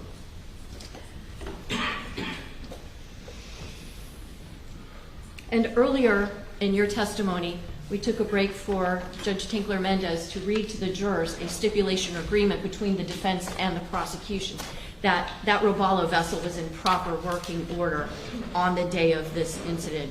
Do you have any reason to think that, in fact, there was something wrong with that vessel that caused the vessel to crash into that channel marker? I don't have any evidence.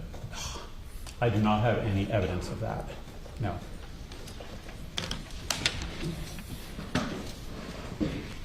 Now, the defense attorney asked you if during that recreation there were any people seated in the front portion of that FWC vessel. Would it have been safe seamanship to have anybody up at that part of the vessel for that recreation? Objection. Pre-trial rule. Sustained. Go ahead. You want I would ask for a sidebar.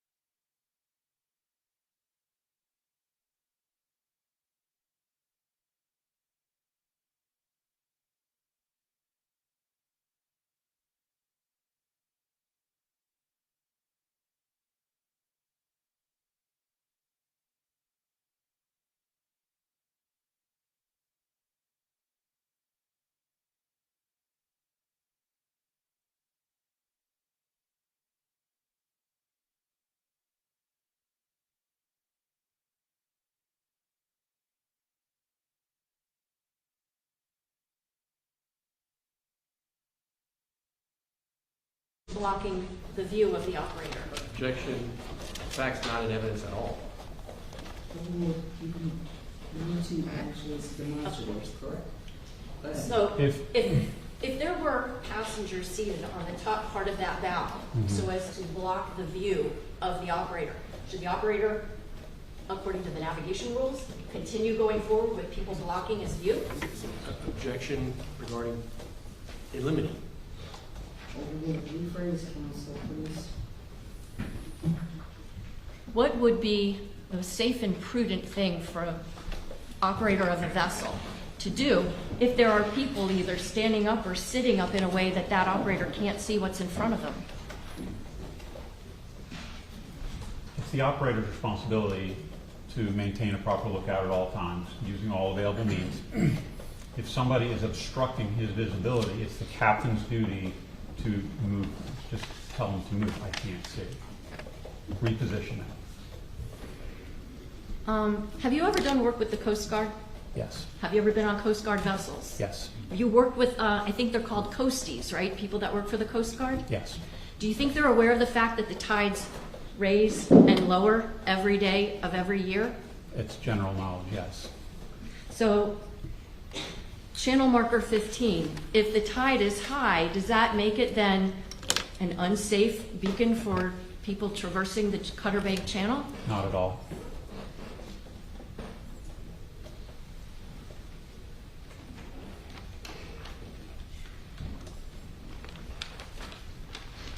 Now, the defense attorney showed you a photograph where, if you look at it in one snapshot way, it can appear as though maybe channel markers 13 and 15 are in line with one another.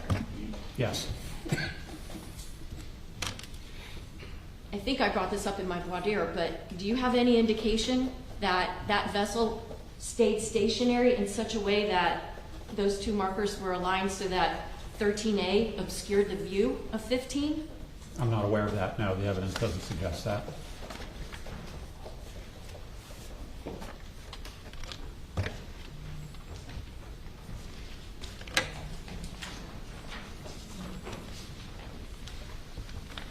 I'm sorry, judges, please give me 1 minute.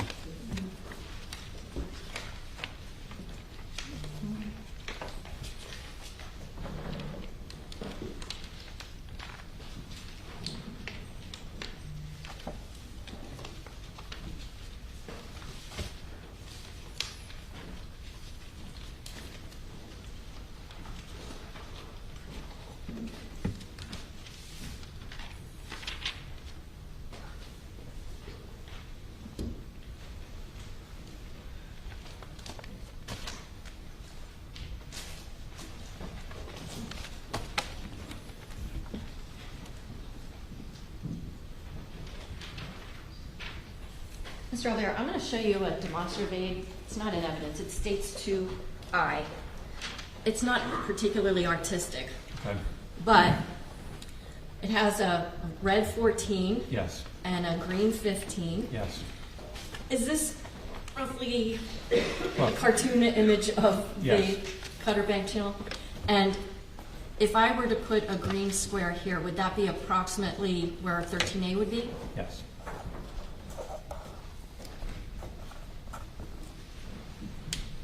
Now, if a person is traversing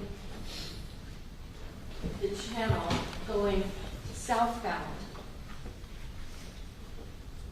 on the right-hand or starboard side of the channel, would there be a way that channel marker 13A and 15 are aligned with one another?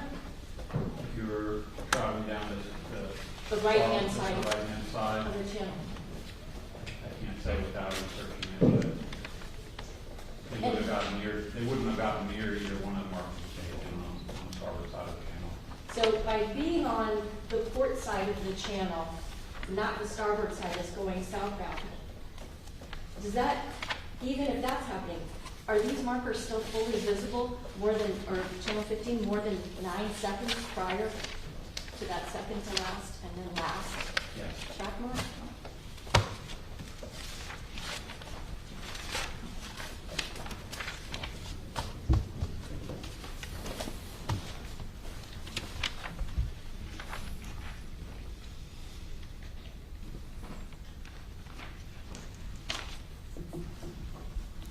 If somebody doesn't see an object, does that mean that it's not completely visible?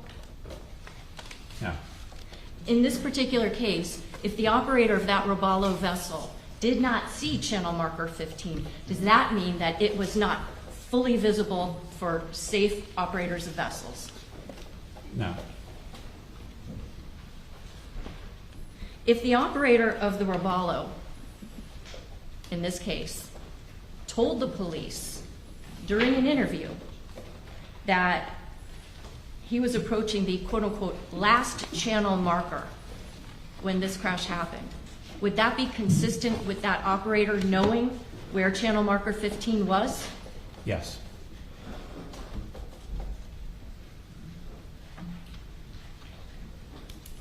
Last thing, you were asked questions about zooming in.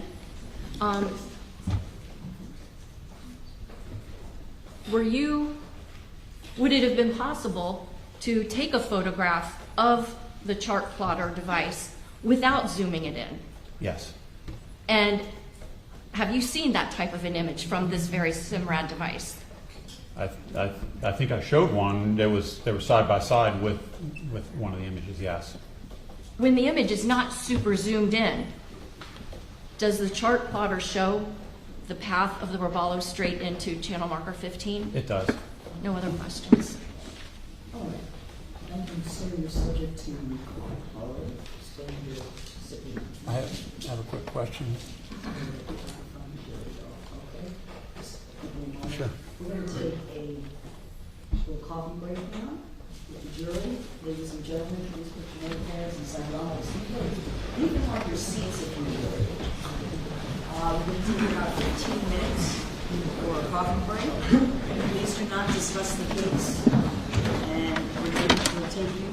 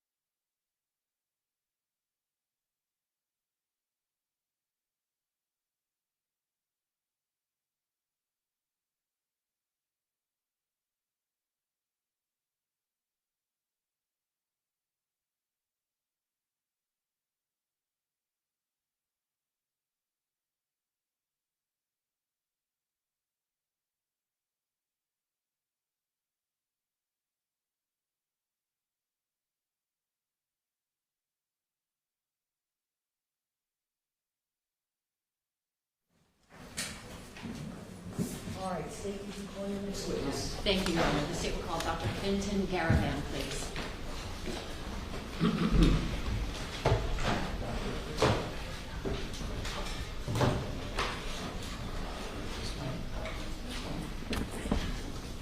Please step forward, face the clerk, raise your right hand and be sworn.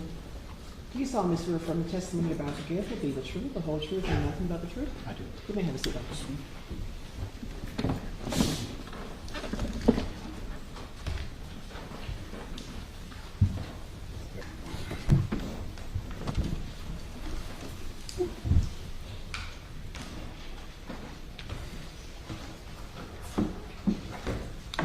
Good afternoon. Good afternoon. Could you please tell us your name? My full name is Dr. David Fintan Garavan, G for golf, A-R-A, V for Victor, A-N. What is it that you do for a living? I'm a forensic pathologist and toxicologist. Can you explain to the members of the jury what it is that you do as a forensic pathologist and toxicologist? Forensic pathology is a subspecialty of medicine. There are two types of pathologists. There's a hospital pathologist, also called a surgical pathologist. You'll know them by if you go to your doctor and you have a lump, bump, rash, something that your doctor doesn't like, they'll take a biopsy or take some of it out, perhaps a breast lump, for example.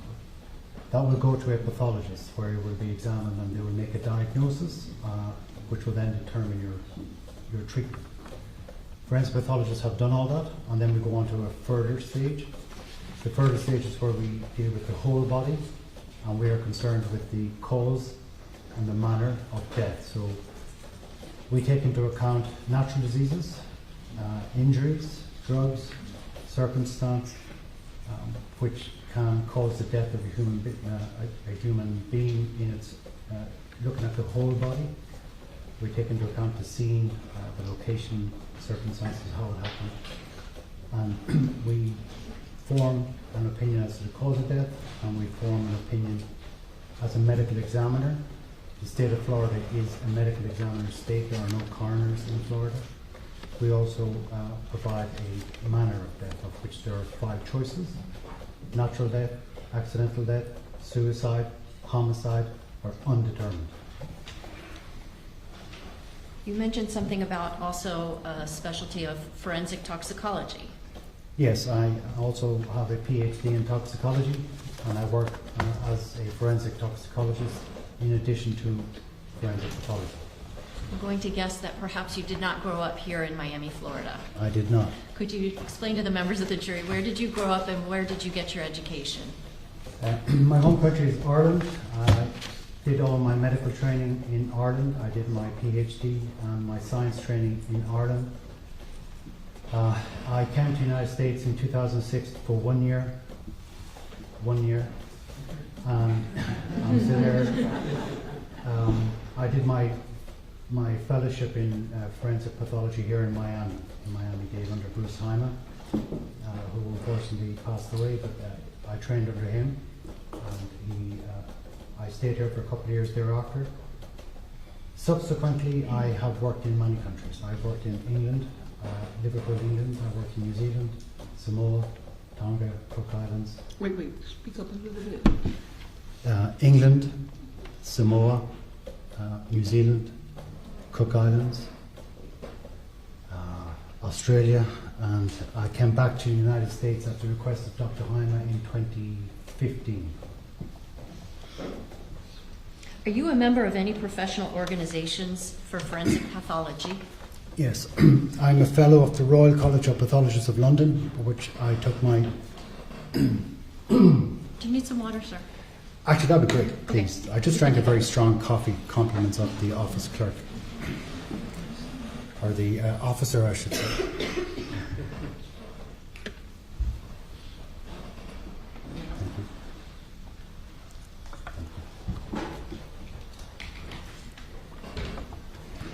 Yes, so I'm a fellow of the Royal College of Pathologists, which is in London. I took my examinations there. I'm also a fellow of the National Association of Medical Examiners, which is the equivalent in the United States. I'm a dual fellow. I think that's a pretty unique. I don't think I'm not aware of any other person that has dual fellowships. I'm also just quite a few. So I'm a member of the International Association of Toxicologists, the Forensic Society of Toxicology, the Association of American Forensic Sciences, I think are the main pertinent ones to this court. Now, what does it benefit you to be a member of these different organizations? Well, as a fellow of a college, it means that you have gone through the rigorous examination process.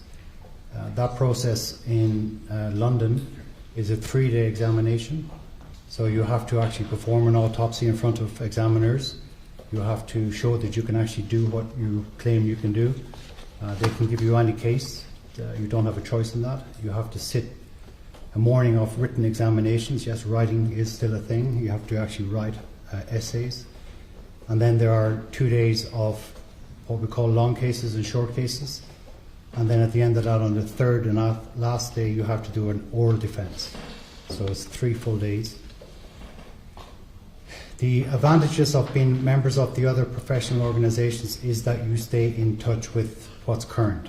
You attend meetings, you keep yourself abreast, you have access to current information, which keeps you on top of your profession, which is useful. Could you tell us a little bit about the types of deaths that you have investigated over the course of your career? Many. Personally, I've done somewhere between 8,000 to 8,500 cases myself with my own hands. But as a supervisor and trainer, I would have probably directly supervised another 7,500. As an expert, been asked to review cases for whatever reason, you can probably add another 800 to 1,000 cases. I work all over the world. I work in New Zealand, I work in Puerto Rico, I work for the federal government, and I work for various states. I do defense as well as for the prosecution. But ultimately, I don't care who's asking me the question. You're going to get the same answer. It just depends on who's asking the question. I want to ask if there was a time in your career after Dr. Haima had passed away that you came back and were, in fact, working at the Miami-Dade Office of the Medical Examiner. I was. And was there ever a time when you were there when a doctor by the name of Kenneth Hutchins was the chief medical examiner? That's right, he was there, yes. Is he still working as chief medical examiner of Miami-Dade County now? He's retired. Does the Miami-Dade Medical Examiner's Office have a fellowship program? Yes. Could you explain what that is? Fellowship program is the programs that exist. There are several in the United States. Approximately 40 to 45 doctors are taken on to various programs around the United States for what's called your finishing school or 1 year of fellowship.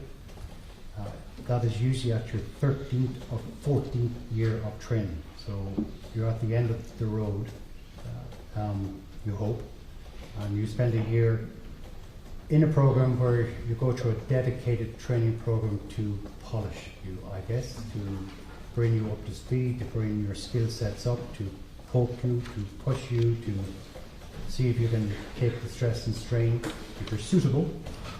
Not everybody is.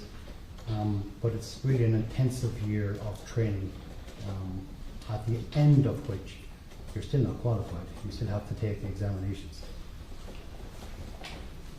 Is it the case that there might be fellows who come to the Miami-Dade Medical Examiner's Office for their 1 year program, get involved in perhaps conducting an autopsy, but then go off to wherever it is they're going to continue their work?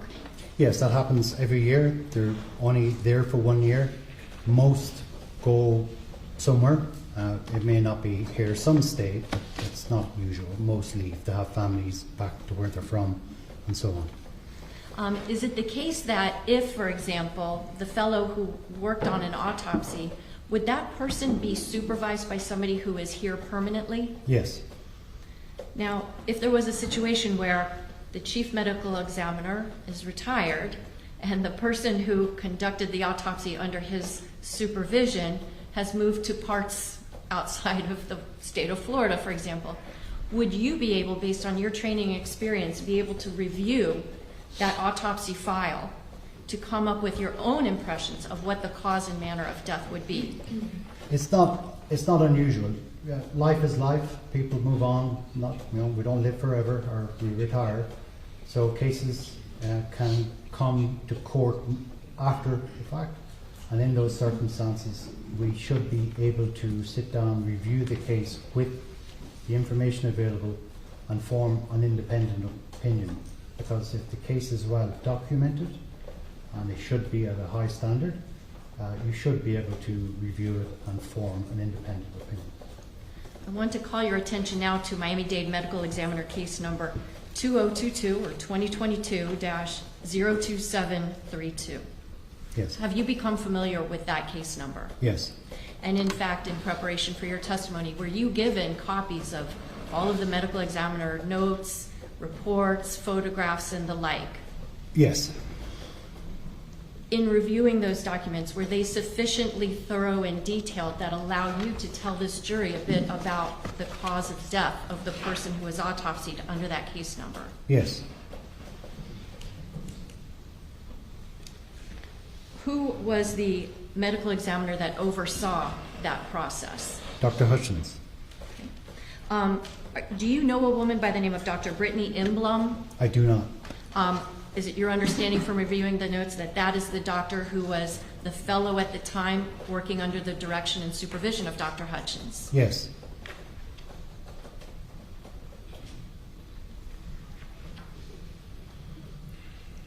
First, I want to ask you about that case number that I read to you, 2022-02732. Can you explain what the significance of that medical examiner case number is?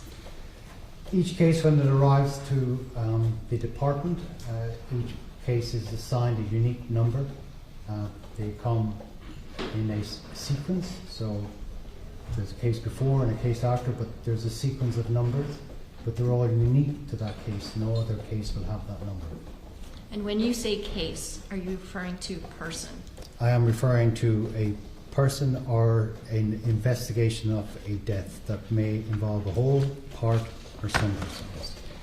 Now, in order to ensure that, let's say, photographs or specimens that are collected from that person or case will be only dealing with that person or case, is there anything done with that case number to ensure that it doesn't get confused with any of the other cases?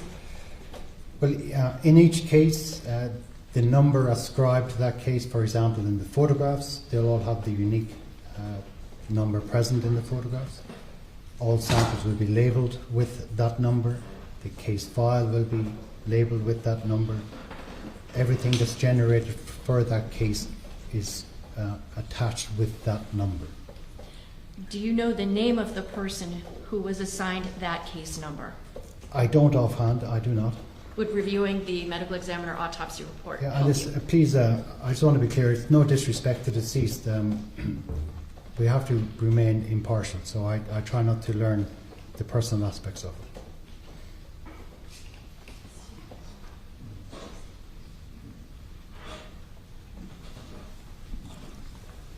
Can you please take a look at this protocol and tell me if this is the protocol you reviewed for your testimony here today? Yes, it is. It is. Okay. And what is the name of the person who was autopsied under that case number? Lucy Fernandez. What was her date of birth? Her date of birth is not given in this protocol, but if you give me 1 second.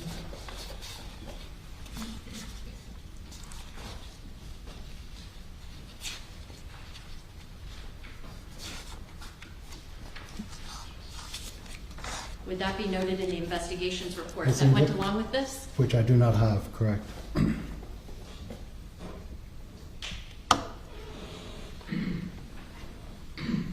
you. You're welcome.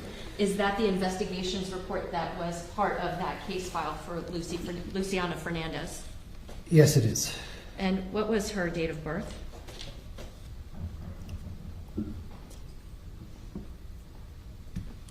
It states that she's 17 years old. It does not give me a specific date of birth on that. on this file. At least I don't see it.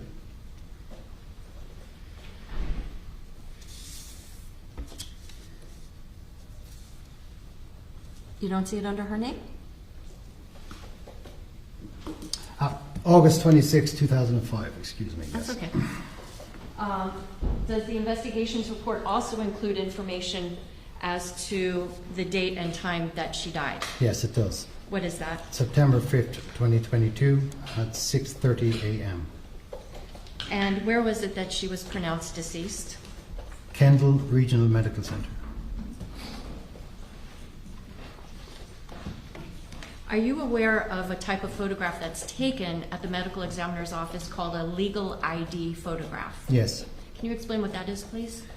It's a photograph taken of the person's face, usually upper neck and face, full features, to assist or be available to help with the identification, so it may be shown to a loved one or person familiar to confirm as part of that is the person that we think it is. I'm showing you what is in evidence of State's Exhibit number 7. Now, you had the opportunity to familiarize yourself with the photographs that were associated with this case, correct? Yes. I'm showing you State's Exhibit 7. Is this a legal identification photograph of Luciana Fernandez? Yes.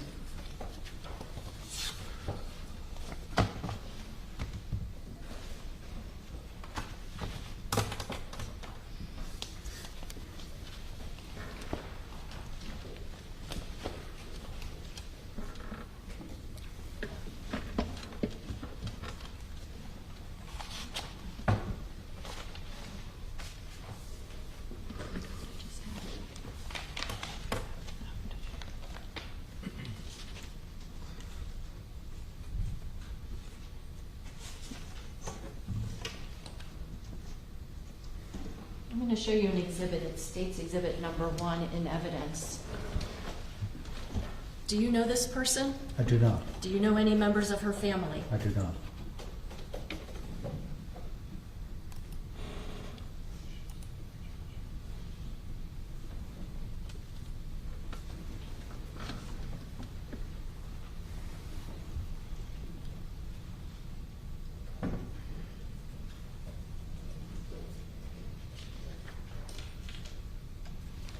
Let's start with some basic information about Ms. Fernandez.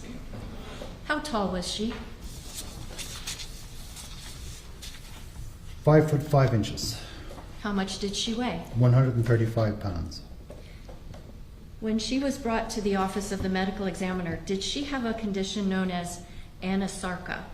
If I'm She not did. mispronouncing it. No, you're pronouncing it correctly. She did have a condition called anasarca. Could you explain what that is?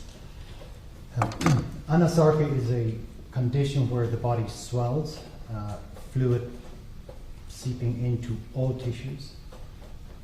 It is a terminal condition which may arise for a multiple of reasons, but its presence tells you that the organs have failed and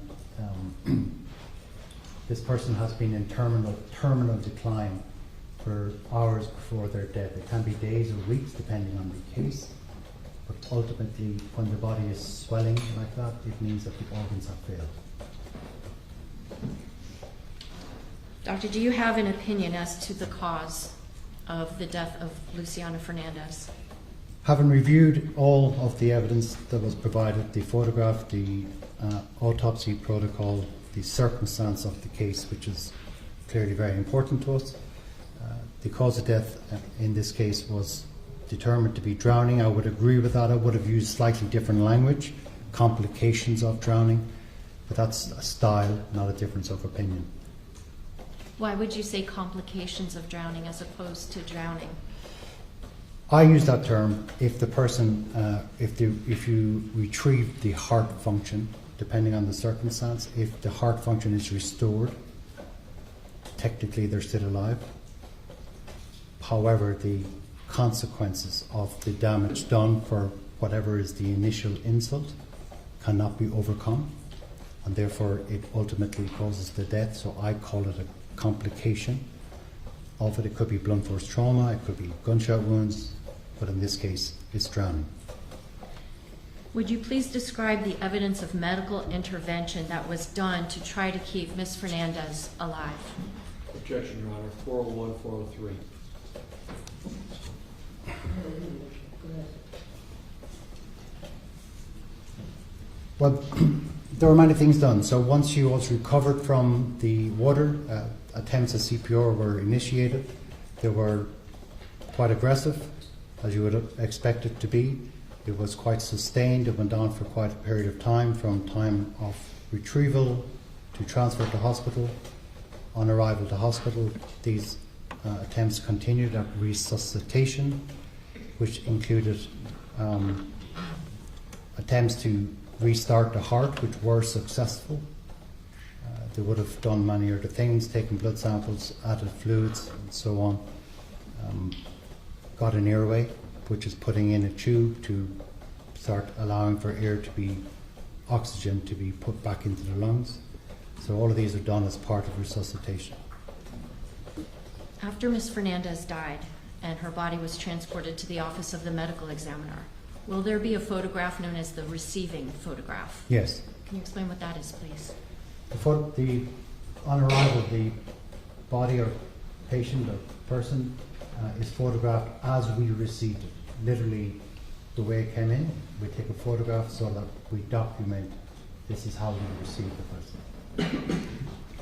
When Ms. Fernandez was brought to the office of the medical examiner, did she have injuries that were consistent with sustained attempts at, or sustained amounts of CPR, cardiopulmonary resuscitation? She did. Can you describe what you're talking about? The main injuries that you have present, which are common in CPR, are fractured ribs. We see it a lot. And the older you are, the more likely you are to have fractured ribs. Young people tend to do a bit better, but in CPR, it's not a criticism of anyone. They're doing their best. It's a very emotional event. You're trying to recover someone. Sometimes people press too hard, and they regret ribs.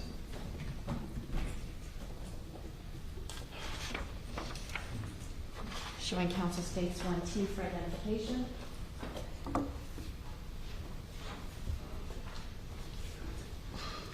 Doctor, I'm showing you states 1T for identification. Do you recognize this photograph? I do. And aside from the fact that the breasts of the individual in this photograph are pixelated, does this fairly and accurately depict the body of Luciana Fernandez at the time that she was autopsied? It does. At this time, I move states 1T for identification into evidence. Objection. State Exhibit 1T, previously marked identification, will become State Exhibit 115.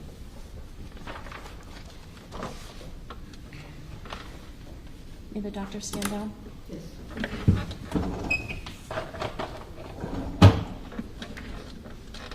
Doctor, can you please point out the location of the injuries that you're talking about that would be consistent with her having sustained CPR? To the central chest, you'll see a red mark, a red abrasion, and that's very typical of the device. It's called a Lucas device. Called a what device? Lucas, L-U-C-A-S, Lucas device. It will artificially compress the chest, and it will cause abrasions. They are not itself harmful. You cannot see broken ribs, of course, but there are broken present. And on her right arm, you see an IV access.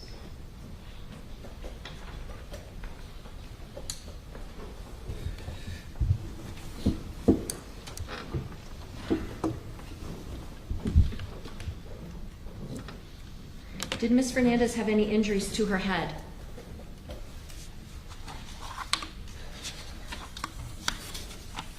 Yes. Can you describe those injuries, please? So she has a pink abrasion on the left side of her forehead, which was 1 by 0.5 centimeters. She had hemorrhage coming from both her nose, NARES, N-A-R-E-S. She had a faint blue contusion on the bridge of her nose. She has an abrasion and bruising to the right side of her mouth. Lower lip was swollen. the right side of the inside of her gum, called the labial, L-A-B-I-A-L, mucosa, M-U-C-O-S-A, had bruising or contusions. They're also present on the lower aspect, so the upper and lower part of her inside of her mouth. The ventral aspect of the left side, that's the top of her left side of her tongue, also had a bruise. She had bruising present on the right side, left side, and on the front of her scalp. So in this area, she had bruising. And the right temporalis muscle, which is on the right side of your head, had also bruising. And there was bruising on the left side of the temporalis, which is on the left side of the head. The bruising to her head, is that consistent with what's known as blunt force trauma? In this case, it's likely. I have not seen any other particular reason why it should be there.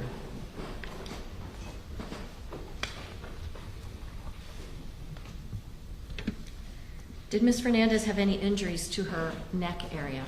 She did. On the posterior aspect, the back of the neck, high up in the first cervical vertebrae, there's focal hemorrhage. So deep in the back of the neck, if you go into the deep muscles, there was bruising right there, up high at the top of the neck.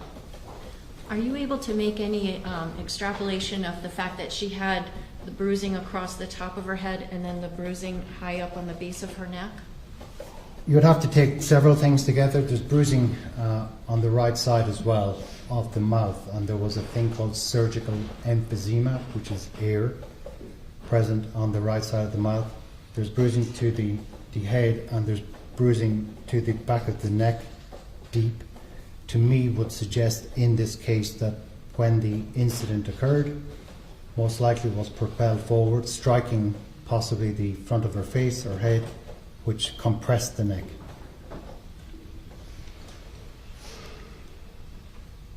Were there any injuries to Ms. Fernandez's torso, meaning the front and or her back? Yes. On the lower aspect of her left side of her back, there were red abrasions. Towards the middle of the lower back, there's also abrasions. And on the right buttock or gluteal region, there's also abrasions. For the record, I'm showing counsel states 1U for identification.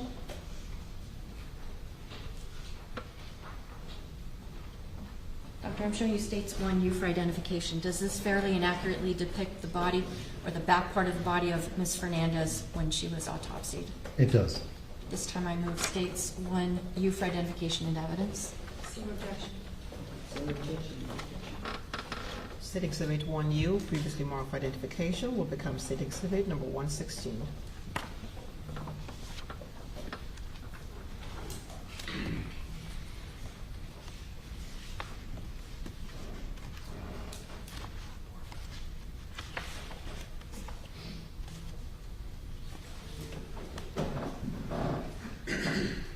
Doctor, could you step down for a moment, please?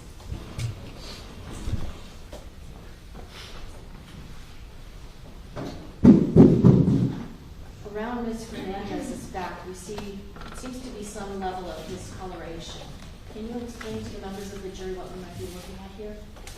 This is called postmortem lividity or discoloration. So when we pass away, our circulation stops. Blood will settle out of the blood vessels in the line of gravity. So if you're lying on your back and you pass away, you continue lying on your back for a number of hours, the blood will settle towards gravity. So that discoloration is that red blood cells coming out of blood vessels and settling into tissue.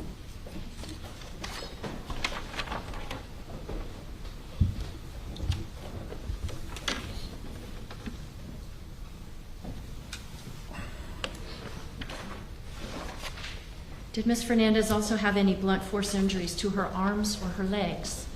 She did. She had several bruises to her upper arms, left and right. She also had abrasions to her right hip on the right side. There are also a number of bruises and abrasions on both lower legs, left and right.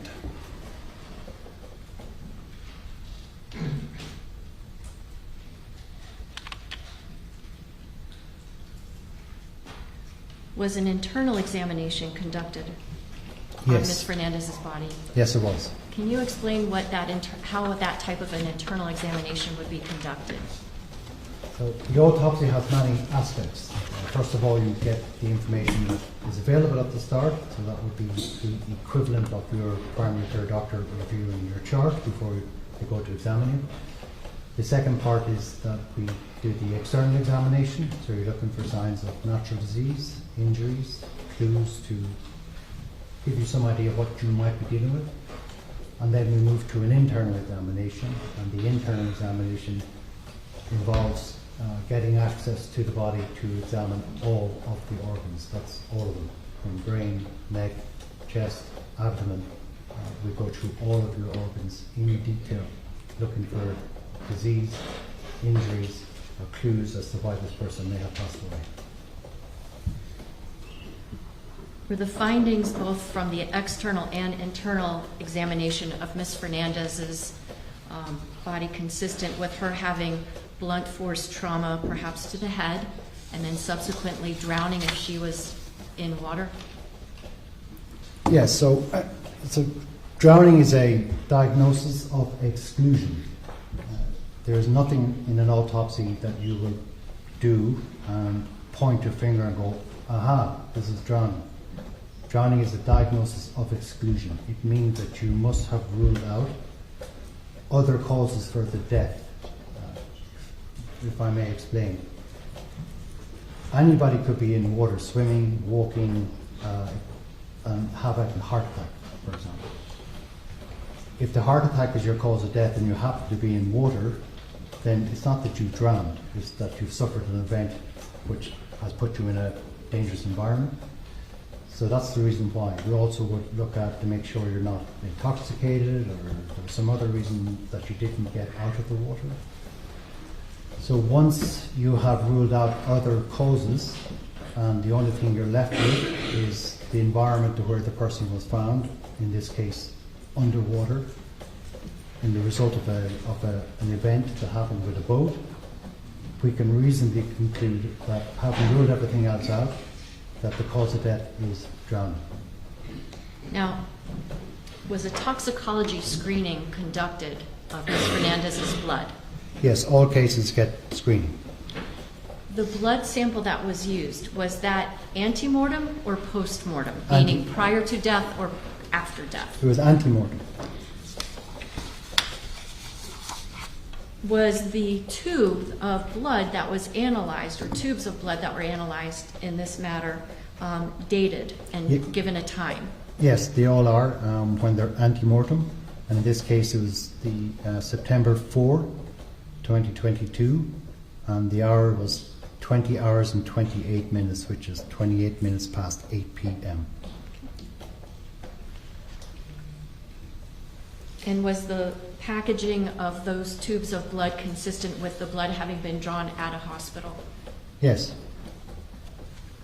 What were the results of that toxicology testing?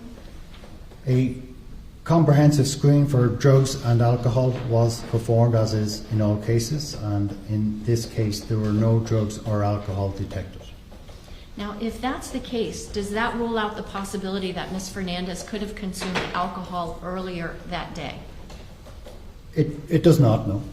Okay.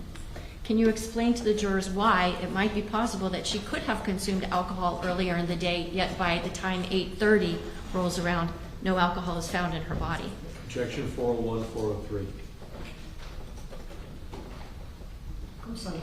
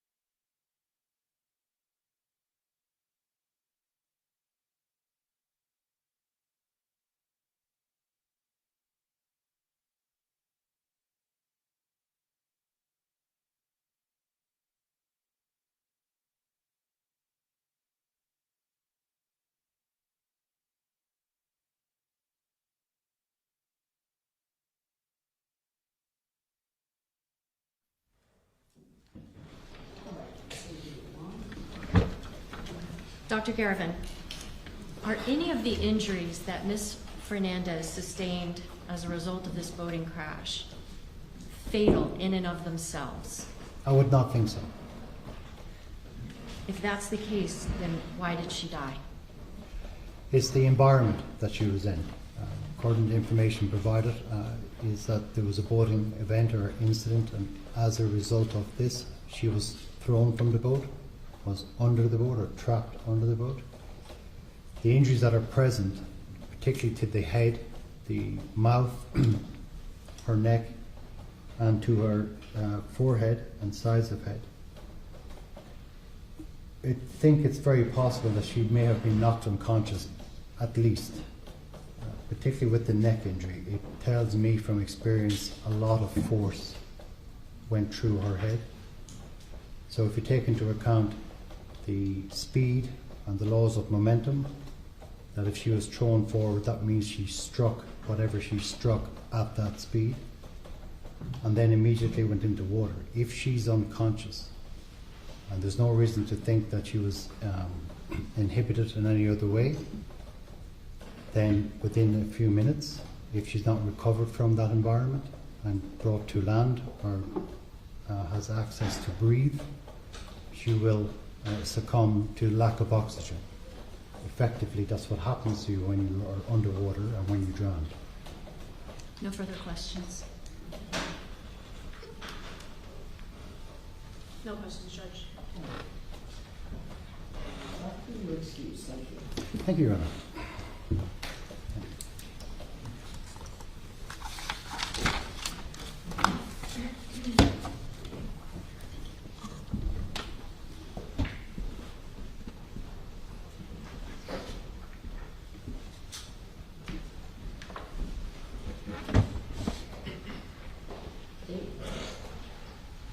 One moment, please.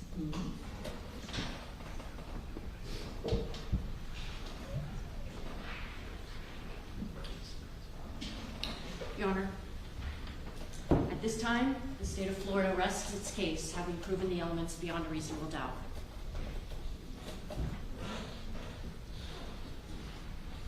All right, given the time, ladies and gentlemen, I think we're going to end for the day. The state is now rested. Please put your notepads inside your envelopes. And I have you return tomorrow. Please be here at 9:15, 9:15, excuse me, 9:30. 9:30 tomorrow. As you were able to do so today, if you run into any difficulties, traffic issues, or any kind of problems, please let us know. All right, please contact the office and keep us informed as to your time. And 9:30 tomorrow, report to the jury room on the 7th floor. I remind you, please do not discuss this case at all with each other or with anyone else. Don't let anyone try to speak with you or in your presence about the case. If you think you see or hear anything, social media, television, and newspaper, ignore it. Okay? If anyone attempts to speak with you, as I already said, about the case, please remind them you're on a jury, not speak with them. If they persist, report that to the name. We will bring it to my attention. If you see us, we're going to also continue to ignore you. And all of us are invested in maintaining the integrity of these proceedings. Tomorrow we should have a pretty full day. And again, I'll have you back at 9:30. As the courtroom, please take the envelopes. You have your notepads inside the envelopes. Take them with you and give them to me. Thank you. All rise.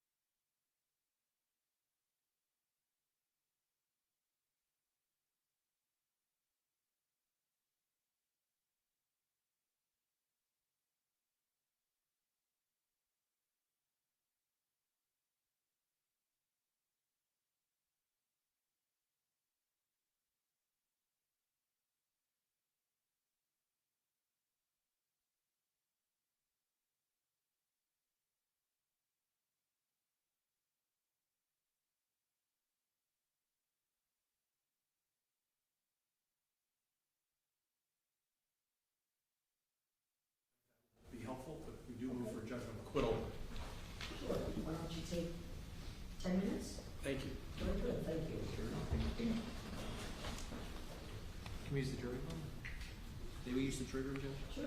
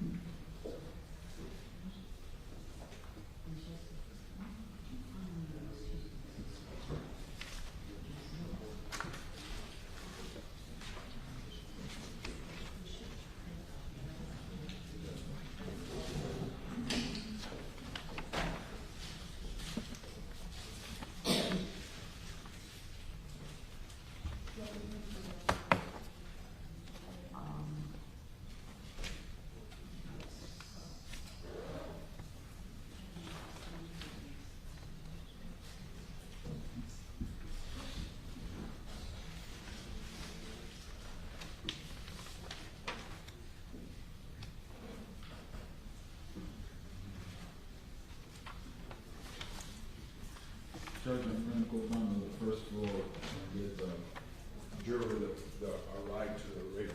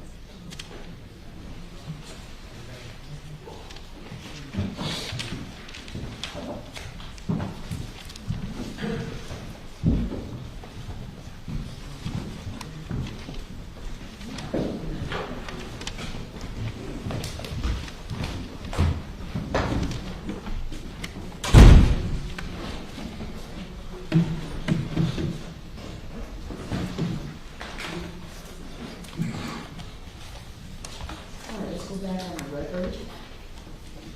Defense.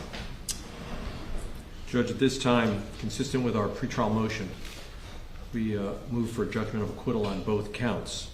I'm trying to decide which to begin with. We know that the culpable negligence standard, even though it might sound like negligence, is actually by law considered the more difficult offense to prove for the state. And you'll see there's an anomaly that culpable negligence is also considered a lesser included offense of recklessness. So we're going to have a lot of complications if we get to the jury instruction phase. But for the moment, if we start with the vessel homicide, which uses the word reckless, the state has to prove more than that there was a crash, because that's res ipsa loquitur maybe for ordinary negligence, but the fact of the elision doesn't prove that this was a crime. And the fact that the object wasn't moving, in this case a marker, likewise doesn't prove it's a crime. And in the 14 or so cases that we had cited pre-trial, and we have more, and overnight, we dig every day. You encouraged us, and we've gone outside of Florida. We're going to submit to you additional points of authority. In cases where a woman walking across the street with a baby stroller gets run over, of course, it would be easy enough for the state to say that constitutes recklessness. And yet, on all of those cases that we cited to you, the Court of Appeals said it wasn't enough. And those were cases that the trial judge let it go to the jury convicted, appeal, reversed in 14 cases. So let's look at what are the facts that the state has proven here. We know the elephant in the courtroom is the state's effort to try to suggest that George Pino was impaired, but there's just no evidence of it. The evidence that they have 2 beers over the course of several hours, in 2.5 hours, or close to 3, and no evidence that the consumption of that quantity of beer led to any kind of impairment. Every witness who has testified on that question has negated the suggestion of impairment. And we don't need to call out the witnesses, Judge, because they were all in unison on that. But I'm sure I'm going to hear about that from the state. They're going to say, well, maybe it was more than 2 beers. There's no evidence of it. And what we have is no evidence of impairment. So if we can remove impairment, remove the effort to turn this into a BUI case when it's not, what we're left with is the elision itself. The speed is not itself proof of anything. This is not a speeding case because there's no speed limit in the channel. Not then, not now. And the conditions were excellent for boating. I think you heard testimony from law enforcement officers who confirmed that. At least Let me ask you a question, sorry to interrupt. But Please. Speed, you say, there's no speed limit.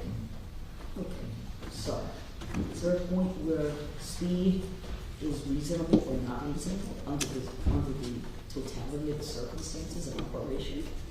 There could be in certain cases, although we know from Lizardo where the guy was driving 80 some odd miles an hour towards the Miccosukee Trail and was in fact violating the speed limit.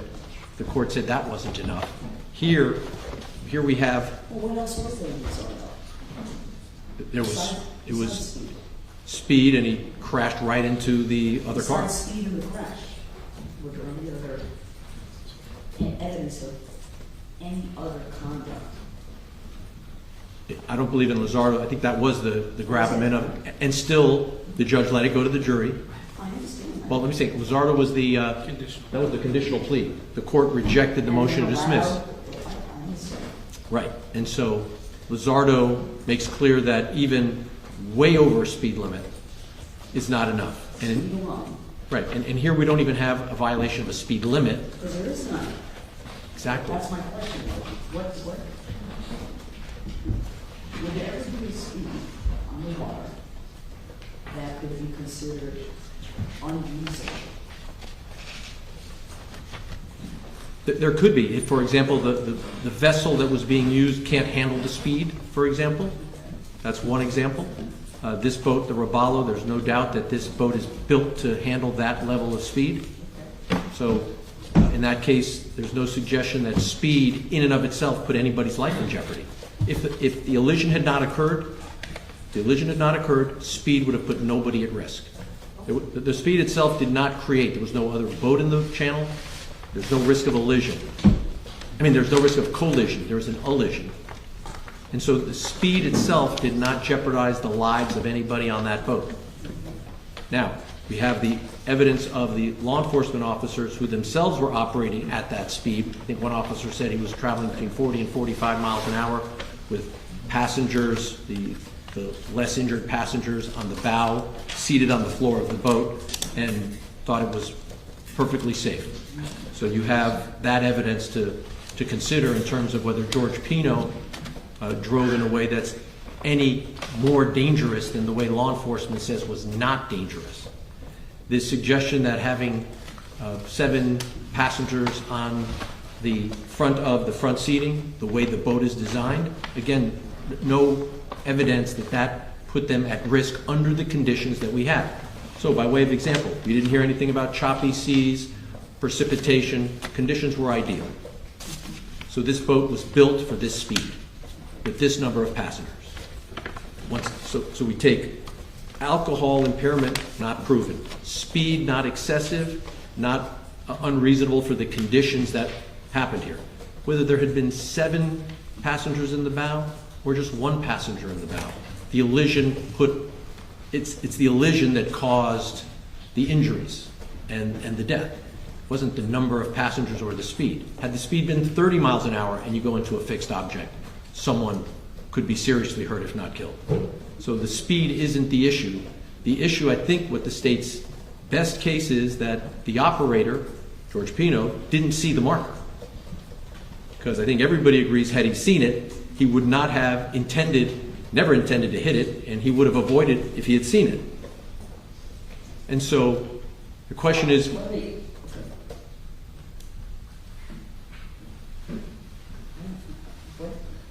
don't have any evidence in front of me that,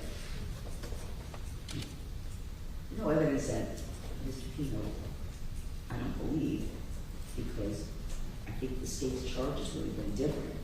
Mr. Pino, viewing and seeing the marker, drove that boat into the marker. that was their point in opening statement, that it would have been a murder charge, right? That's their point. Okay. So we assume that their theory is he did not see it, because if he had, they'd be charging a much different crime. And so if you assume that he just didn't see it, for whatever reason he was distracted, that doesn't prove culpable negligence, doesn't prove recklessness. That's negligence at best. You didn't see the stop sign. You ran the stop sign. Your defense, why did you run the stop sign? Because I didn't see it, Your Honor. And I ran the stop sign. 99 times out of 100, nobody gets killed when there's a stop sign run. But on the one time that someone is running the stop sign, that's plain view, the driver says he didn't see it, does not result in homicide charges. I didn't see the light. I missed it. Yes, I've been through that intersection 100 times. The light turned red. I was distracted. I went through the intersection. Someone gets killed. That is not culpable negligence. That's not recklessness. It has to be a course of conduct so wanton, so willful, so consciously indifferent to the outcome. There has to be some depravity in the mind of the operator, not just a lapse in missing the stop sign or not yielding in going into an intersection, entering I-95 and not yielding to a car that's coming and an accident happens. Because, of course, once contact is made with another object, someone's going to get hurt. But that doesn't turn it into a crime.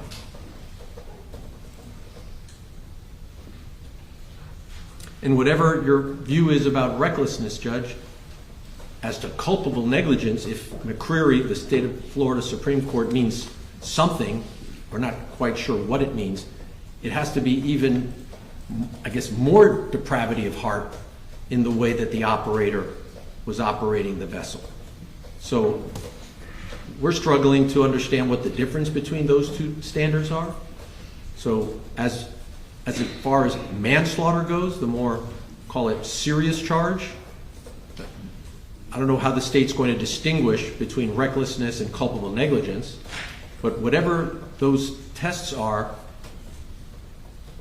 the state's easier argument's it's got to be recklessness, And yet, we still don't have anything that the state has offered to explain other than the elision itself. They're defining recklessness as the fact that the elision occurred. But that proves too much. That's just res ipsa loquitur. That's just ordinary negligence. Thank you, Judge. Thank you so much. All right, state, prima facie evidence, your standard, your burden. The standard, Your Honor, is that no rational trier of fact could find that the state of Florida met the elements of these two offenses beyond and to the exclusion of every reasonable doubt. Moreover, at this stage in the trial, the court has to give every inference in favor to the state. The state submits, we have submitted competent and substantial evidence that a rational trier of fact could in fact use to find the state has met the elements. Number one, as to vessel homicide, that George Pino operated his vessel in a reckless manner likely to cause the death of or great bodily harm to another person, and two, that his reckless operation of the vessel caused or contributed to the cause of death of Lucy Fernandez. I don't need to instruct the court, obviously, on what the definition of recklessness is. But Willful and wanton disregard. Yes. Right, for the safety of persons. Intentional, knowing, or purposeful is willful. Okay. So to the extent that Your Honor now has not just the evidence from the state's traverse for the sworn motion to dismiss that was filed pre-trial, but now the court has heard actual evidence to show that this defendant changed course of direction that placed him on a complete collision course with channel marker 15.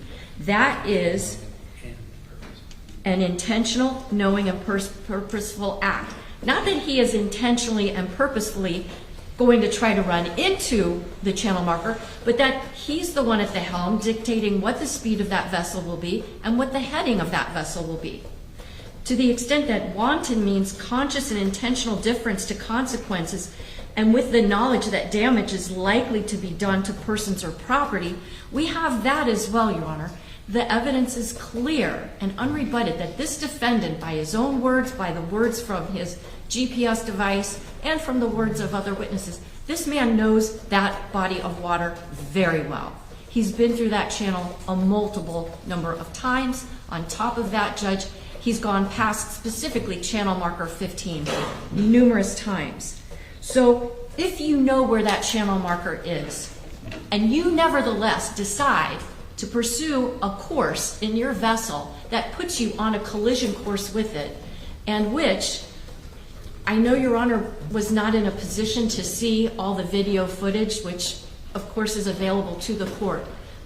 But when Mr. Albert was on the stand, I would stop, pause those videos to show that way before even where that final track mark is, channel marker 15 is clearly visible. The sun wasn't in the defendant's eyes as he's heading toward the east, and the sun would be setting in the west. There's no evidence that there's anything to obstruct his view. What there is evidence of is that this defendant either was driving blindfolded, looking somewhere else other than where he was supposed to go, because he had 9 seconds plus to say, oh my goodness, I need to change course. Well, is that the level of wantonness and willfulness that defines the actions as reckless? Yes, because versus ordinary negligence. This is way more, Judge. This isn't, oops, I ran a stop sign. This is, I see a stop sign in the road in front of me and I'm going to run right into it. This isn't a momentary lapse of reason. This is a course of conduct that anyone, especially someone with his level of boating experience, would know. If you run into a stationary steel pole that is in the bay for the purpose of keeping you safe, that has a day-glow green marker, and you just run into it when it's right in front of you in broad daylight, how is that possible? Other than, as I said in my opening statement, you're checked out, you're zoned out. I don't know what was going on. The defense has done an admirable job defending the defendant against a charge of boating under the influence manslaughter. But I've never charged him with that offense. I've never said that he was impaired. He's the one that put into issue that he had been drinking alcohol, and that was corroborated by his wife and by two other witnesses, Mr. Fernandez as well as Carolina Monterey. So the fact that he had alcohol in his system is clearly an issue that goes along with the knowledge of this Well, location. do you think that that establishes a failure to use ordinary care? In other words, I asked the state, what evidence have you presented to establish that Mr. Pino exhibited a failure to use, beyond a failure to use ordinary care? If the court thinks that the only thing That's ordinary, negligence. That's it. if the court believes that running for 9 seconds right into a channel marker that's clearly and highly visible in broad daylight Well, at this, what were the efforts to avoid? Was that the last, was there from the GPS data? there was no effort to avoid until like a second before impact, when I guess he finally snaps to it and it's like, oh my goodness. And that's why we have that one last track mark. But at the rate of speed that he was traveling with the weight of all those passengers on that vessel is not agile to the point where it can not hit that channel marker. He put into play a series of events that led to him striking that channel marker. And it's not res ipsa loquitur. The fact that he ran into it in and of itself, of course, is not proof that he was reckless. But we don't have just res ipsa loquitur. We have GPS. We have testimony about his knowledge of that location. We have testimony about the weight added to his vessel. Well, there have to be certain willful decisions, right? And how about a willful decision not to course correct when you see that you have a deadly channel marker ahead of you if you don't course correct? Inaction in this situation was the action. That's what I was getting. Would that be, in terms of evidence, the evidence of failure to act,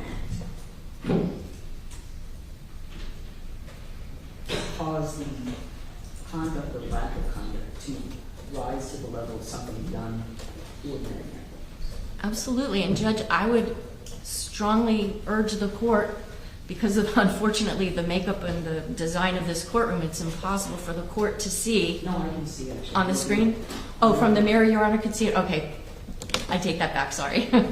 That being said then, I would think that the court can all the more appreciate that if a person has every reason in the world to see a hazard up ahead and has all the means available to avoid that, and that person doesn't take any action, then that person is choosing a course of conduct that is going to likely result in death or serious bodily injury.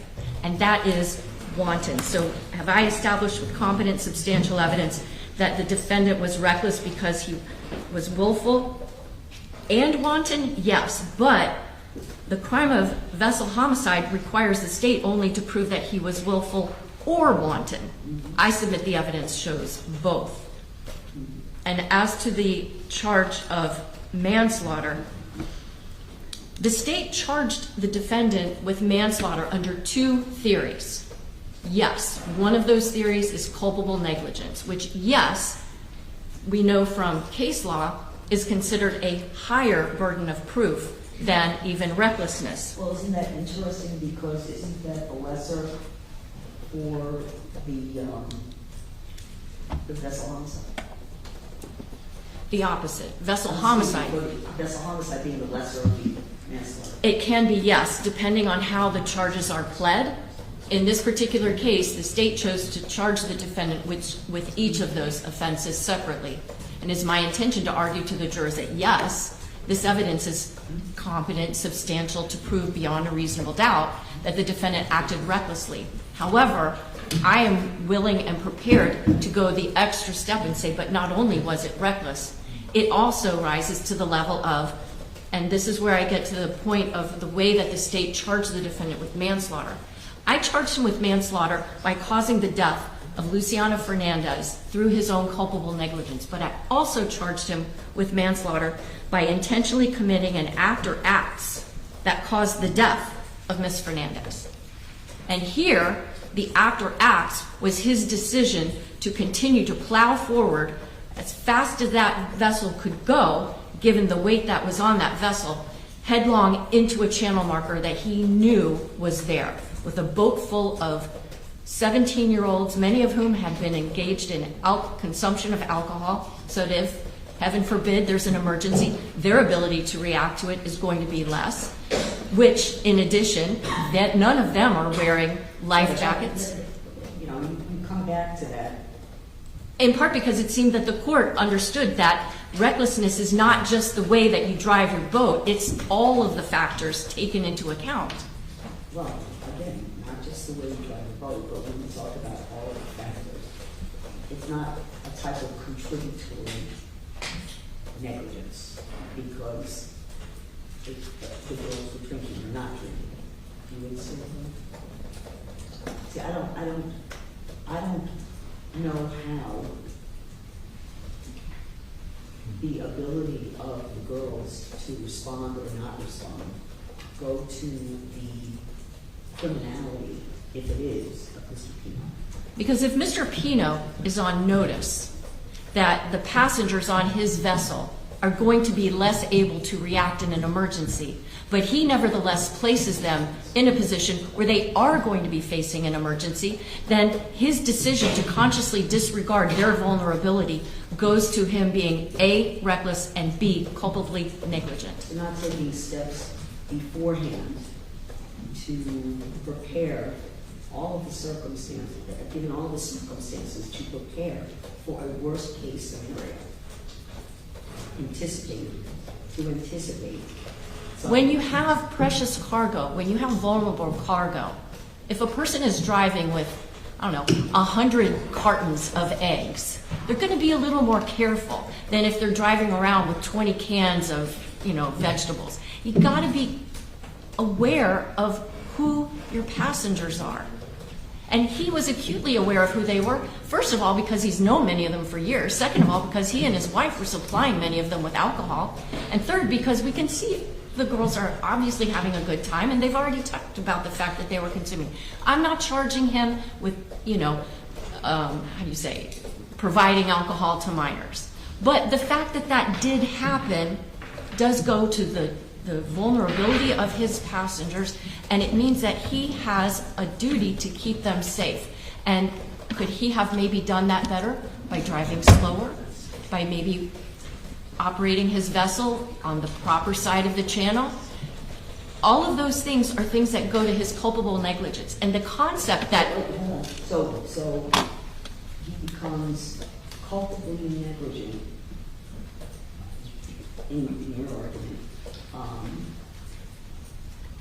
And it's gross and flagrant, because it has to be gross and flagrant and apparent, by, for example, not supplying life vests to all girls, by not driving slower. Is that what you... What I would say, Your Honor, is this. If there was no one on that vessel besides the defendant and his wife, and if his wife was in a life jacket, but he was traveling at this rate of speed, following this course that we know down the Cutter Bank Channel, and slammed into that channel marker, if God forbid his wife had died, he would be guilty of reckless homicide. He would be guilty of vessel homicide, because his decision to operate his vessel in that way, where it was likely that death or great bodily harm would result, was reckless. But what makes this cross that threshold from reckless into culpable negligence is the fact that the boat wasn't just with one other person. And the other people on that vessel were not wearing life jackets. The people on that vessel were minors. The people on that vessel, many of them, had been consuming alcohol. The defendant himself admits that he had been consuming alcohol. And so that's what makes this, for lack of a better term, reckless plus. And that is why the state charged him not just with vessel homicide, but also with manslaughter.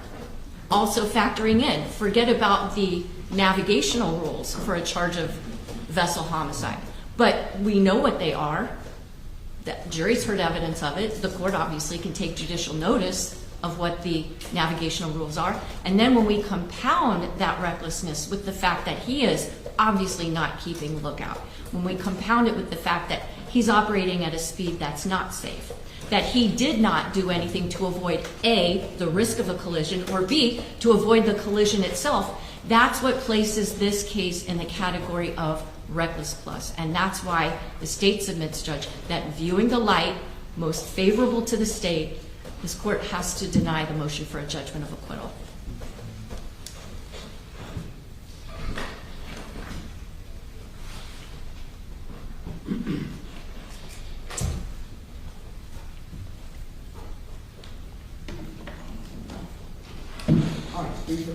Yeah, it sort of sounds like she's saying that he actually did intend to run into the piling.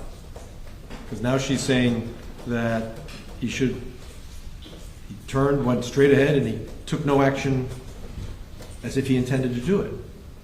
But I thought when we started this conversation, we understood that that's not what the state's theory at least was until today. Till today, the theory was he didn't see the piling. If he had, he'd be charged with murder. But it sounds to me like she's now saying, well, maybe he did commit murder. I'm not sure I interpreted the argument. Well, what is she saying? That because he'd been there before, he should have known it was there and he should have taken action to avoid it? Okay, as if he knows it's there and he's still driving in a way that is going to put everybody in harm's way with some mens rea. Up till now, I thought their theory was that he just didn't see it. Had he seen it, he obviously would not have kept going to hit it. And when he apparently the boat took evasive action within a second or so of striking the piling when it became clear that there was going to be a collision, an elision. So it sounds to me that they're sort of mixing the two concepts. I think that there's no evidence that, as she said, he was blindfolded. And the case law is just super clear. Let's just go to the cases, and these are the instructions that I understand you'll be giving the jury from the Esposito case.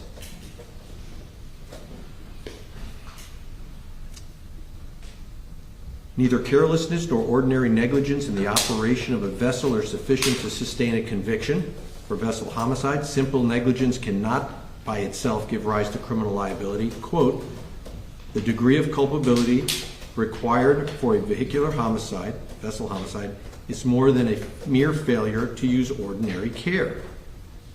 Speed alone does not constitute reckless conduct unless the speed is shown to be grossly excessive. The presence of central nervous system depressants like alcohol in the bloodstream after the crash in and of itself is insufficient to support a finding of reckless operation of a vessel. So you see these cases continue to make clear it's just not enough even to have alcohol in your system is not enough. And here there's no evidence of impairment. The state must prove beyond a reasonable doubt that the act was not the result of momentary lapse of memory, inattention, or mistake of judgment.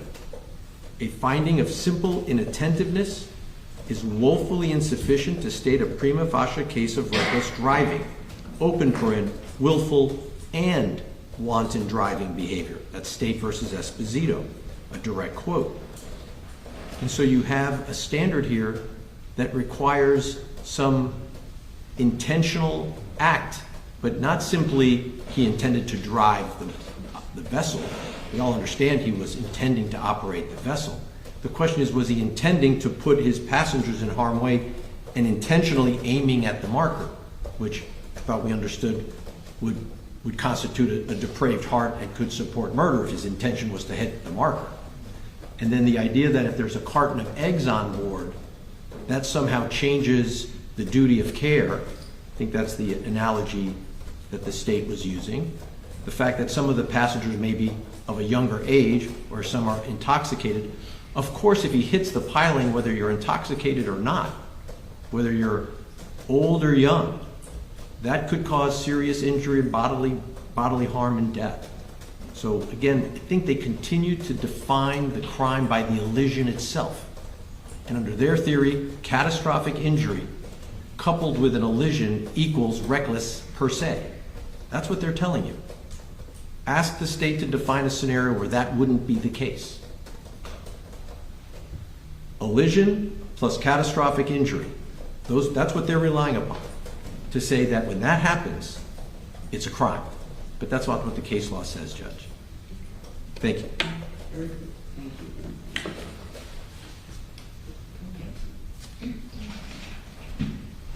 I will give you my decision on the motions in the morning. I'll see you all in the morning at 9:30. And that's, I think, all we have to say. Thank you.